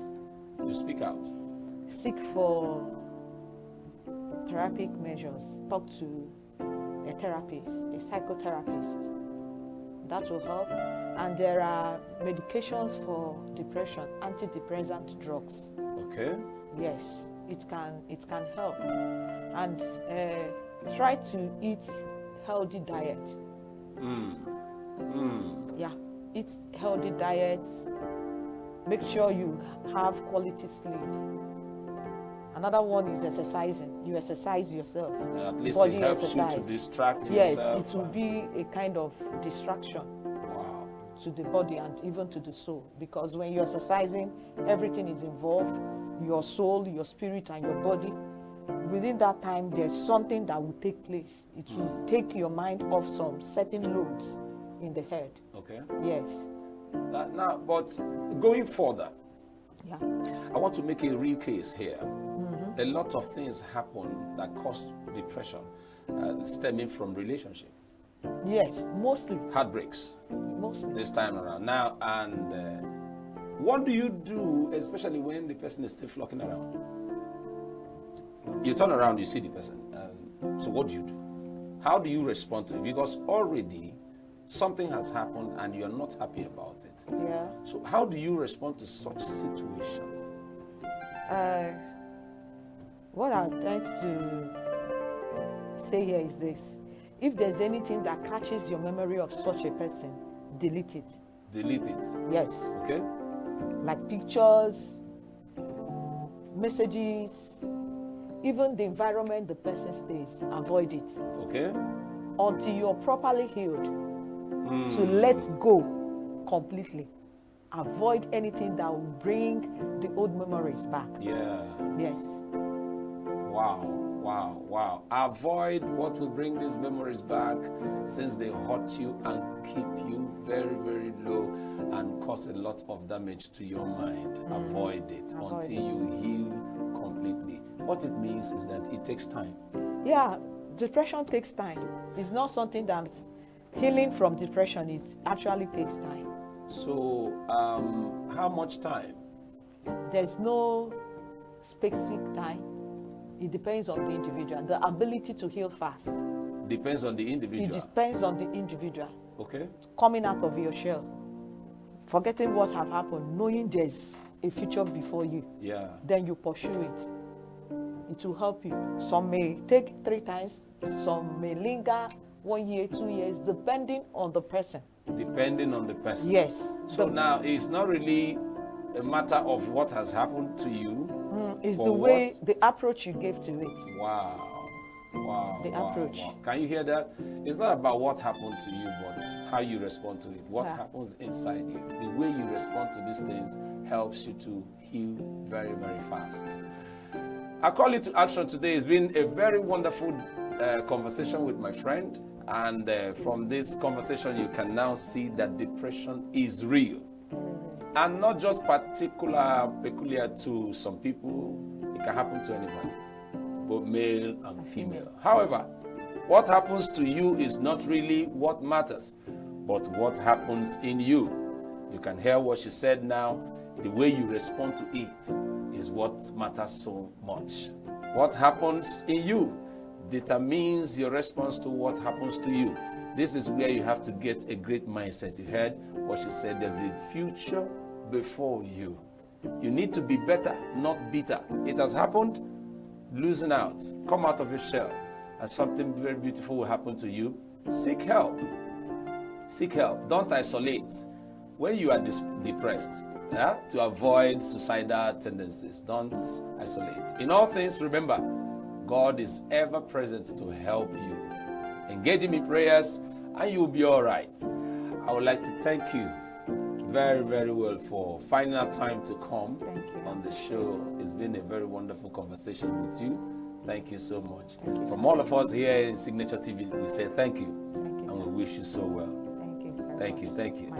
All right, my friends, I am so grateful that you are still there with us, and I'm going to be back to talk more with you on this program. See you.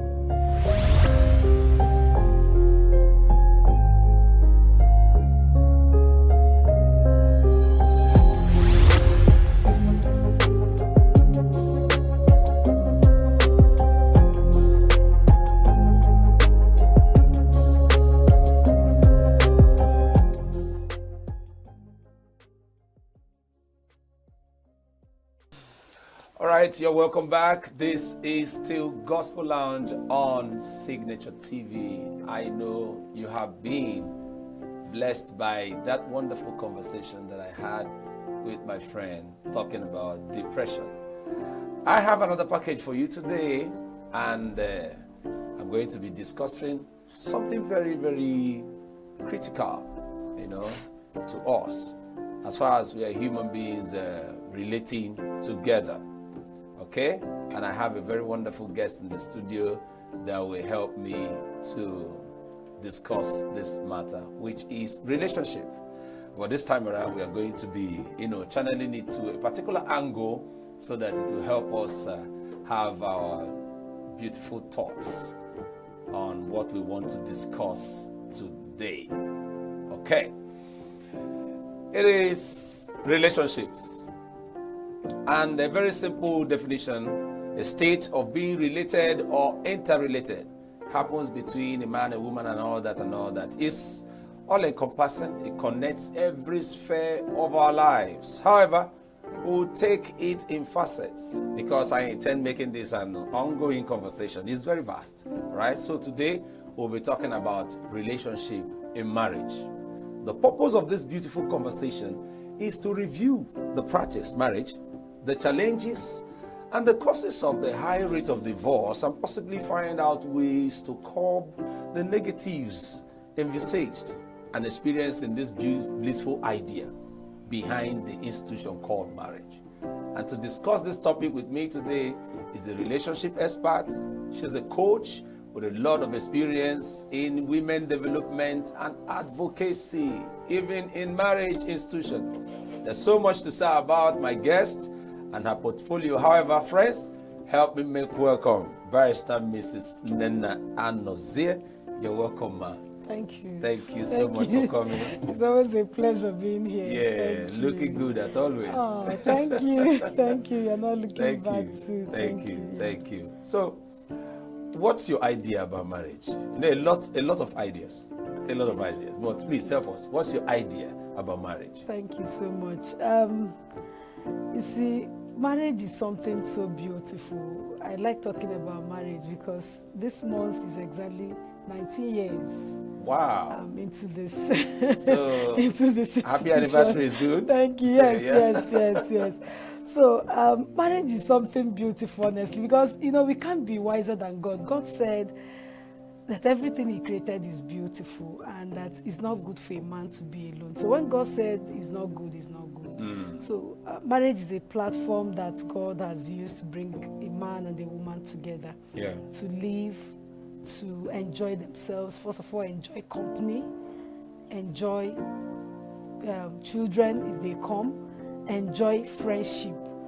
Unfortunately, this is not what we see in some of the marriages, but I can tell you, like, what I've enjoyed for this 19 years. I've enjoyed friendship. Some people say it's because you're married to a pastor. I say it's not true, because in my place of work as a lawyer, I've seen people come to us and both of them are pastors. Both the man and the woman, they are pastors. So it's not really it's about not really about your... I mean, it's not, about the person. It is about the person. Wow. It is about the person. So marriage is something sweet. When I remember it was 19 years, it was just 6 days. I was going to say, this is our 19th year. I'm like 19 years. It means we're up to 19 already. Wow. Because it's still like yesterday. And that's why I picked a pen and paper and I wrote a book that I entitled My Marriage, a Divine Package. I wanted people to a kind of know something about marriage, at least from the little experience I've garnered. So marriage is something sweet if you understand yourselves, if there's love, if there's trust, if there's commitment, if there's communication, if there's understanding, and above all, if there's fear of God. Because I always tell people, the reason people don't do certain things in marriage, like maybe cheating on your husband or your wife, or lying or doing all manner of negative things in marriage, is not because you fear your spouse.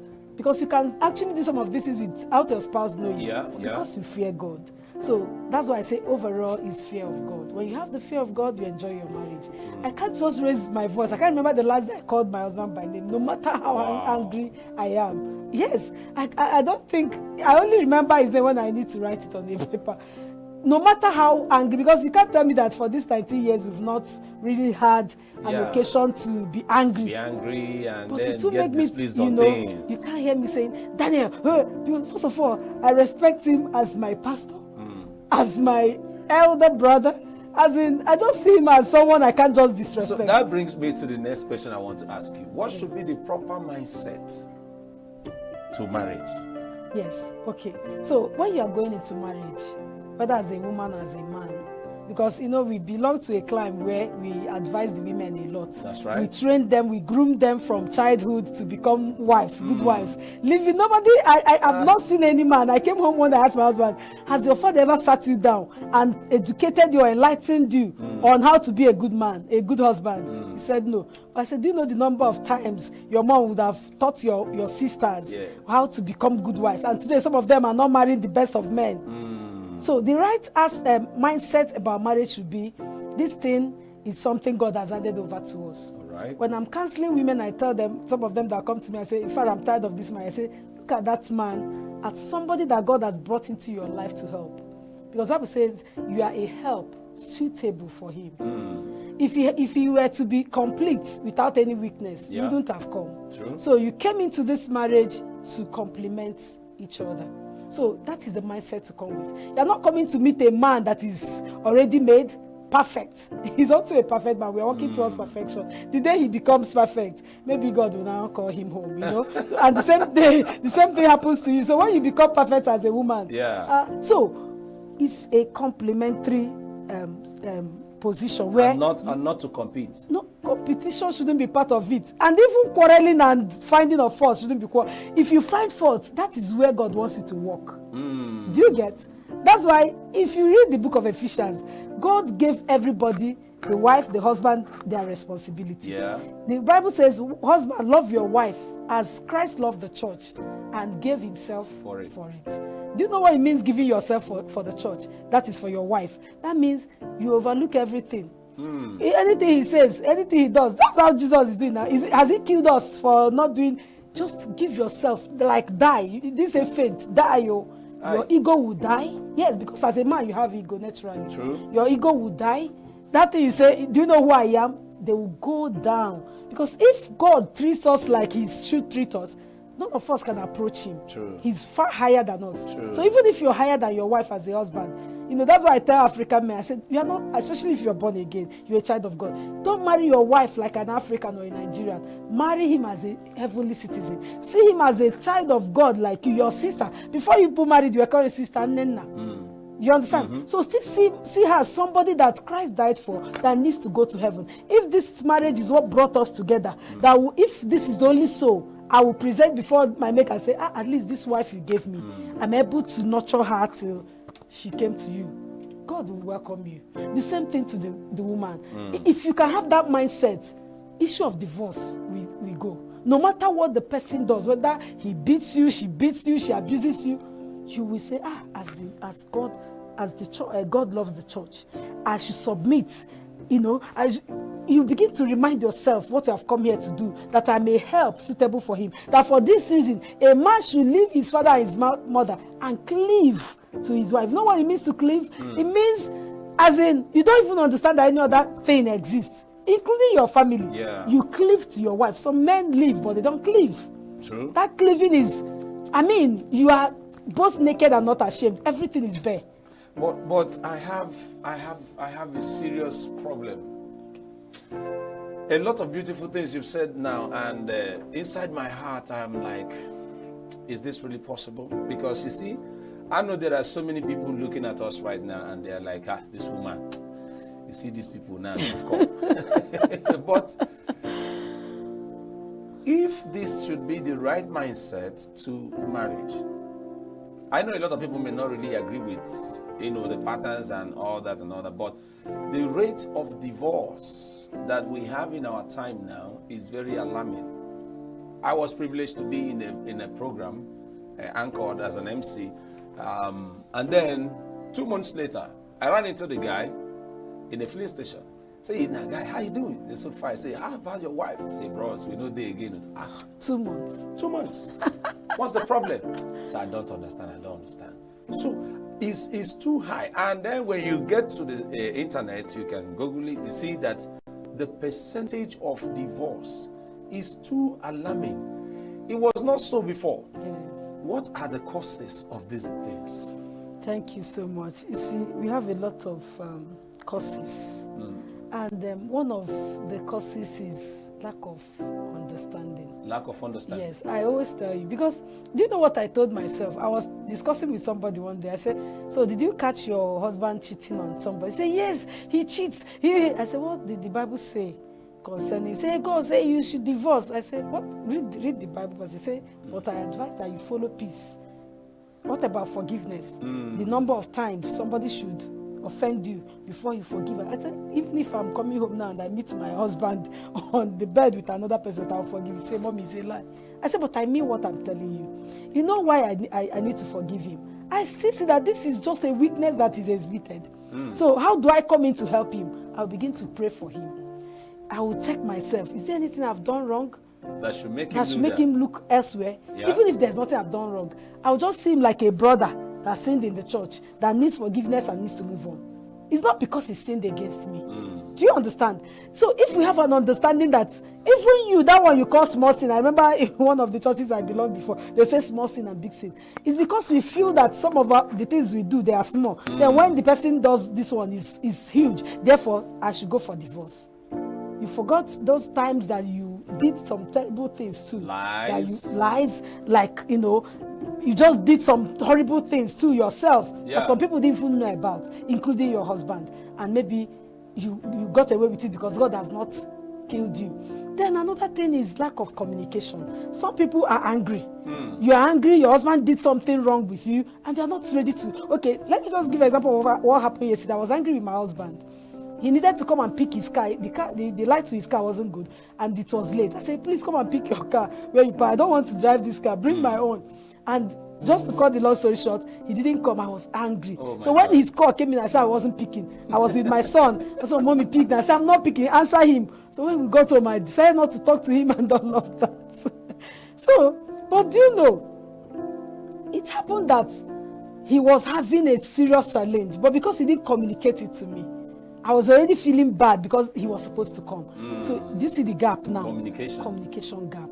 So assuming there was that proper communication, we wouldn't have. All you needed to say was, oh, look at my challenge. Do you get it? So when there's proper communication, because some communication, maybe the way I equally answered and say, oh, come now. Yeah. I did not even give him room to also explain. So when you are talking about communication, it has to be properly communicated. You check the time you're making that communication. What does the person have that mind to listen to you? What time of the day is it? All of these things. Sometimes psychological stress. Understand. And it's not everybody that is emotionally intelligent. Because if you are emotionally intelligent, you should know when to ask questions, when to answer. And even if you are not in the right frame of mind to answer, you can still politely, do some answering, and you won't. a kind of hurts the next person. Yeah. So then we've talked about communication. We talk about even genuine love. Genuine love. Some people got into marriage because others were getting married. Genuine love. Yes, they got into marriage without even intention to remain there. They just say, let me marry. Chidinma, my friend, has married. I want to be in marriage. And some married because for wrong reasons. So the purpose of their marriage, the marrying, lack of love, what you wanted was money, or maybe what you were seeing at the time. Because I remember when I was getting my God said, forget what you're seeing. I almost missed my husband because I was like, oh God, I want to marry a very tall man like this, has money. And God said, no, what you see now is temporal. What you don't see is eternal. So some people marry for wrong reasons, and so divorce will come when they are not seeing those things. You see a beautiful lady, that is why you want to marry. What if she becomes ugly tomorrow? Oh, she can cook very well. Oh, she has this physique I like. Anything can happen. So if you marry for wrong reasons, you can lead to divorce. If you marry without genuine love, you can lead to divorce. If you marry for just, let me just out of sympathy. Some people, they get involved into relationship, and maybe you pregnant a girl and your family says, oh, you must marry. You must marry. You marry. One day you get tired. This is not the woman I want to marry. Yes. You begin to see your crush here and there, and it can lead to divorce. So a lot of things can lead to divorce. Maybe as we progress, I'll remember. Honestly, I'm enjoying this conversation because you are really hitting this nail on the head. And my friends, I know you are really getting a lot from what we're talking about, relationship in marriage. So far, you can understand that this has to do with a mindset. And I'm just going to go straight to this question. I've heard people say this marriage is between two persons. There's no need for a third party. Please help me. There's a story I heard. If I go into it now, I'm going to eat up my time because I want to give you time to say some things here. But truly, do we really need a third party in marriage? Okay. Like I said, Bible said, for this cause shall a man leave his father and his mother and cleave to the wife. So marriage is supposed to be between the husband and the wife. Okay. That is normal. But when you say, do we need third party? It depends on why we need the third party. Because if we continue to say, let us not bring the third party, and somebody is living in an abusive marriage, that person is dying. There's nobody to talk to, and you are saying don't tell anybody, not even your pastor, not even your pastor's wife or your relatives, and you are dying in it. We are aware of so many people who have gone that way because they say we shouldn't bring third party. So you need to, Bible says wisdom is profitable to direct. You need to know when you apply wisdom. If you are in an abusive relationship where the other party has refused to repent, there must be somebody that person listens to, you can talk to. If it's your pastor, and that's why I say you must marry a child of God who has the fear of God. It makes a whole lot of difference. That a man is principled does not stop him from messing up sometimes. Hold it right there. Hold it. This is a case for me now. A lot of people listening to us right now may not, we are mixed, and a lot of doctrines and teachings and understandings, orientation around this. Yes. How can a man that is so principled not be so perfect per se in marriage? Yes, you see, you can be principled. What helps us in this life as Christians is just God, the Holy Spirit. It is the Holy Spirit that will make you have that fear of God, not to do certain things. But as a principled man, you may say, oh, nothing will make me cheat on my wife, for instance. And one day, you are just in a kind of setting, and your secretary could just be your secretary. I've had a pastor that slept with the secretary, and he was the one that also came back and confessed to the wife. He said he didn't know what got over him. Do you get? So, not to talk of somebody that doesn't even have the fear of God. He's just principled. This is, I respect my home. He can fall because the power to resist temptation is not there. temptations abound, but the power to resist comes from God. And that's why I always tell people, pray for your spouses, including, before now we used to only pray, women pray for your husbands, even wives too. Yeah. Because it was since they started doing this DNA test, people are now running away and saying, so you, the man, needs to pray for your wife. Oh yeah. You understand? Pray as your wife is praying for you. So because temptations abound. So if you are in an abusive marriage, please seek help, seek counsel. There are some people. One of my small young guy like that, he got married. He was a very true child of God. Got married as a virgin, but he got married to a lady who wasn't. The lady was exposed, and the lady was expecting some kind of exposure too from him, which she wasn't getting, and so she became tired. Say, you don't know how to be romantic. You don't know. I told the guy, you can read books, study, listen to some people, go and get, but. He I don't know how he did, and that was how that marriage, ended till today. Wow. So what am I trying to say? Assuming he sought counsel on time, it was when the marriage has even gone bad, bad, that he came to me, and I was like, if you had told me, I don't mind. If I can't teach you enough, my husband is there to teach you. Yeah. Why were you hiding? He hid under this no third party, that he didn't know how he would be telling another party that my wife said I wasn't romantic. Wow. I said, but if you had said it, you would have gotten counsel and saved your marriage. And maybe if your wife too had spoken to somebody, the person also would have advised her on how best to teach you. Because these are the things we neglect, especially in Christian homes. You see that you are not getting the best as a wife from your husband, especially in terms of romance and all of that. You keep quiet, you be enduring. And that's why when the man now comes to touch, you say, I don't want, I am tired. And the man will begin to complain. A man has come to my husband to complain, I will never touch my wife again. Every time she will say, I'm too demanding. You have not asked your wife. Why? Because I believe everything God created is good, including sex in marriage. All right. So if your wife is refusing you sex, go and ask why. I say, could it be that maybe she was circumcised, she's not always in the mood? Could it be that she was sick?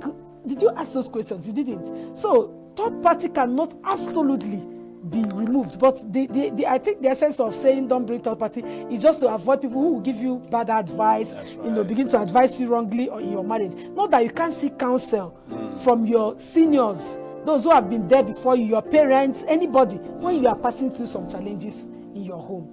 There are some you can tackle in prayers and with communication, but there are some also you can talk to somebody and say, please, these are my challenges here. Can you help me? And they are there. That is their duty. If you travel abroad, you see people who even teach people how to have enjoyable and fun and all of that in their home. But here you can't see anybody teaching you how to be a good romantic man or romantic wife, and because if you do, you'll be looked at as if you are worldly. No, but it's something that is eating deep. I see cases steady. When you start pressuring the person to talk, you tell you, this is the case. This man doesn't know how to do this. This woman doesn't know how to do this. Wow. And that is enough reason they are just separating apart. My God, it's been a very educative and I don't know what to say. I'm so excited about this conversation, and I know you are also enjoying this. So I'd like to call you to action. There are certain things you have learned from this right now. So please, I want you to do well to take a very pay close attention to everything we have said. Marriage is God's idea, and its benefits will be enjoyed by following the rules of the institution. This union is meant to be a blessing to the partners as they would maintain their own part of responsibility to make it blissful. You heard her. There are things men would do, women will also do. So, some of the keys of enjoying your relationship with your partner, just like she said, patience is there, tolerance is there, open-mindedness, you communicate, all right? You have willingness to adjust for coexistence within the marriage institution. The notion that marriage is a scam is not true. It's not true, my friend. She's 19 years now in this wonderful institution, and she's enjoying herself in this very marriage. Even though there are visible challenges in it, follow the rules and enjoy your marriage. Divorce is optional. However, its disadvantages, so to speak, is sometimes someone's opinion and the way you look at it. But love is a beautiful thing. Relationship is a great thing. but be very, very sure to have an understanding which is supreme in the practice. Thank you very much, ma. Thank you so much. For coming. Thank you. From all your busy schedules, you are here again. Thank you. All of us here in Signature TV, we say thank you very much. Thank you for Thank you so much for coming. It was a pleasure. And I must thank you, my friends, for granting us wonderful space in your zone, opening up your doors all the time for us. We are so grateful. Thank you. From all of us here in Signature TV, my producers, all the guys that we are working with, we say thank you very much. Till I come your way next time, enjoy yourself. My name is Victor Chief Judge. Bye.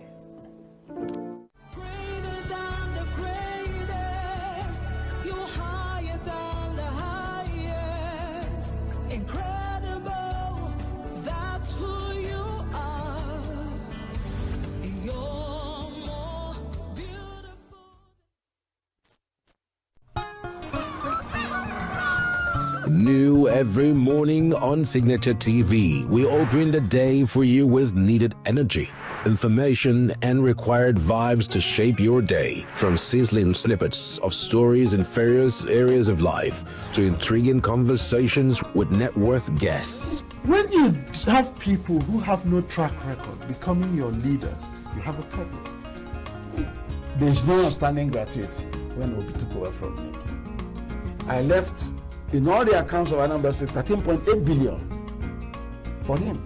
Your day cannot be complete without Signature Morning on weekdays and Signature New Day on weekends. There is no better way to start your day except Signature Morning and Signature New Day every day on Signature TV.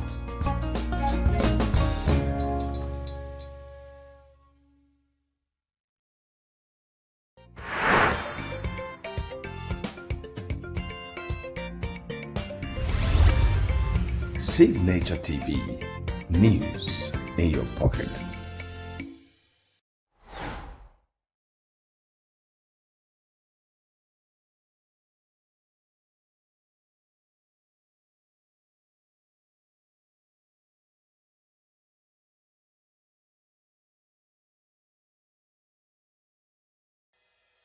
Health is more than a diagnosis. It's your lifestyle, your choices, and your future. Join us on Inside Health, your weekly deep dive into the stories, science, and solutions shaping your well-being. From expert interviews to real-life journeys of healing and hope, we cover it all. One of the complications of cancer management or treatment is they have some of them at one point in time, you see them having anemia. Okay, so you see them at times being transfused. But at the same time, you come in with a diet. Nutrition, mental health, innovations in medicine, fitness, and everyday wellness. Whether you're managing a condition, staying informed, or just living your best life, Inside Health is your trusted guide. I'm Tigiti Agorum, and I'll be with you every week on Inside Health, only on Signature TV.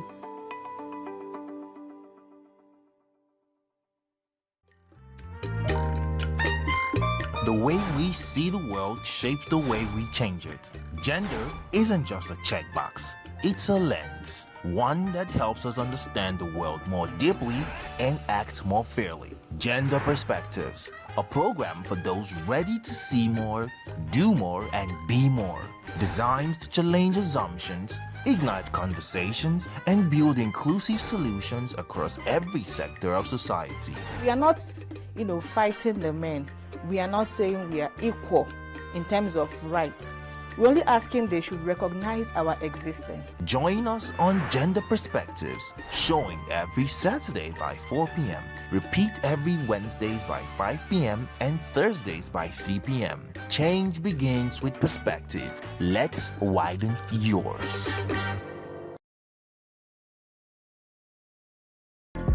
Get plugged into the heartbeat of entertainment on The Hub, your ultimate show on eVibes. From trending stories and social media drama to top charting music, must-watch movies and exciting moments from the world of arts, we've got it all. Join us for unmissable conversations with your favorite entertainment personalities, plus fun segments every week. So I should try harder, so... Okay, I don't know that one. Outfit of the day. Oh, I don't do that. That's some Gen Z stuff. Oh, now you say it's a Gen Z stuff. It's everything you love about entertainment served fresh every week at 1 p.m. with weekend repeats just in case you missed it. The Hubs on eVibes, where the vibes never stop. Only on Signature TV.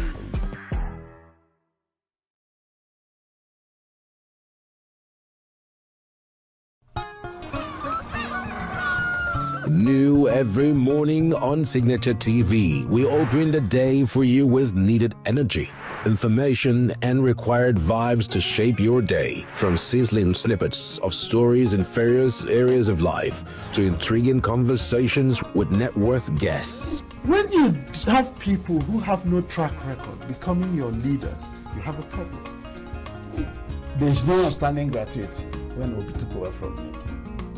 I left in all the accounts of Anambra State 13.8 billion for him. Your day cannot be complete without Signature Morning on weekdays and Signature New Day on weekends. There is no better way to start your day except Signature Morning and Signature New Day every day on Signature TV.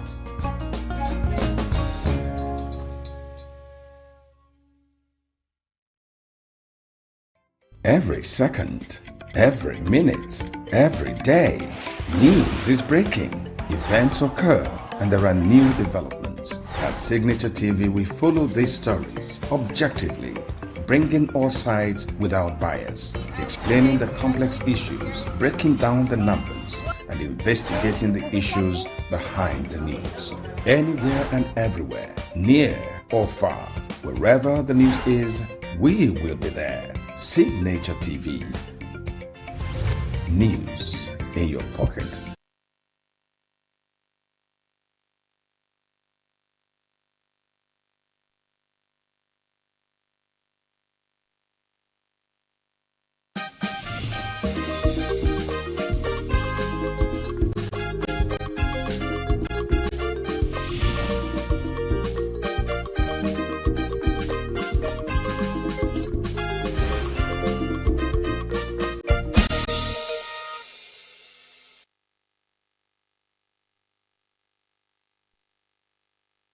Welcome to Global News on Signature TV.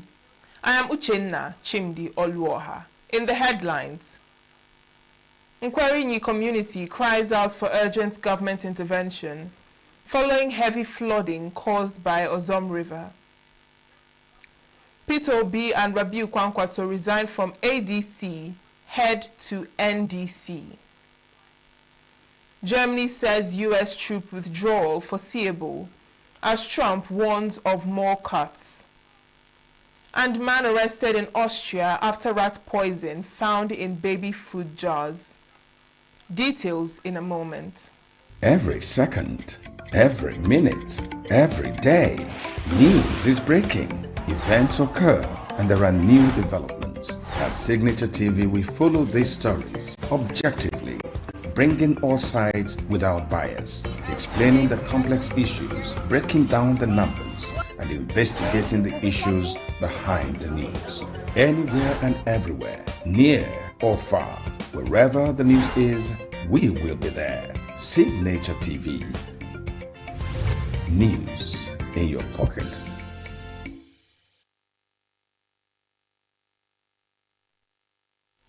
Flooding has once again exposed the vulnerability of rural infrastructure in parts of ENUGU state, throwing affected communities into agony. The Ozom River at Nkwarinyi in Oji River local government area and the bridge, which links several communities including Ugwoba, Achi and Inyi, have been submerged, leaving residents stranded and economic activities paralyzed.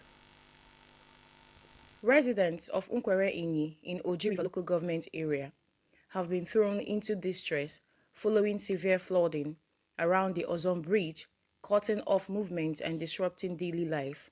The situation grounded economic, social, and educational activities in the area, as what used to be a vital link road has now turned into a danger zone as floodwaters from a swollen river submerged the entire area. The flooding has not only rendered the area impassable, but has also spread across adjoining roads and farmlands, destroying crops and economic trees, which serve as major sources of livelihood for residents. Farmers in the area lament heavy losses as hectares of farmland have been washed away, raising fears of food shortages and worsening economic hardship in the community. The situation has also left commuters stranded, particularly those traveling between Uguoba and Inyi, as the flood has completely cut off access along the road. Residents said the once busy corridor is now deserted, with commercial activities brought to a standstill. For school children, the impact is even more severe, as many have been forced to stay at home, as parents fear for their safety, citing the risk of drowning while attempting to cross the flooded area. Community members are calling for urgent intervention to prevent further damage and restore access to the affected communities.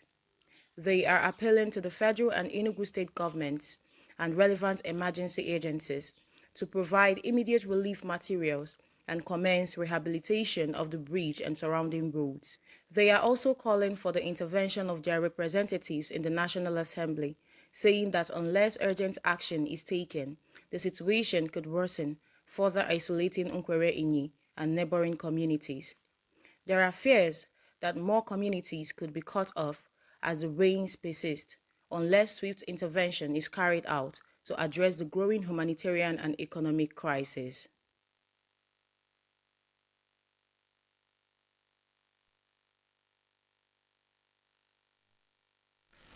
The 2023 presidential candidate of the Labour Party, Peter Obi, and his counterpart of the New Nigeria People's Party, NNPP, Rabiu Kwankwaso, are heading out of the African Democratic Congress, ADC. After an all-night meeting with the stakeholders of the Obedient and Kwankwasia movement on Friday, the two politicians decided to join Senator Seraki Dixon in the Nigerian Democratic Congress, NDC. Correspondent Mwabweze Njoku reports that Peter Obi is expected to officially announce the new platform to the Obedient movement in the next 48 hours. Knowing what the system is plotting against the opposition, particularly against Peter Obi's candidacy, because who they are afraid of, clearly, the panic mood that was activated by the presidency all this while clearly shows who they are afraid of. They have seen the result of 2023, and their conscience has told them clearly that this is who won the election. And should he be on the ballot, that Tinubu's days in the villa will be numbered. As at the time of this report, the Kwankwasia leadership, which has been in Abuja, the Nigerian capital, has headed back to Kano to populate the Nigerian Democratic Congress, the new platform on which Musa Kwankwaso wants to contest the 2027 presidential election. The Kwankwasias have moved. The Kwankwasias have moved. They are not in ADC anymore, because this place is not conducive for us to stay and achieve the okayness of Nigeria. The Obedients are doing the same, even though they say belonging to a party counts less than promoting the P2B candidacy on the ticket of any political party. But why will two political heavyweights who could determine the outcome of the 2027 presidential election resign from their party after the party had secured what looked like a major legal victory at the Supreme Court? Of course, I reached out to my leader, that is Mr. Peter Obi, who I also told at the very beginning, before he joined the ADC, that I hope there is a deal with the national leader of the ADC, because you can't take it away. The national leader of the ADC is Alhaji Atiku Abubakar. If there's no deal with him, that he will put the interests of the Nigerian people forward above his personal interests, then it will be a waste of time. Two issues seem to have created the current situation in the ADC. The first is the indecision of the party to clearly zone its presidential ticket to the south. This would have been a sure bet for an Obi Kwankwaso ticket. The second is the refusal of former Vice President Atiku Abubakar to accept a north-south zoning arrangement. He has insisted on contesting the ticket of his party in defiance of arguments that the party needs to produce a winning ticket. Are we talking about exiting as followers? Oh, yes. In fact, I can affirm to you that personally, ADC is no more home to people like me. So, and I know that in the next 48 hours or 24 hours, it will be clearer that the next destination will be announced by the leader himself. Let me give you an insider view.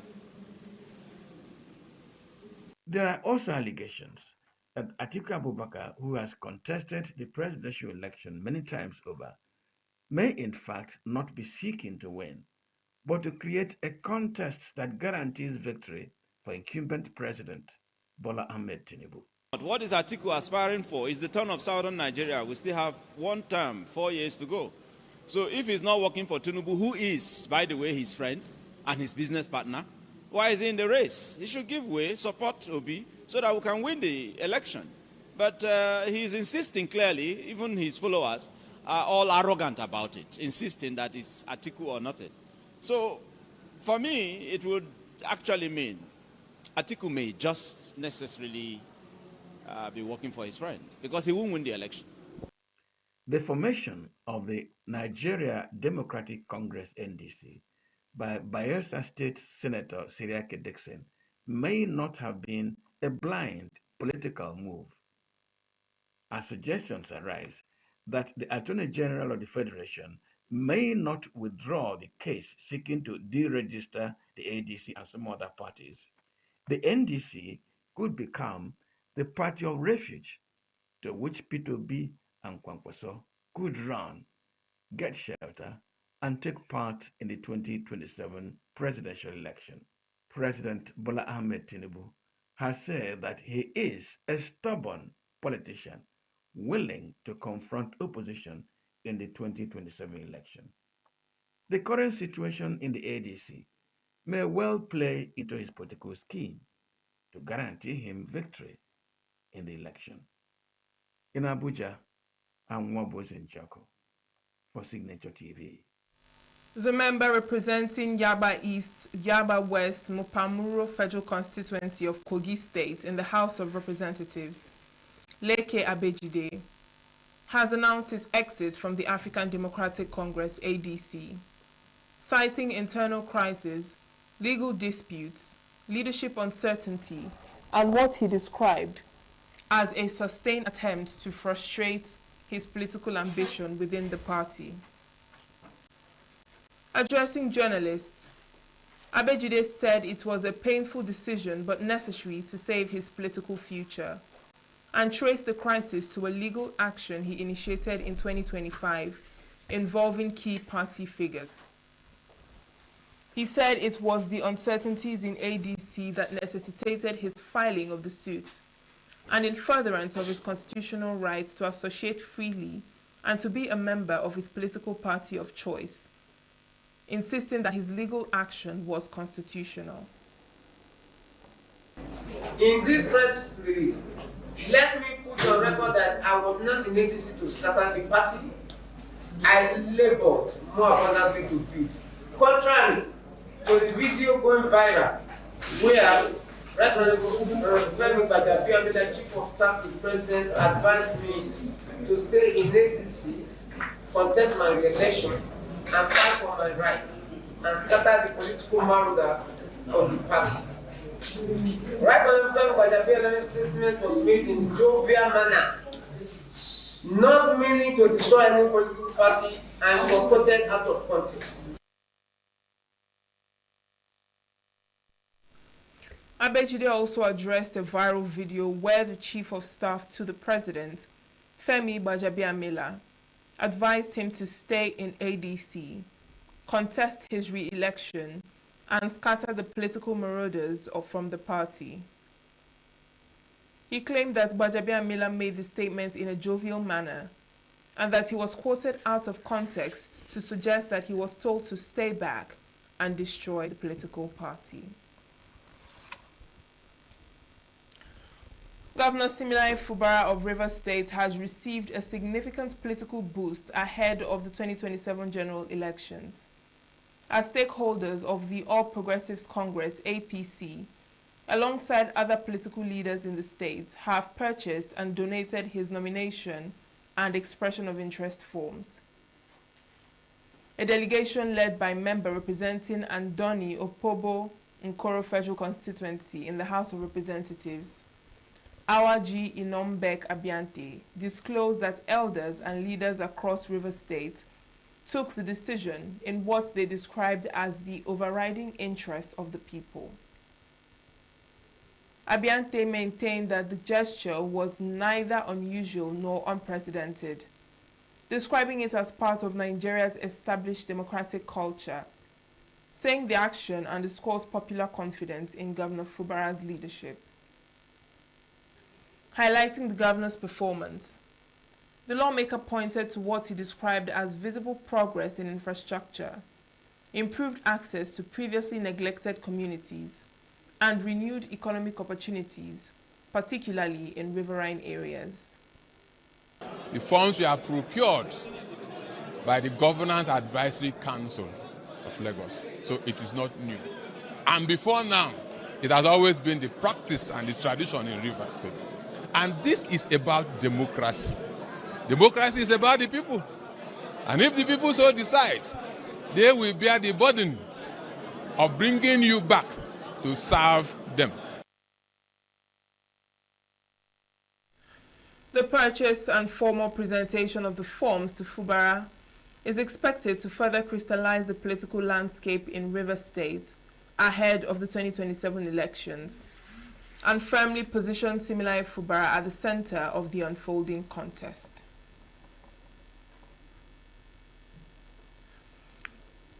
The House of Representatives Committee on Infectious Diseases has canvassed for the streamlining of utilization of grants for the control of HIV/AIDS, tuberculosis, malaria, and others by principal and sub-recipients from the Global Fund to avoid duplication.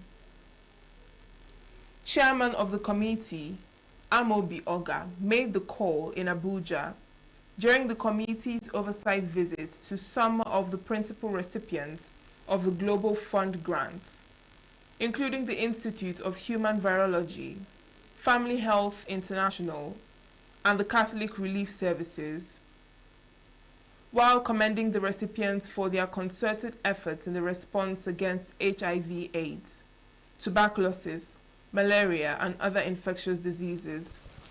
Amobi stated that all mobilized resources must be judiciously expended and accounted for. We are investigating. We also need to use this opportunity to streamline and put things in order. Yes. Because, you know, I keep blaming the ministry. The reason is because the parliament don't know what you're doing. And there is no way we can be spirit to know where to come in, to even know when government is not doing their own part, because that is the essence of National Assembly. At the Institute of Human Virology, its CEO, Dr. Patrick Dakum, who received the committee virtually, in his address said the visit has provided an opportunity for the committee to get to understand the successes that have been going on in the area of HIV, TB, and malaria, as well as where the House can play a critical role. The committee told the organizations to provide it with statements of their bank accounts and other relevant documents about all procurement processes. Nigeria's government has summoned South Africa's top diplomat in Abuja over attacks on foreigners in the country. Spokesman of the Ministry of Foreign Affairs, Kimiebi Ebeifa, who disclosed this in a statement in Abuja, said the South African acting High Commissioner is set to meet with Nigerian officials Monday. Discussions will center around documented instances of mistreatment of Nigerian citizens and attacks on their businesses.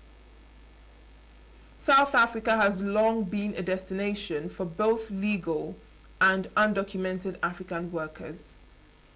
But saddled with an unemployment rate of over 30%, it has seen repeated spurts of xenophobic and anti-migrant protests, including renewed violence in recent weeks. According to official statistics, there are more than 3 million foreigners living in South Africa, or 5.1% of the population.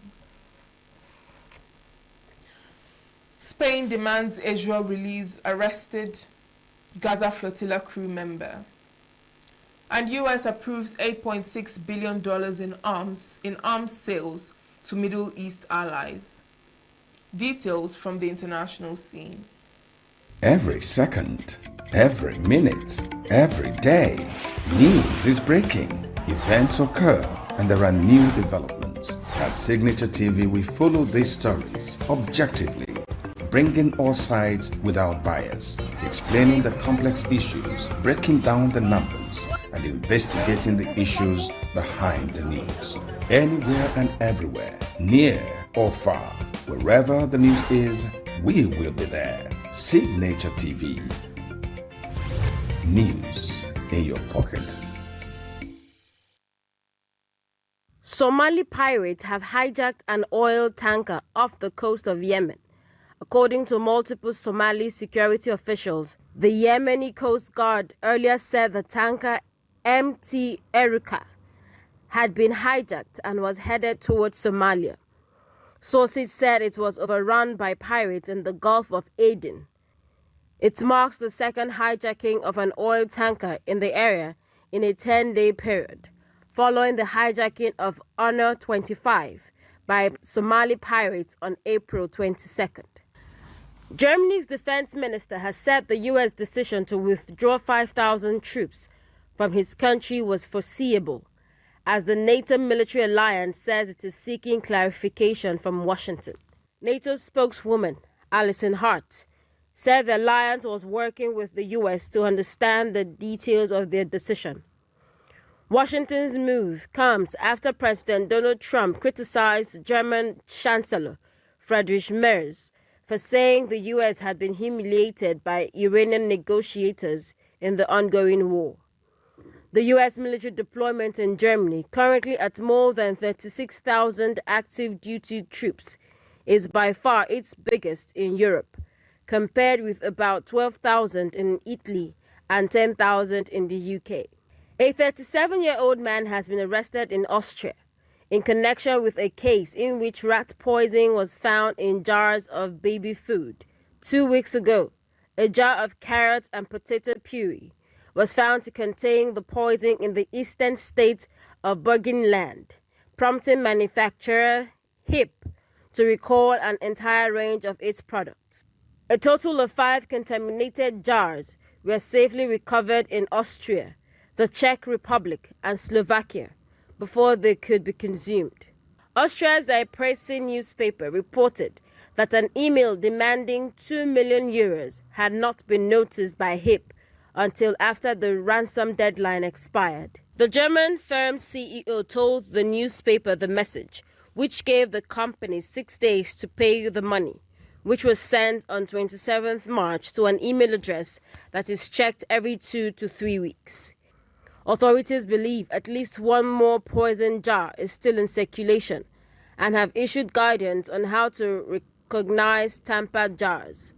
Consumers have been urged to look out for damaged or open lids, a missing safety seal, an unusual or spoiled odor, or a white sticker with a red circle in the bottom of the glass jar. Madrid has demanded the release of a Spanish citizen who was arrested during a raid on a flotilla headed for Gaza and taken to Israel for questioning. Foreign Minister Jose Manuel Alvarez told Catalan radio station RAC 1 that he was concerned about the illegal detention of Saif Abu Keshek and called for him to be released immediately. Abu Keshek, a Spanish-Swedish national of Palestinian origin, was among activists detained as Israeli military forces raided the Global Summon flotilla off the coast of Crete earlier this week. He was one of 2 men alongside Brazilian Thiago Avila, then taken to Israel on Friday for questioning. Israel claims the two have ties to Hamas. The Israeli Ministry of Foreign Affairs said Abu Keshek is a leading member of the Palestinian National Conference abroad, which the United States says operates at the behest of Hamas. The United States has approved $8.6 billion in arms sales to Middle East allies amid the U.S.-Israeli war on Iran. The sales came after U.S. Secretary of State Marco Rubio cited emergency circumstances to fast-track the transfers without prior review by the U.S. Congress. Israel and the Gulf states have forced a barrage of missile and drone attacks from Iran since the start of the war in late February, draining their stockpiles of U.S. weapons and straining their air defense systems. The sales include the transfer of an advanced precision kill weapon system and related equipment to Israel for $992 million, and the purchase of battle command systems by Kuwait for $2.5 billion. And that's it on the international news. Sports news is next with Christopher Lele. Nigeria's under-20 women's team, the Falconets, recorded a 2-0 victory over Malawi on Saturday in the first leg of their FIFA Under-20 Women's World Cup qualifying tie at the Remo Stars Stadium.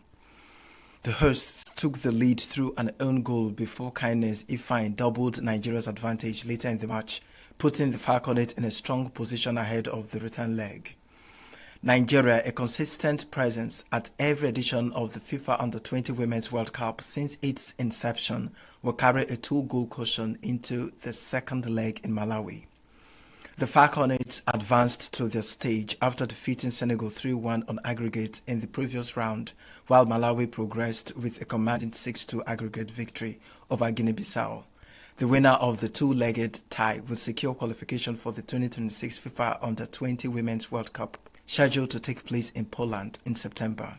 Nigeria's senior national team, the Super Eagles, will discover their opponents for the 2027 Africa Cup of Nations qualifying series on May 19. The Confederation of African Football, CAF, has confirmed that the draw ceremony for the AFCON 2027 qualifiers will be conducted on May 19, 2026, ahead of the qualification campaign.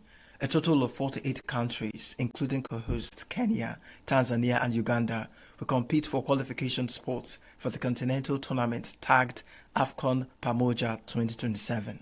In tennis, Marta Kostyuk claimed the Women's Madrid Open title after overpowering Mira Andreeva in an impressive straight sets victory. The 23-year-old Ukrainian secured a career-best victory, her first WTA 1000 title, after sealing a 6-3-7-5 win over Andreeva, and marked the win with a backflip. The two players, whose countries have been at war since Russia's invasion in 2022, did not shake hands at the net after the match. Kostyuk finished her victory speech with "Glory to God and glory to Ukraine." In cricket, Yorkshire staged a spirited fight back on day 2 of the county championship match against Somerset at Towton. Seamer Jack White played a starring role, returning figures of 4-41 from 16 overs as Somerset were bowled out for 274, losing their last 7 wickets for just 73 runs in 28 overs. In form, Tom Abel registered 50 and with Smeared an unbeaten 36, but the morning session belonged to the visitors, who bowled and fielded with intensity to restrict their opponents to a first innings lead of 112. In golf, Cameron Young remains the Cadillac Championship leader after 2 days, having backed up his sensational first-round display with another eye-catching performance to sit on 13 under. Young finally made his first bogey of the week, but it barely put a dent into his lead going into the weekend. He shot an 8 under par 64 on Thursday as the PGA Tour returned to the Blue Monster course at Trump National Doral in Miami for the first time since 2016, and followed that up with a 67 on Friday to remain the frontrunner on 13 under and take a 5-shot lead. That's Sports News on Signature TV. I am Christopher Lele. That's the size of our midday news. I am Uchenna Chimdi Oluoha. Thanks for joining us.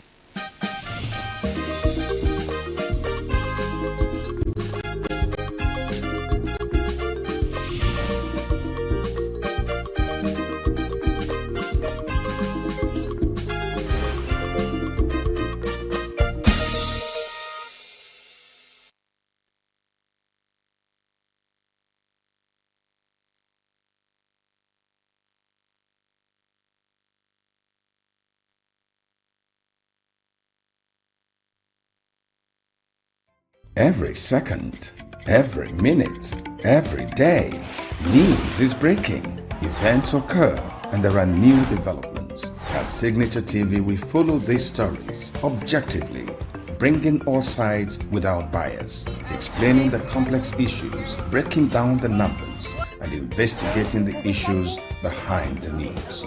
Anywhere and everywhere, near or far, wherever the news is, we will be there. Signature TV. News in your pocket.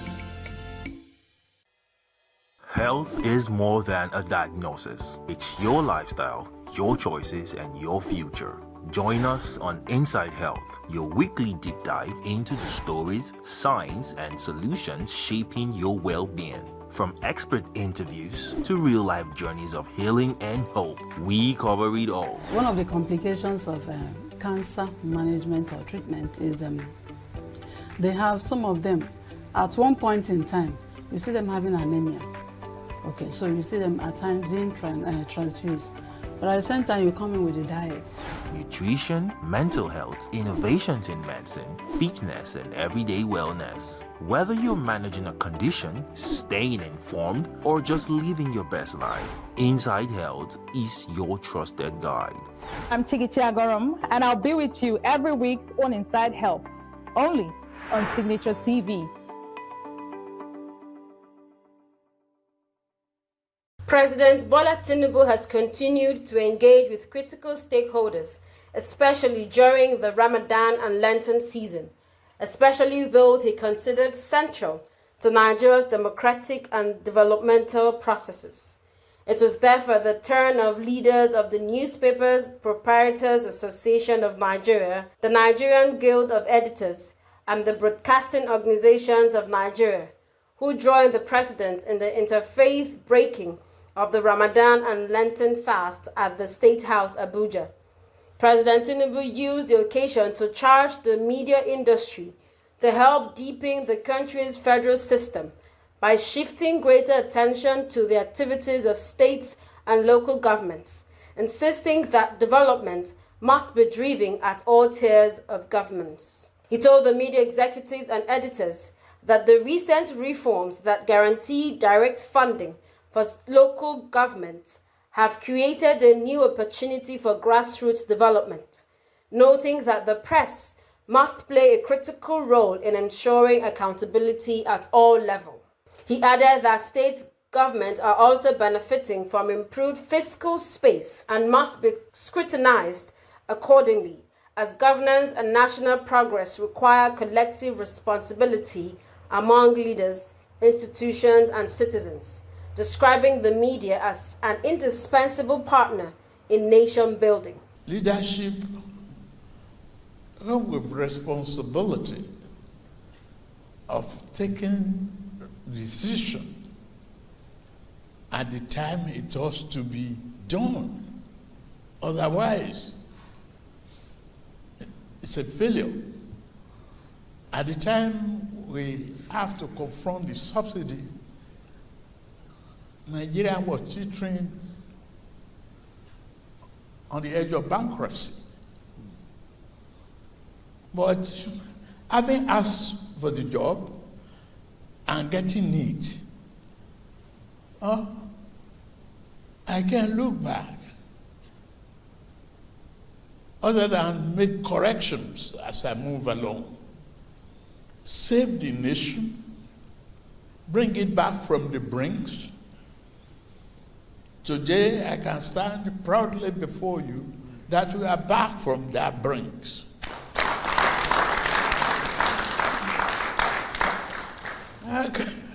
Can you imagine a nation that is owing the airline for reimbursement of their tickets and galloping exchange rates, galloping inflation? Yes, I accept the asset and liability of my predecessor because I asked for the job and it was given to me, right? So I have to do it. But if anybody tells you it's easy, it's a lie. You people are Earlier, the Minister of Information and National Orientation, Mohammed Idris, said the Tinubu administration recognizes the critical role of the media in sustaining democracy and national development. He disclosed that the federal government has already begun engagement with major technology companies such as Meta and Google over their impact on Nigeria's media industry, and assured that the administration remains firmly committed to press freedom. All the time, because it is easier for them to meet me. They will say, go and tell the president about this and that. The president has done, go and talk this one.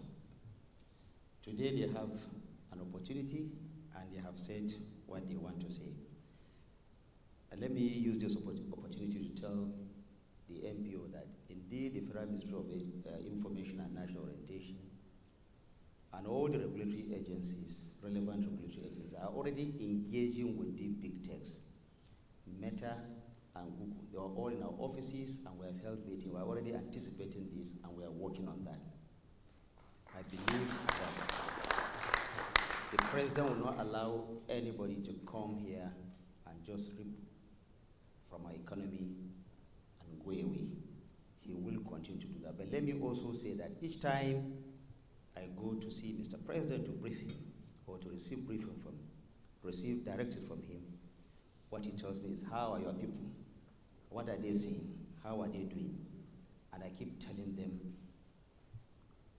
the message that you have for them. Your Excellency, thank you for what you do for the media. Thank you for the kind of support that you have given me to drive this sector. And thank you for the kind of encouragement that you are giving everyone. You see, in 2023, when you took, May 2023, when you took office, Nigeria was on the so-called gray list, meaning that it was difficult for people to do business in this country.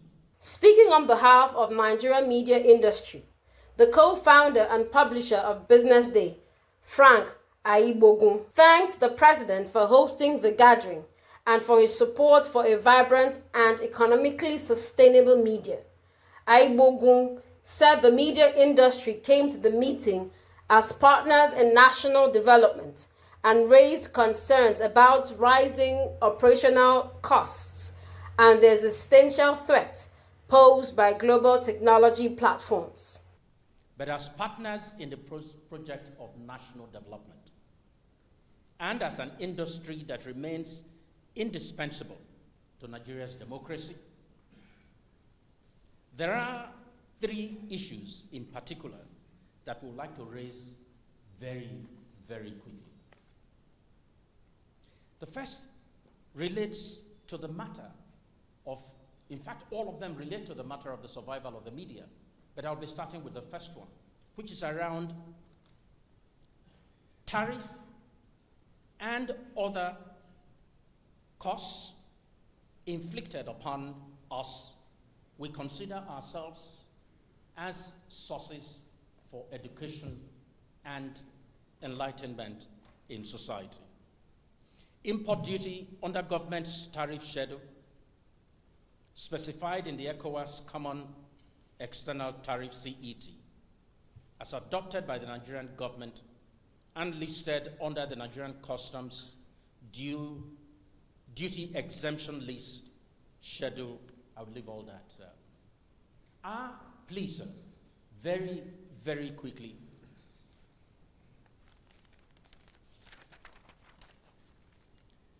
Is simply to passionately and to ask for your gracious intervention in ensuring that these tariffs, whether they relate to import duty. The publisher told the president that the big technology companies and artificial intelligence platforms are increasingly undermining the business models of traditional media organizations. Bright and early as the day breaks, as the newspaper headlines trail the stories that shape the day, we at Signature TV trail the headlines that trail the day. We interrogate the headlines. We analyze the stories that make the headlines. Wayek is overrated. And they even overrated themselves and went into CBT. They are insensitive of some Nigerian children who have never had what they call CBT. With passion and emotion, we drive the conversation to change the narrative. Let nobody be deceived by Nigerian high level of performing in agriculture export. We are still where we are. Newspaper review on Signature TV every morning on Signature Morning, weekdays, and Signature New Day, weekends. Newspaper review on Signature TV. We do not just review the headlines, we make the headlines relevant to our daily lives.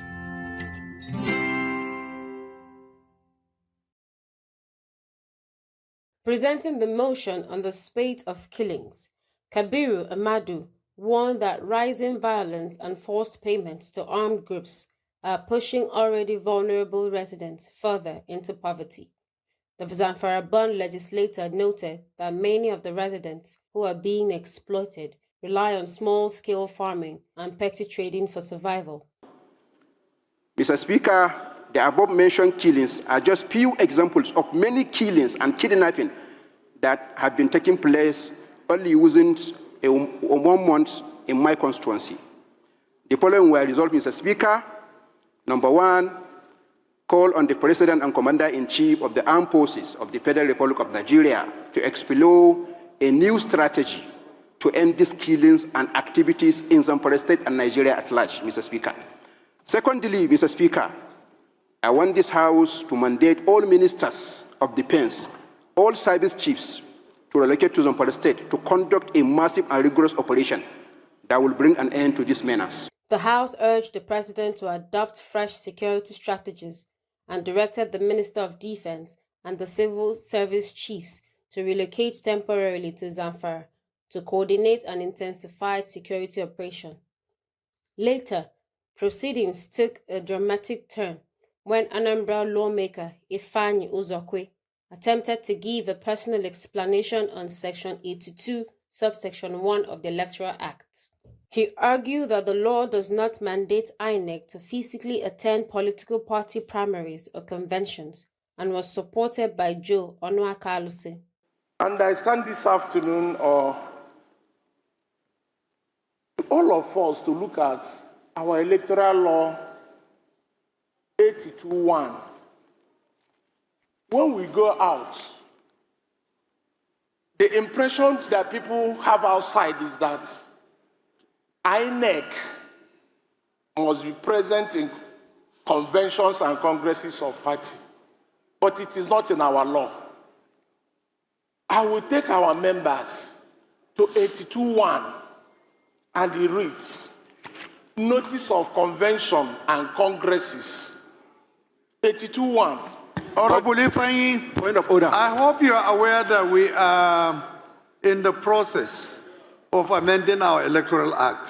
Yes. And that a session is going to be dedicated very soon to look at clause by clause all the relevant provisions and the amendments proposed. So I don't think if in the light of what we have before us, we need to discuss anything about Electoral Act. You should wait until when those issues that you are raising are not addressed in the amendments that... Your Excellency, what happened if you watch the televisions, you will see that these people are throwing in our democracy into spanners that we cannot handle in future. I believe, Honorable Ifeanyi, hold on, please. Wait until when the amendments are brought before us. If it is not captured, then you have every right to actually But Speaker Abbas Tajuddin ruled him out of order, insisting that any amendment issue must be channeled through the Constitution Review Committee. But my appeal to him was that rather than discussing about this issue, we should wait for the Deputy Speaker, who is going to bring before the Parliament a comprehensive amendment on... Please, can we sit down? Let's have order, please. Order. Order, please. Order, please. It's the laws that guide us while we're here. And when issues of law are raised, Mr. Speaker, we are the makers of the law. We are the protectors of the law. And we are the amendments of the law. By virtue of 7th schedule that we are sworn in of the 1999 Constitution, the issue that was raised by Honorable Fanyi is an issue of law. And the House have the right to hear him out. That's my position, Mr. Speaker. Therefore, I'm coming under Section 4. Section 4 is Section 4. I want to read.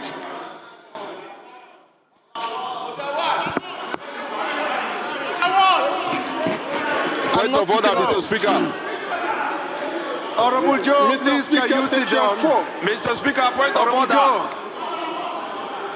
Lawmakers also adopted a motion urging the NNPC Limited to fast-track oil drilling in Obi local government area of Nasarawa State, following a request by Abubakar Dahiru.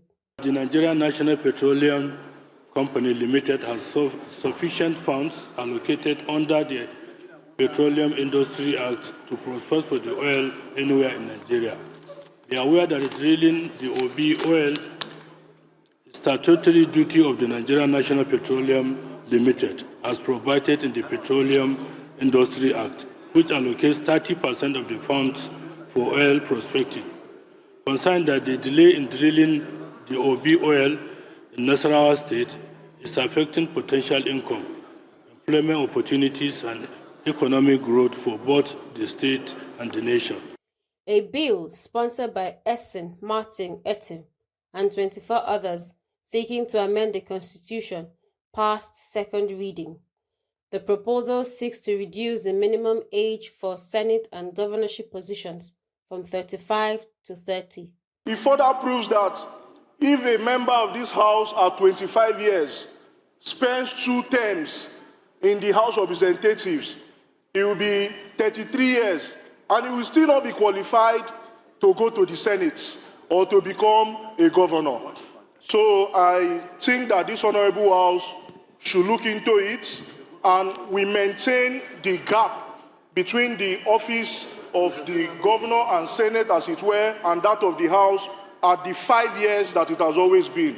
So this bill is seeking to reduce the age from 35 to 30 for the office of the governor and membership of the Senate, as it were, Your Excellency. Late President Muhammad Buhari in May 2018 signed the Not Too Young to Run constitutional amendment into law, reducing the minimum ages for the office of president from 40 to 35 years, and House of Representatives and State Houses of Assembly from 30 to 25 years. The age limit for governorship and Senate seats was, however, left unchanged at 35 years. I am Princess Ken Ochama, Signature TV News.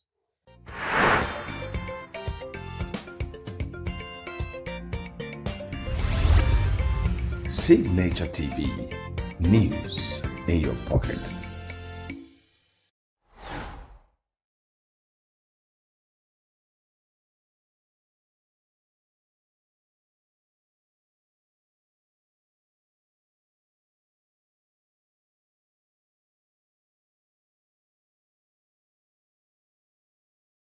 Voter apathy and vote buying have continued to cast a shadow over Nigeria's elections, despite ongoing reforms and advocacy by civil society groups. The continued low voter participation and the monetization of the electoral process, which again manifested in the last Saturday's governorship election in Anambra State, have raised questions about the strength of the nation's democracy and citizens' confidence in the system. At a post-election briefing in Oka, the program officer for the Public and Private Development Center, Abdullahi Adamu, noted that despite the calm environment across the 21 local government area, low turnout and vote buying remain critical threats to credibility and public trust. Adamu urged INEC to act decisively to strengthen transparency and restore faith in the process. From our observation, we can confidently say that the 2025 Anambra off-cycle governorship election was largely peaceful. The conduct of INEC officials and security personnel contributed significantly to the calm atmosphere, and citizens who come out who came out to vote were able to exercise their rights without major disruption. Presenting the group's findings, Executive Director of Catch Them Young Community Initiative, Nonso Orakwe, noted that in the pre-election period, online discourse was largely peaceful, with 78% of conversations promoting calm participation. According to him, misinformation was minimal, campaign messages were inclusive, and no major threats were reported, setting a positive tone for polling day. We call on INEC, civil society organizations, development partners, and community leaders to 1. INEC should strengthen logistical planning and staff deployment to ensure timely arrival of personnel across all polling units. Intensify voter education and civic engagement to rebuild public trust. Strengthen enforcement of laws against vote buying, and electoral malpractices. Orakwe said on election day, INEC officials arrived mostly on time, but beavers glitches barred some new registrants from voting. He noted that security was professional, though vote buying was observed, while turnout was low, blaming it on dwindling trust in the electoral process. INEC officials arrived early in many polling units across the local governments.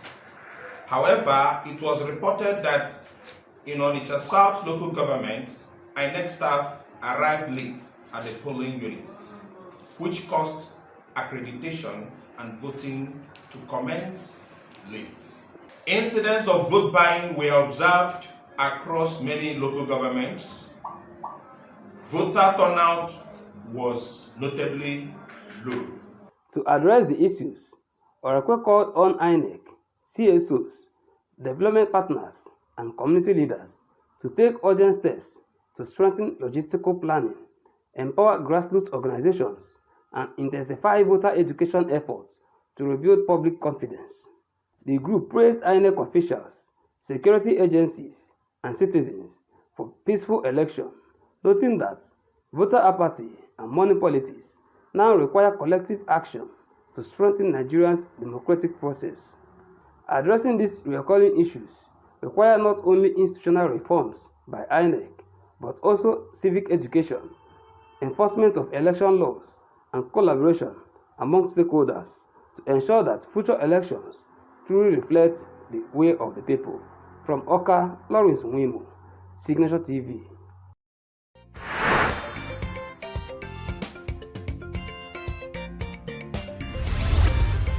Signature TV, news in your pocket.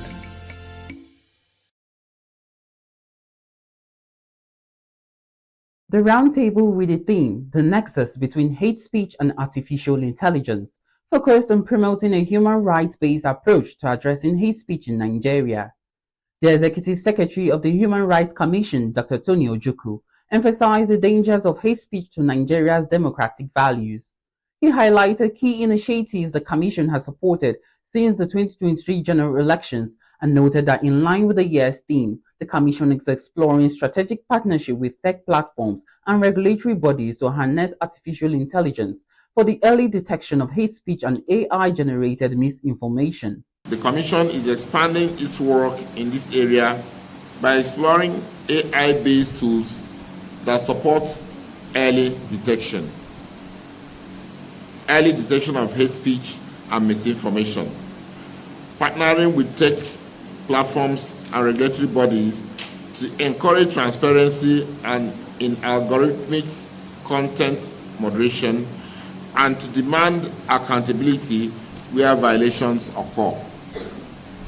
Additionally, developing a national framework for the ethical use of artificial intelligence and digital technologies in line with human rights principles, particularly as it concerns youth engagement, elections, and social media governance. Still speaking at the event, Ajo Kubo, Senior Human Rights Advisor to the Office of the United Nations Resident Coordinator or Humanitarian Coordinator, stressed the importance of public awareness accountability, policy advocacy, and intercommunal and religious engagement as vital tools in curbing hate speech and fostering social cohesion.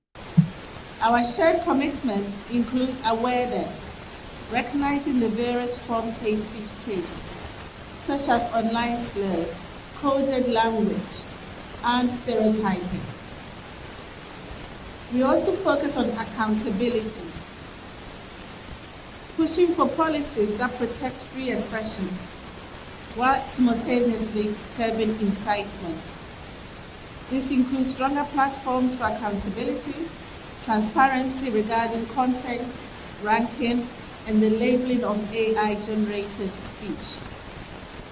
We also call for action, supporting educational programs and campaigns that celebrate diversity through education, advocacy, data, and digital literacy. We help foster stronger coalitions against hate. It is also vital to support community groups, traditional and religious leaders, and community leaders. They are often the first responders in crisis, working to build coalitions against all forms of hate, intolerance, and discrimination. Also addressing participants, Hilary Ogbonna, Senior Human Rights Advisor to the Executive Secretary of the NHRC, he noted ongoing engagement with legal bodies on reforms and collaborations with regulatory agencies to promote rights-respecting approaches to combating hate speech. The National Human Rights Commission would want to continue to work with the media organizations to sustain campaigns in media spaces in countering hate speeches. The National Human Rights Commission would further engage with legislative bodies on appropriate legal reforms, incorporating what the ES has said in his speech, the role of artificial intelligence in either promoting human rights or violating human rights. And we want to walk that very tiny rope, but our major preoccupation as an NHRI is to protect human rights. The Commission will continue to engage with regulatory and law enforcement bodies in right-based approaches to countering hate speech. As we earlier mentioned, there is a thin line between hate speech and freedom of expression. So most of the time we have also noticed that for law enforcement and regulatory bodies, including the National Broadcasting Commission, in the guise of countering hate speech, the right to freedom of expression can also be violated. And it is this thin line that is the reason why Nigeria has a National Human Rights Commission. The National Human Rights Commission reiterated its call for collective action. It urged government, media, civil society, and citizens to unite in building a society where human rights are upheld and hate speech finds no ground. In Abuja, I am Chimize Izedima for Signature TV. Get plugged into the heartbeat of entertainment on The Hub, your ultimate show on eVibes. From trending stories and social media drama to top charting music, must-watch movies and exciting moments from the world of arts, we've got it all. Join us for unmissable conversations with your favorite entertainment personalities, plus fun segments every week. I should try harder, so... Okay, I don't know that one. Outfit of the day. Oh, I don't do that.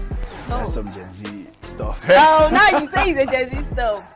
It's everything you love about entertainment, served fresh every week at 1 p.m. with weekend repeats just in case you missed it. The Hub's on eVibes, where the vibes never stop. Only on Signature TV.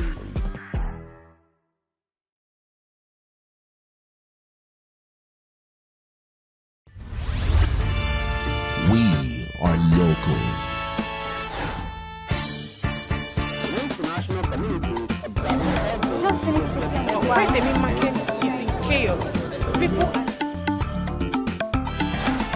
We are national. Those in support of this motion as amended, say aye. Aye. We have taken it through by default. We are international. Israeli airstrikes. Donald Trump left us the worst unemployment.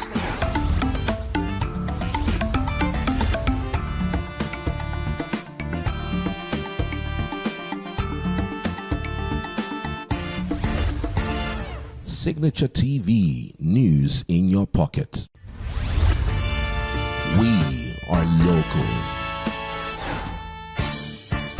The international community is observing Why the meat market is in chaos. People are... We are national. Those in support of this motion as amended, say aye. Aye. We have taken the vote by default. We are international. Israeli airstrikes. Donald Trump left us the worst unemployment.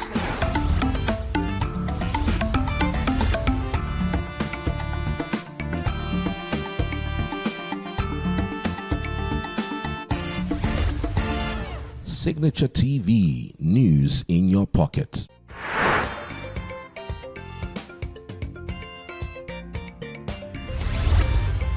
Signature TV, news in your pocket.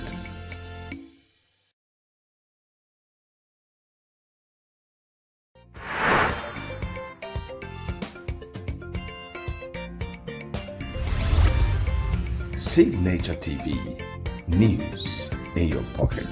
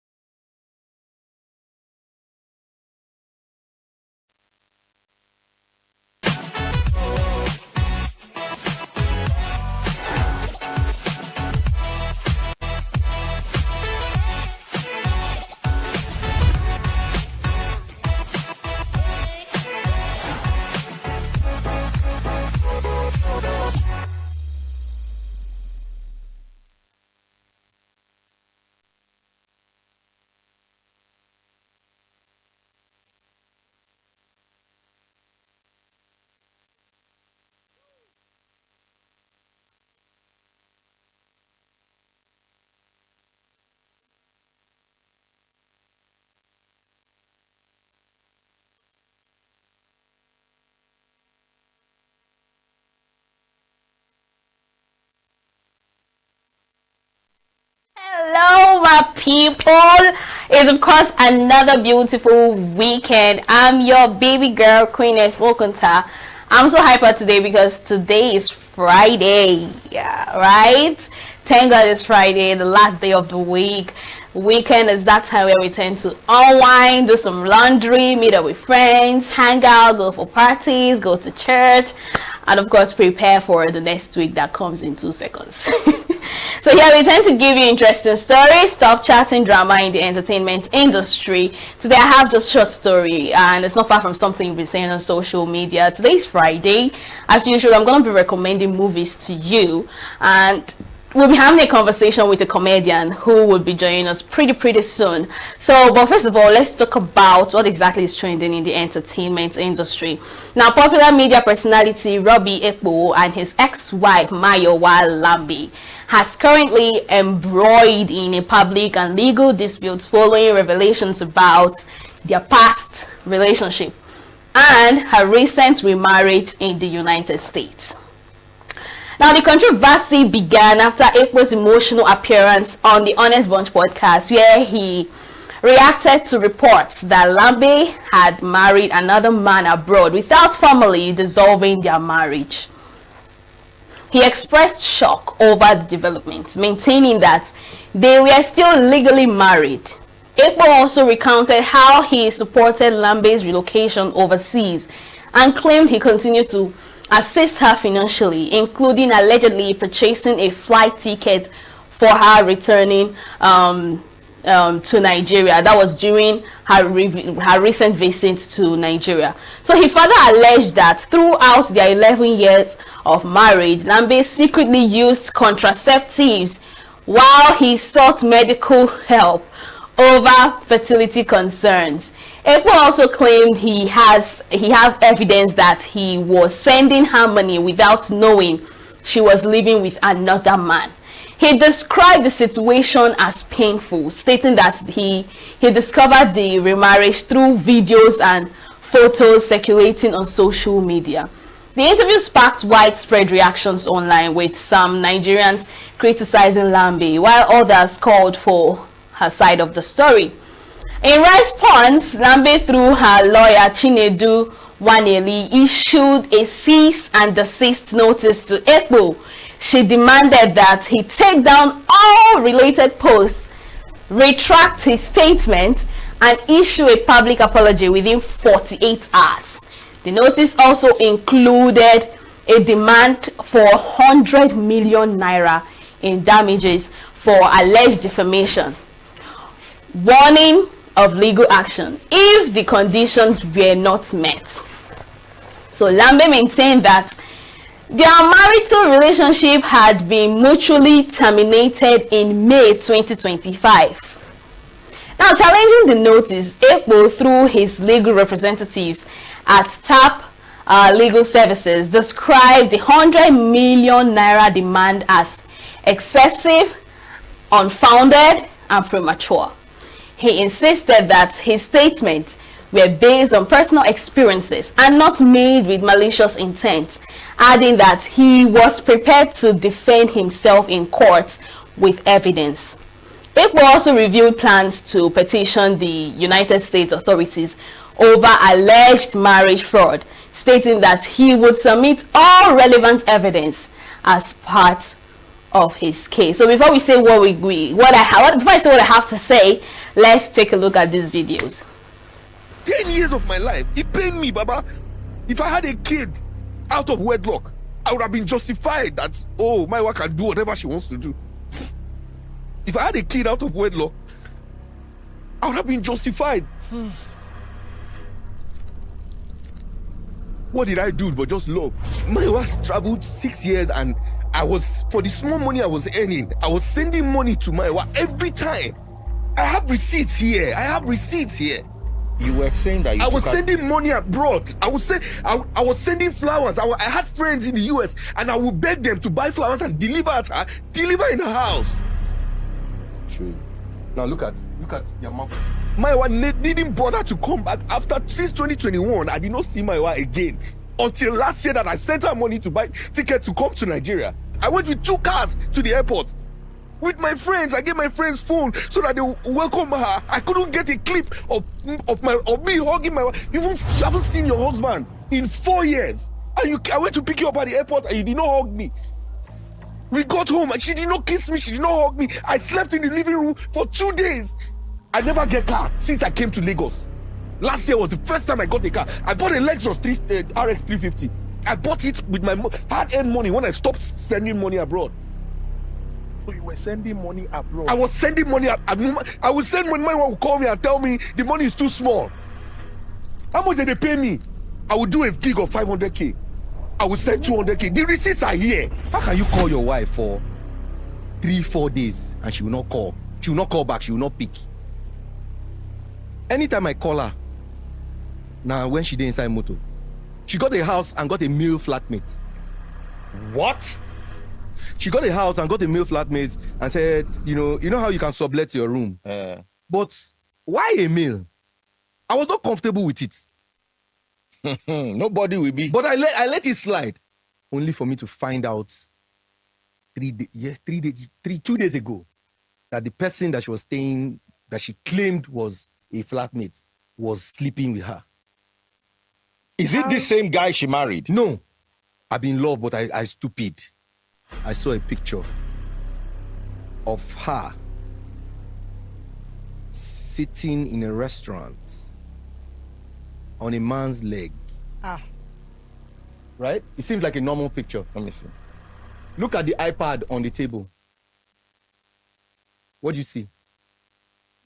Let me see. Zoom in. You can zoom in. Let me help you. Look at the iPad on the table. What do you see? That's her. On a man's leg.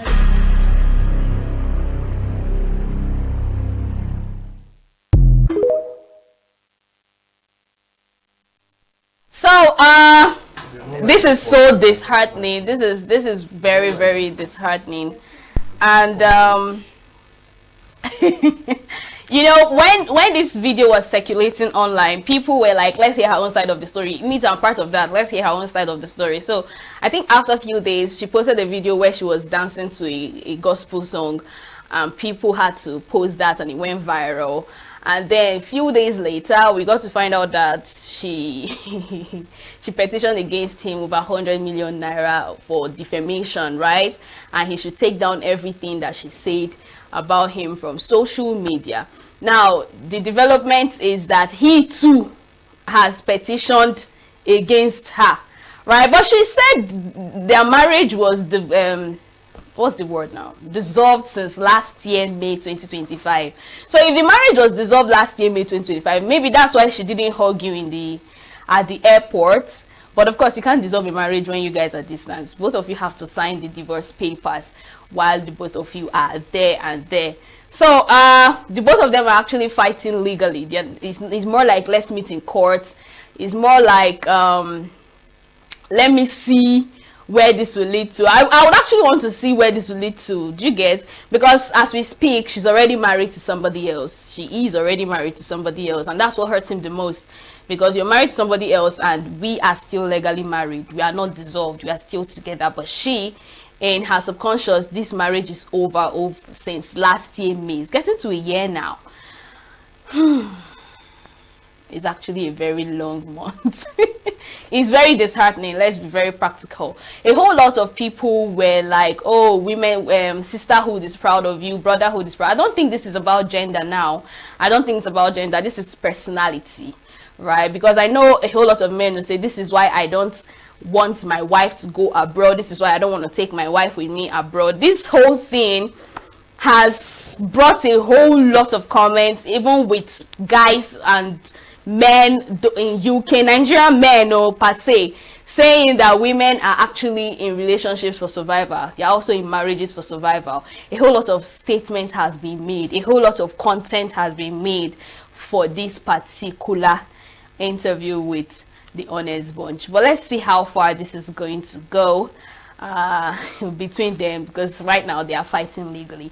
Now, R&B singer David is facing serious criminal charges in the United States over the death of a teenage girl whose decomposed body was discovered in his vehicle. Prosecutors allege that the 21-year-old artist born David Burke murdered 14-year-old Celeste Rivers Henderson and dismembered her body, leaving the remains in bags inside his Tesla. Authorities claim the incident occurred in April last year, and her body was later found at a tow yard in September. During the preliminary hearing in Los Angeles, prosecutors revealed that a search of Burke's phone allegedly uncovered a significant amount of illegal explicit material involving minors.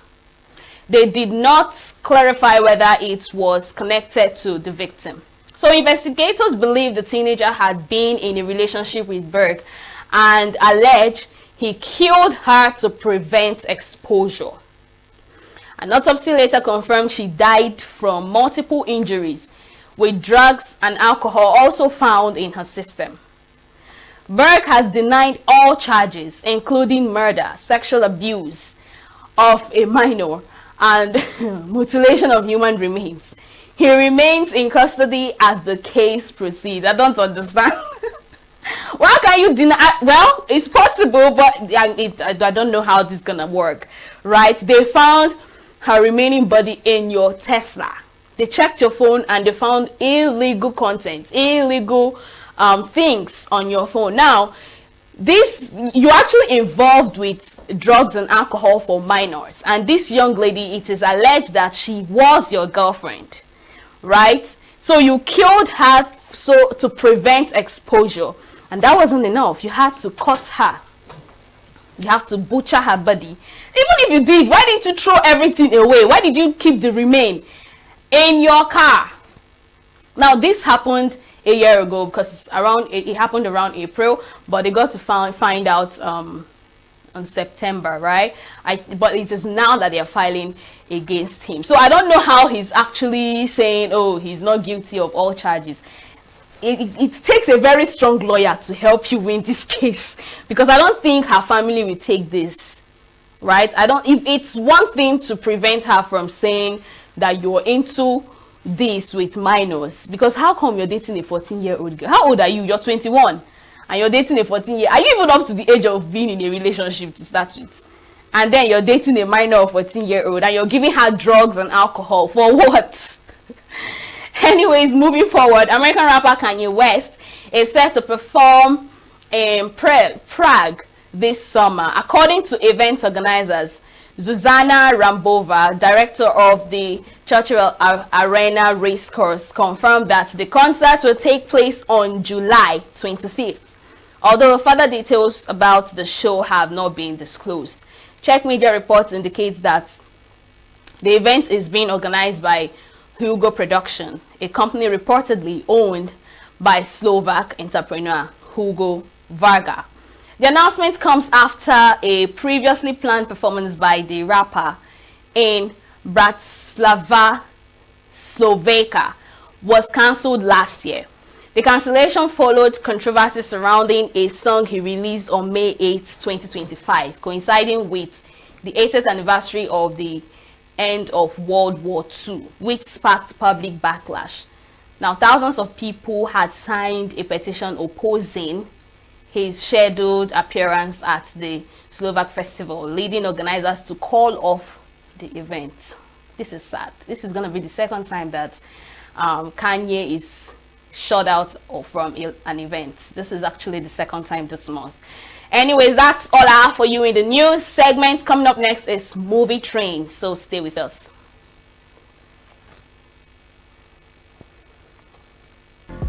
Get plugged into the heartbeat of entertainment on The Hub, your ultimate show on eVibes. From trending stories and social media drama to top charting music, must-watch movies and exciting moments from the world of arts, we've got it all. Join us for unmissable conversations with your favorite entertainment personalities, plus fun segments every week. I should try harder. So, Okay, I don't know that one. outfit of the day. Oh, I don't do that. That's some Gen Z stuff. Oh, now you say it's a Gen Z stuff. It's everything you love about entertainment, served fresh every week at 1 p.m. with weekend repeats just in case you missed it. The Hub's on eVibes, where the vibes never stop. Only on Signature TV.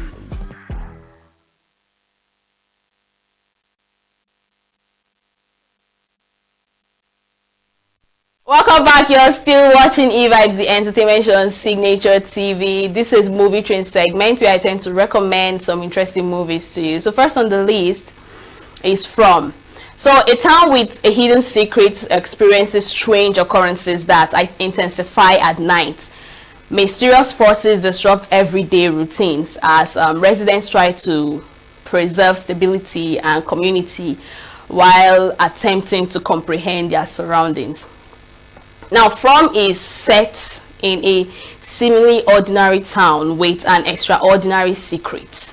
The series follows the residents as they encounter unexplained phenomena that intensify with the onset of night. As everyday life is disrupted by mysterious forces, the inhabitants must navigate unforeseen challenges while trying to understand the hidden nature of their environment. The narrative weaves together multiple personal stories exploring the struggle to maintain order and connection amid an ever-present sense of uncertainty. Now, newsflash, I've not seen this movie, but I actually find it interesting. This is season 4. If you've not watched season 1, 2, 3, I think you need to start afresh, because if you fast forward to season 4, you won't be able to understand it. I like this movie. It's very mysterious. It's not scary, it's not action, it's not romance, but it's quite mysterious. All right, moving forward is The Boys season 5. Now, in The Boys season 5, Homelander consolidates power as president, forcing the team into hiding while Annie January sparks a residence. Billy Butcher, working with Dr. Samir Shah, hunts for a super killing virus to eradicate votes, while Soldier Boy returns, facing a brutal showdown against Homelander and new threats at Fort Harmony. This one is very, very serious. It was giving Marvel vibe and energy, right? I've not seen this one also. Unfortunately, most of the movies I'm recommending today, I've not seen anyone. So up next is Michael. Now, the film Michael follows the extraordinary life and rise of global music icon Michael Jackson from his early days as a child star to the Jackson 5 to his transformation into one of the most influential entertainers in history. It traces his journey through fame beginning in Gray, Indiana, highlighting his breakthrough success, iconic performances, and the creative force behind legendary albums like Off the Wall, Thriller, and Bad. So, the story also explores his struggles with fame, family, pressure, and the challenges that came with global superstardom. Starring his lifestyle nephew, Jaffa Jackson, the film focuses heavily on Michael's artistry, performances, and impact on global pop culture, celebrating his legacy as the king of pop, while offering a dramatic look at the man behind the music. So, newsflash, this movie is streaming in the cinema, not in Nigeria, but in the diaspora. So, let's keep our fingers crossed. It's supposed to come down here like this weekend, but let's keep our fingers crossed. I'm sure people are really, really anticipating this, especially Netflix lovers like me and you. So we have lots of movies to see this weekend, and that's all I have for you in the movie train this hour. We're going a short break, very short break, and coming up next is the conversation segment, so stay with us. Get plugged into the heartbeat of entertainment on The Hub, your ultimate show on eVibes. From trending stories and social media drama to top charting music, must-watch movies and exciting moments from the world of arts, we've got it all. Join us for unmissable conversations with your favorite entertainment personalities, plus fun segments every week. I should try harder, so... Okay, I don't know that one. Outfit of the day. Oh, I don't do that.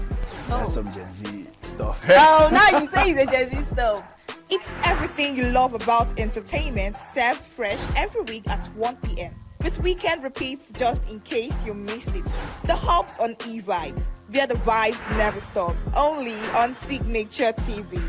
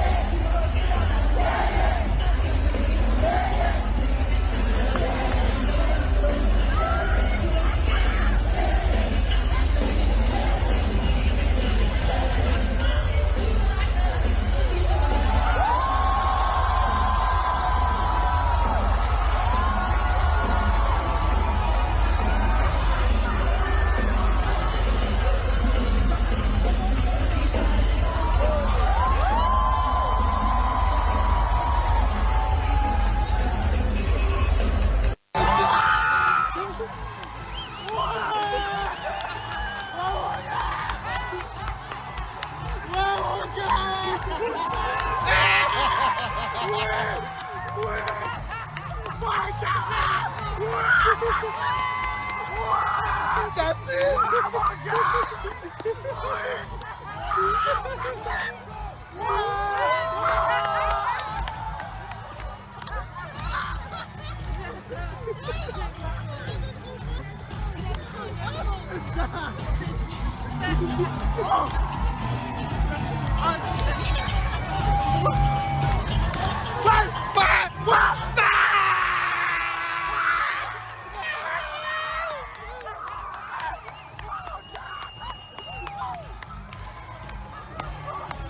Oh my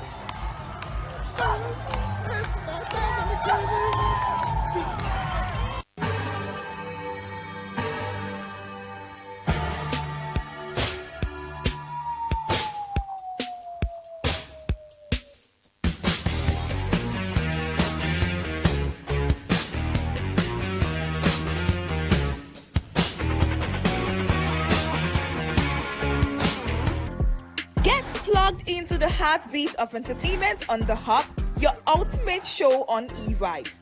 From trending stories and social media drama to top charting music, must-watch movies and exciting moments from the world of arts, we've got it all. Join us for unmissable conversations with your favorite entertainment personalities, plus fun segments every week. I should try harder. So, Okay, I don't know that one. outfit of the day. Oh, I don't do that. No. That's some Gen Z stuff. Oh, now you say it's a Gen Z stuff. It's everything you love about entertainment, served fresh every week at 1 p.m. with weekend repeats just in case you missed it. The Hubs on e-vibes, where the vibes never stop. Only on Signature TV.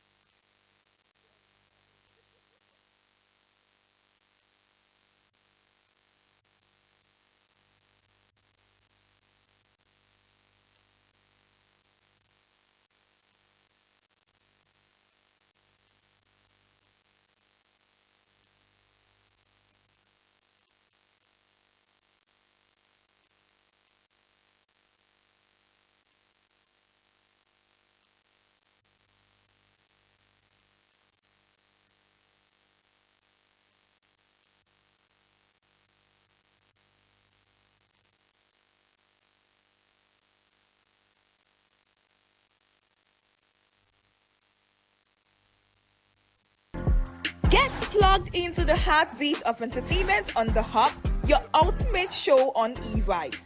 From trending stories and social media drama to top charting music, must-watch movies and exciting moments from the world of arts, we've got it all. Join us for unmissable conversations with your favorite entertainment personalities, plus fun segments every week. I should try harder. So, Okay, I don't know that one. outfit of the day. Oh, I don't do that. That's some Gen Z stuff. Oh, now you say it's a Gen Z stuff. It's everything you love about entertainment, served fresh every week at 1 p.m. with weekend repeats just in case you missed it. The Hubs on E-Vibes, where the vibes never stop, only on Signature TV.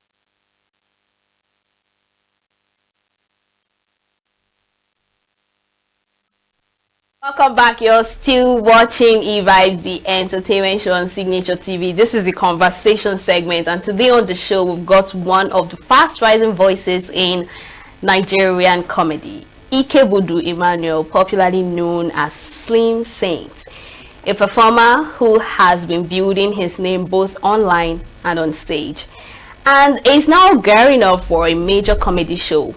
He's here to talk about the craft, the grind, and why live comedy still delivers a different kind of energy in today's digital world.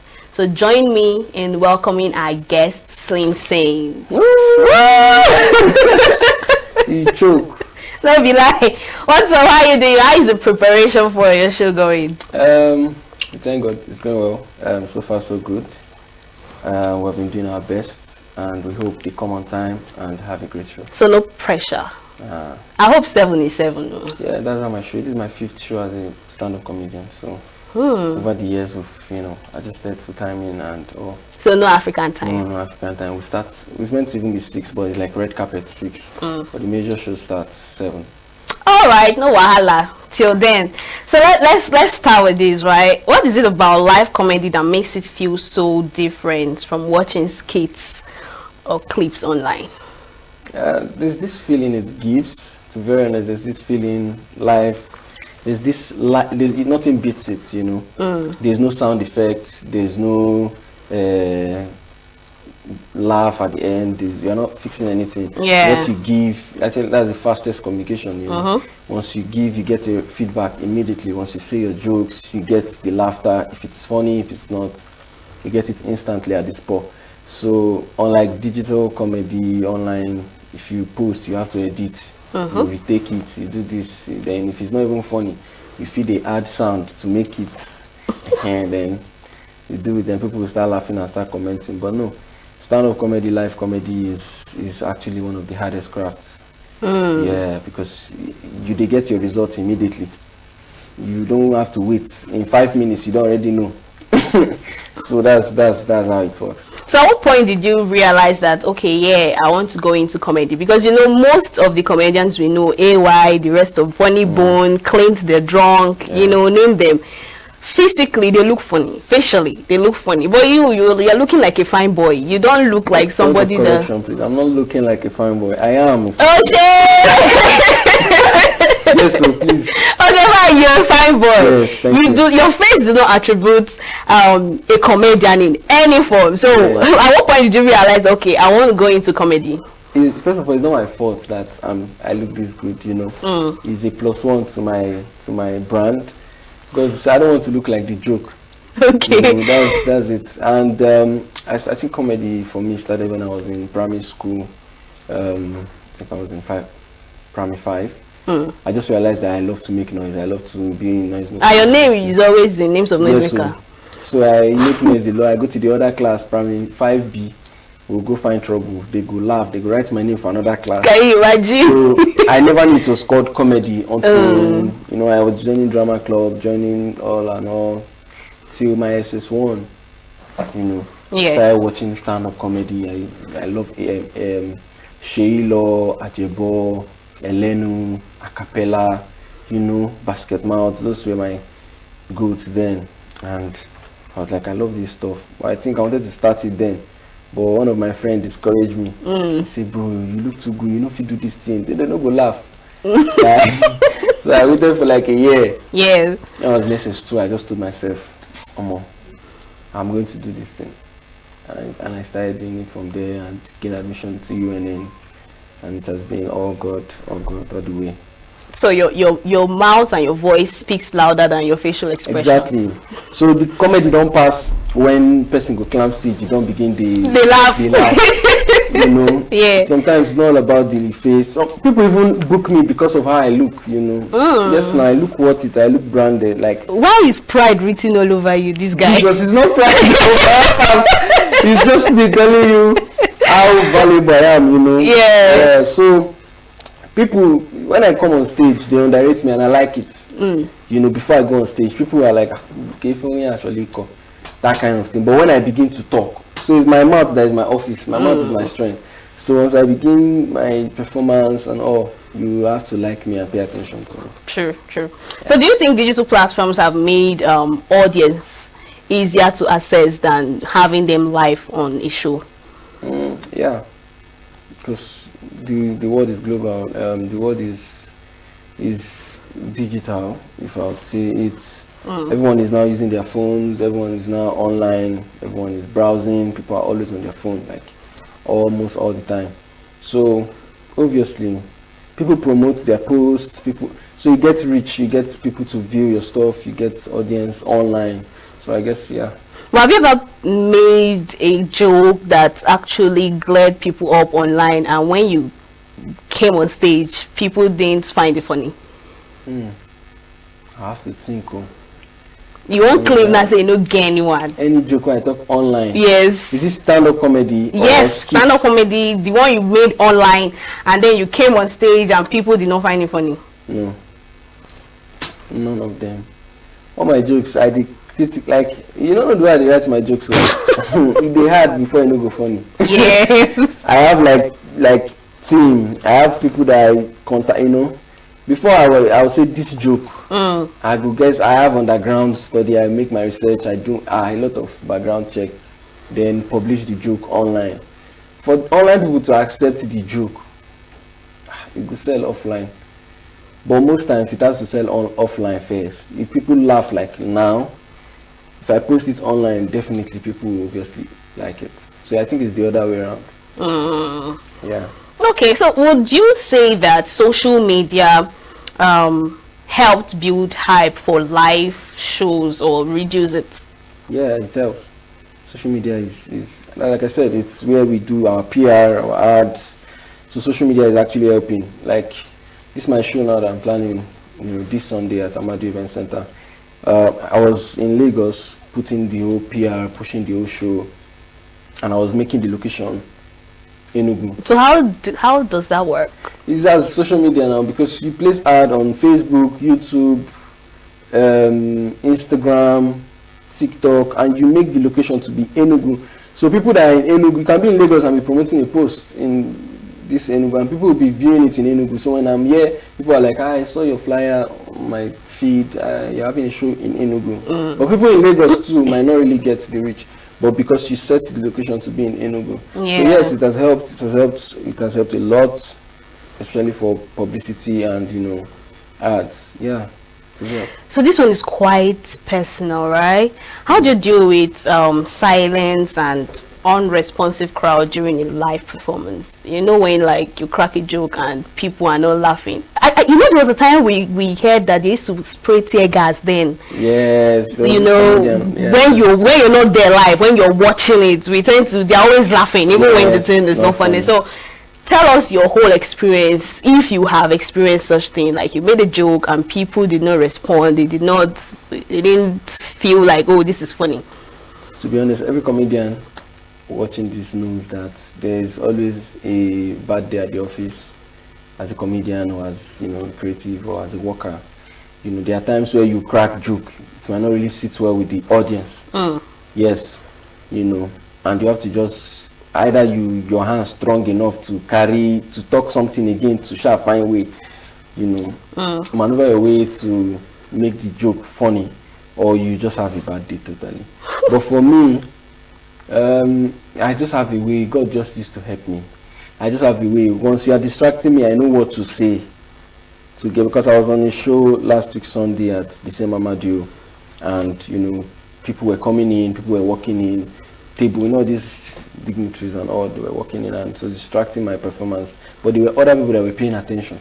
So I just said something that caught their own attention, and people that were listening to me got the message that this guy, they tried make these people understand, say, at this stage, that kind of thing. So I was saying a lot of things, and people were laughing, and those people now settled and started paying attention to me. So the baseline, the point there is, you just need to know how it works. Like your hand, you guys be confident on stage, you have to be quick on your feet, because some people might just get thrown off once they see people walking, they distract their performance. But once you are confident, once you are good, you know what you want to do and what you want to say. So would you say that reading the room is maybe one of the attributes to give you inspiration on the next joke to crack? Definitely. Definitely. That's like a cheat code that I do tell people. You don't just come and perform. You come before the show, observe, see what they are laughing to, okay, understand the environment, okay, this is what this person said that make them laugh. And do I have a joke relating to this? You know, it makes your work easy. You know, you cannot go to a church setting and start saying vulgar joke, you know. So all those things, then a lot of underground study that works. You know, you don't just come and just want to go and perform. So you get to a level when you're big, like very big, you just go and they know that this person is always funny, so you just go. But you know, when you're still up and coming, you have to understand the whole thing behind it. You know, I used to have a problem with some comedians that come off stage and they're literally yapping somebody, right? Yapping people, both dignitaries and non-dignitaries, right? No, I want to understand, you know, that whole reading the room kind of thingy. How on earth do you tend to just pick, because you might be yapping somebody that is going through a lot and the ones you slap on stage, right? So I want to know how you people, because I know there's no script for this. It's not like you're coming up to do a red carpet show or something. This is a talent that flows within. I want to know how you people tend to read the mind of somebody that, okay, I can yap this person and nothing will happen. It just takes grace of God. So there's no fear within you that somebody, and I was asked, do they come to you people at the end of the day, like maybe after your performance, and they're like, I don't like that thing you said about me? That's why, yeah, sometimes some of them used to come. Sometimes you be smart enough to go and meet them first. Ababana joke, that kind of thing. You know, like this my show now is start funny and reckless. Yeah. So we are gonna be saying funny jokes and we're gonna be talking recklessly too. Do you understand? So like my last show in Lagos was my jokes in your head. Okay. So I actually put my jokes in their head and people were laughing, you know. And after the show, they still had my jokes in their head. But this one is just funny and reckless. I did the first one, and this is the second one in ENUGU. So it's me, like you said, yeah. You talk about things that people might not really find good. You get to pick on them. It just depends on your mindset. It depends on how your charisma is on stage. Yes, so because there are some times where I'll just pick on somebody and the person will some audience that's why it depends. Some audience they are fun. They like when you some when they will throw shit, they will even tackle you before you even tackle them. When you're on stage, they might say, Koya Abusef, walk. Yeah. So it destabilizes you mentally, you know. So if you're good, if your hand is strong in this thing, you go guys talk back. Then make the person the joke because you are in power, you have the mic, you know. So sometimes it's like that, and sometimes you just have to do crowd work. They call it crowd work. You have to do crowd work, do some spontaneous things that will make people laugh too. Okay, now, do you think live comedy is still the ultimate test for a comedian? Yes, no. So you have to host a show, or you must be invited for a live comedy show, so that people will know that you are funny. Yeah. Yes, no. But I mean, we're in the digital world, like you are great. The thing is, it's easy. It's understand. Everybody knows this thing. If you are online making a joke, yes, It doesn't deter. It's not 100% that it's going to be funny off stage. Okay. Yes, it's one thing people need to understand. But when you are funny offline, like on stage, legit live audience, like you put up a show and people are laughing, you are funny. It's obvious that you are funny, you know, and people will be laughing. Yeah, that's my. I know you're going to blush. That's my performance right there. Yeah. So do you I don't know, is there any most unforgettable moments of you on stage, like maybe the way an audience reacted to your comedy? Is it a good way or a bad way? But good and bad. Yes, good way. So tell us the story. How did you react to that? How did that make you feel? A whole lot of times. That happened a whole lot of times. A whole lot of times. There are times, a whole lot of good performances that I have. When I even went for a competition, the Nigeria Spirit Talent Hunt, yes, as at 2021, and I won the competition as the second runner-up. You know, when I won the competition, the feeling during the performance, like I performed to like 1,000 people, and you know, the feeling I got, the response, because I have a slang then, he choke, I mean, you know, choke, they say he choke, they say so like, it was, the feeling was different, you know, and when I won the competition, it was mind-blowing. Performances, when I performed at a hotel in Lagos, I think the Stalkers show, and at the bus show too, the feeling, the audience reaction, then Kenny Black show too in the hotel, when I performed last year, it was amazing because people were like laughing. And then comedy clubs in Lagos, you know, they laugh. People, the laughter, the feeling it gives, it makes you know that okay, yes, this I'm working, I'm putting in work, and the result is good. Yeah. But for the bad parts, I'm trying to think of maybe if I've said something that did not really sit well. I'm not sure. All right. Now, when you step on stage, when you walk on stage, what changes your mind mentally, especially when you see the crowd? It's showtime. You don't fret, you don't feel some kind of maybe an anxious. And I also want to know, right? Do you people have like strategic steps to your jokes? Yeah, jokes. Like, okay, when I go on stage, I'm going to see this joke first. And why you won't make I expose like my work? But like first question you asked was yes, the fear stuff, yeah. When I started comedy, to be very honest, I used to be very scared. I used to have stage fright, 100%. I'm not even going to deny that. I used to be very scared. I used to, I would wonder what's now on talk now. We gonna make these people laugh, and then it was students now. So I was just trying to get to understand the whole algorithm of how stand-up comedy works. But when I left school, and I think my 300 level, 400 level, I started, you know, posting my own shows, appearing on people's shows, performing and making myself, you know, big. Then when I went to Lagos, it was like the best thing I did for myself. I started, you know, going to bigger shows, understanding the whole thing, and my hand was, you know, I was rehearsing, writing new sets and all. So when I'm going on stage now, I don't have any fear in me.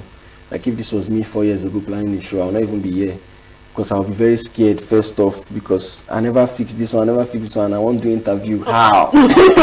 But then like we're on media tour and I'm relaxed. God is in control. Yeah. But then for the jokes scripted, if you're doing a show, like this my show now, definitely I have jokes that I've written for ENUGU. Like I said, I just did my show in Lagos, November 23rd. So I wrote a different set, like I performed for 1 hour. It's on YouTube, Slim Effect TV, streaming globally too, and it's a nice set. So I did like 1 hour, 20 minutes set, but doing editing, we have to cut some things parts. off. So it was 1 hour, different sets from this ENUGU. Now this ENUGU one is funny and reckless. So there's a different joke, so I have what I want to tackle, what I want to talk about, and how I'm going to do it, and how I'm going to sign out. So that's how it works. But if you're going for a comedy show, you are a comedian, you just I just know that this is a Muslim. You guys talk about this very dark man. You guys talk about very dark man should not come for you. No, like he's somebody that if you talk about, people you won't laugh. And I have jokes about him. Yeah, funny jokes, but not insultive. No, very dark man. Then the trending topics. You should have things to talk about them. So then you should have your own jokes too and your sign out jokes. So. But I don't advise comedians to have it crammed. Like I must say this first joke once I climb. I must say it after this one. No, it doesn't work like that sometimes. So you might say the first one. So you might say the first one, and maybe someone might distract you. You lose your line of thought, and you can't remember the second one. And get a messed up performance. So it's not always good to cram la Paul in comedy. You just freestyle, do your thing.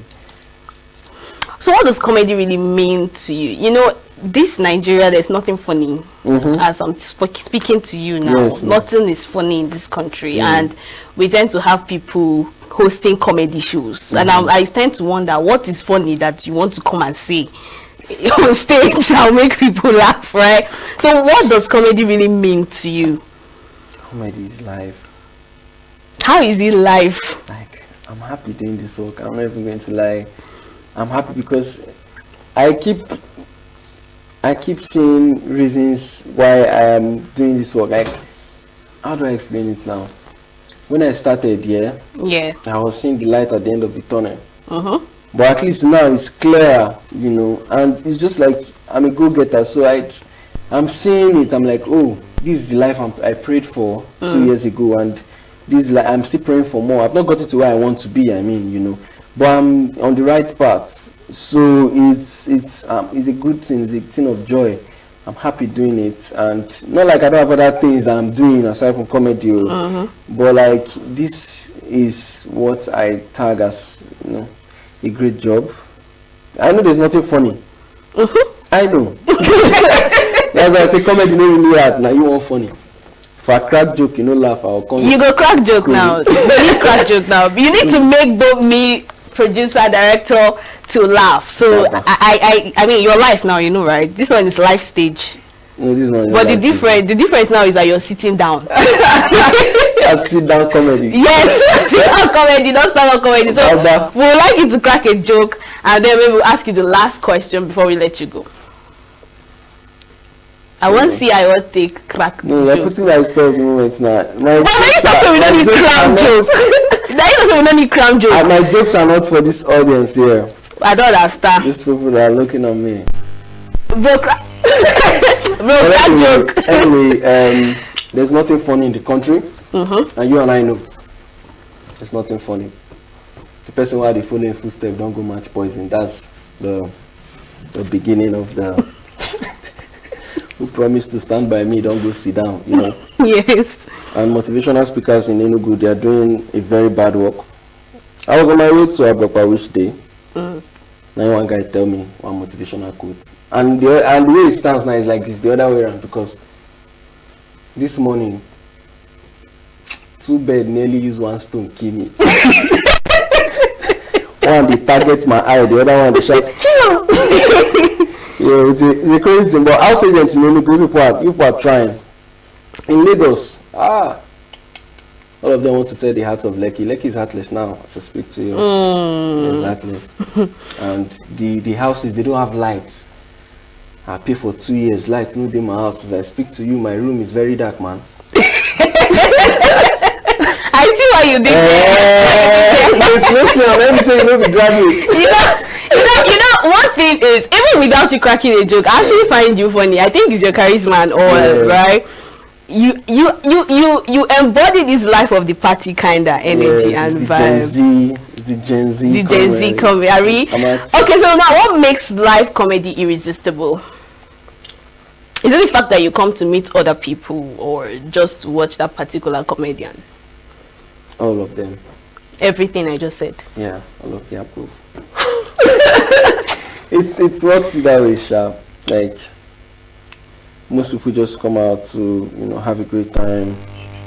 Not like you have anything special.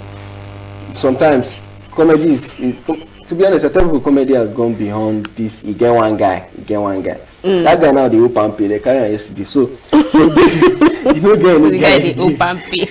So yeah, please tell them about my show, or should I do it? You actually talked about your show like several times. I did that in the intro. I forgot to. Yeah. I will be talking about your show that is always in Amadio and all that. This Sunday. This Sunday. Anyways, the director said I should ask you one question, but I'm not going to ask you. Why? He said I should ask you if it was an option for you to go into comedy, or did you feel jump? That's a very good question. Thank you very much, Mr. Director. The work we are doing behind camera, is it the work you studied in school? Because according to that voice, you'll be like IMT. What do you mean? I don't know. First choice university. Director with first class and you're doing directing. No problem. Well, you had a great time, right? I studied mass communication. Okay. Oh, really? Yeah, UNN, University of Nigeria and Soka. So this is the life I chose. Yeah. Interesting. We had a great time with you, Slim Saints. We had a great time with you. I love your charisma, and I would like to see you perform on Sunday. I really want to see more of this whole vibe and pride that is moving. Sorry. Oral. You know yourself. Oral. You just know yourself. You call it oral. Say oral. Oral. Good. Please, you guys should come early.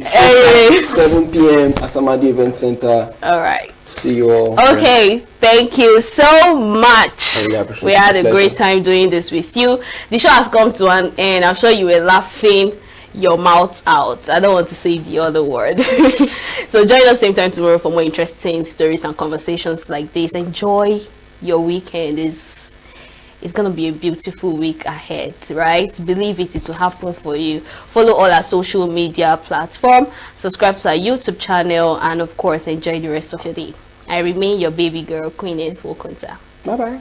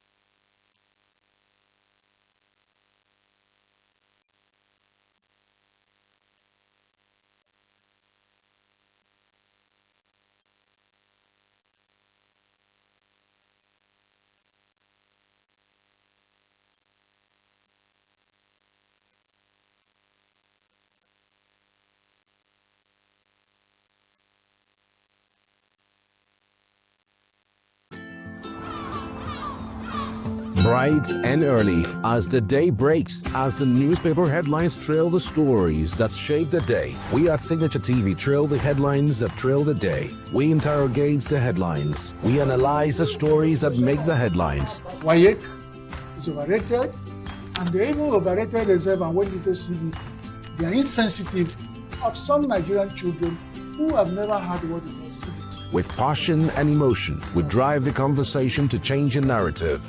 Let nobody be deceived by Nigerian high level of performing in agriculture export.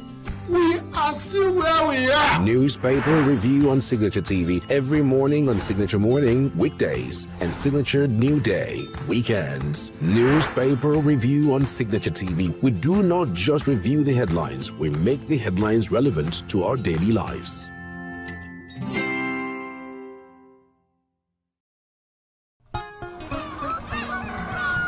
New every morning on Signature TV. We open the day for you with needed energy, information, and required vibes to shape your day. From sizzling snippets of stories in various areas of life to intriguing conversations with net worth guests. When you have people who have no track record becoming your leaders, you have a problem. There's no outstanding gratuity when Obi took over from me. I left, in all the accounts of Anambra State, 13.8 billion for him. Your day cannot be complete without Signature Morning on weekdays and Signature New Day on weekends. There is no better way to start your day except Signature Morning and Signature New Day every day on Signature TV.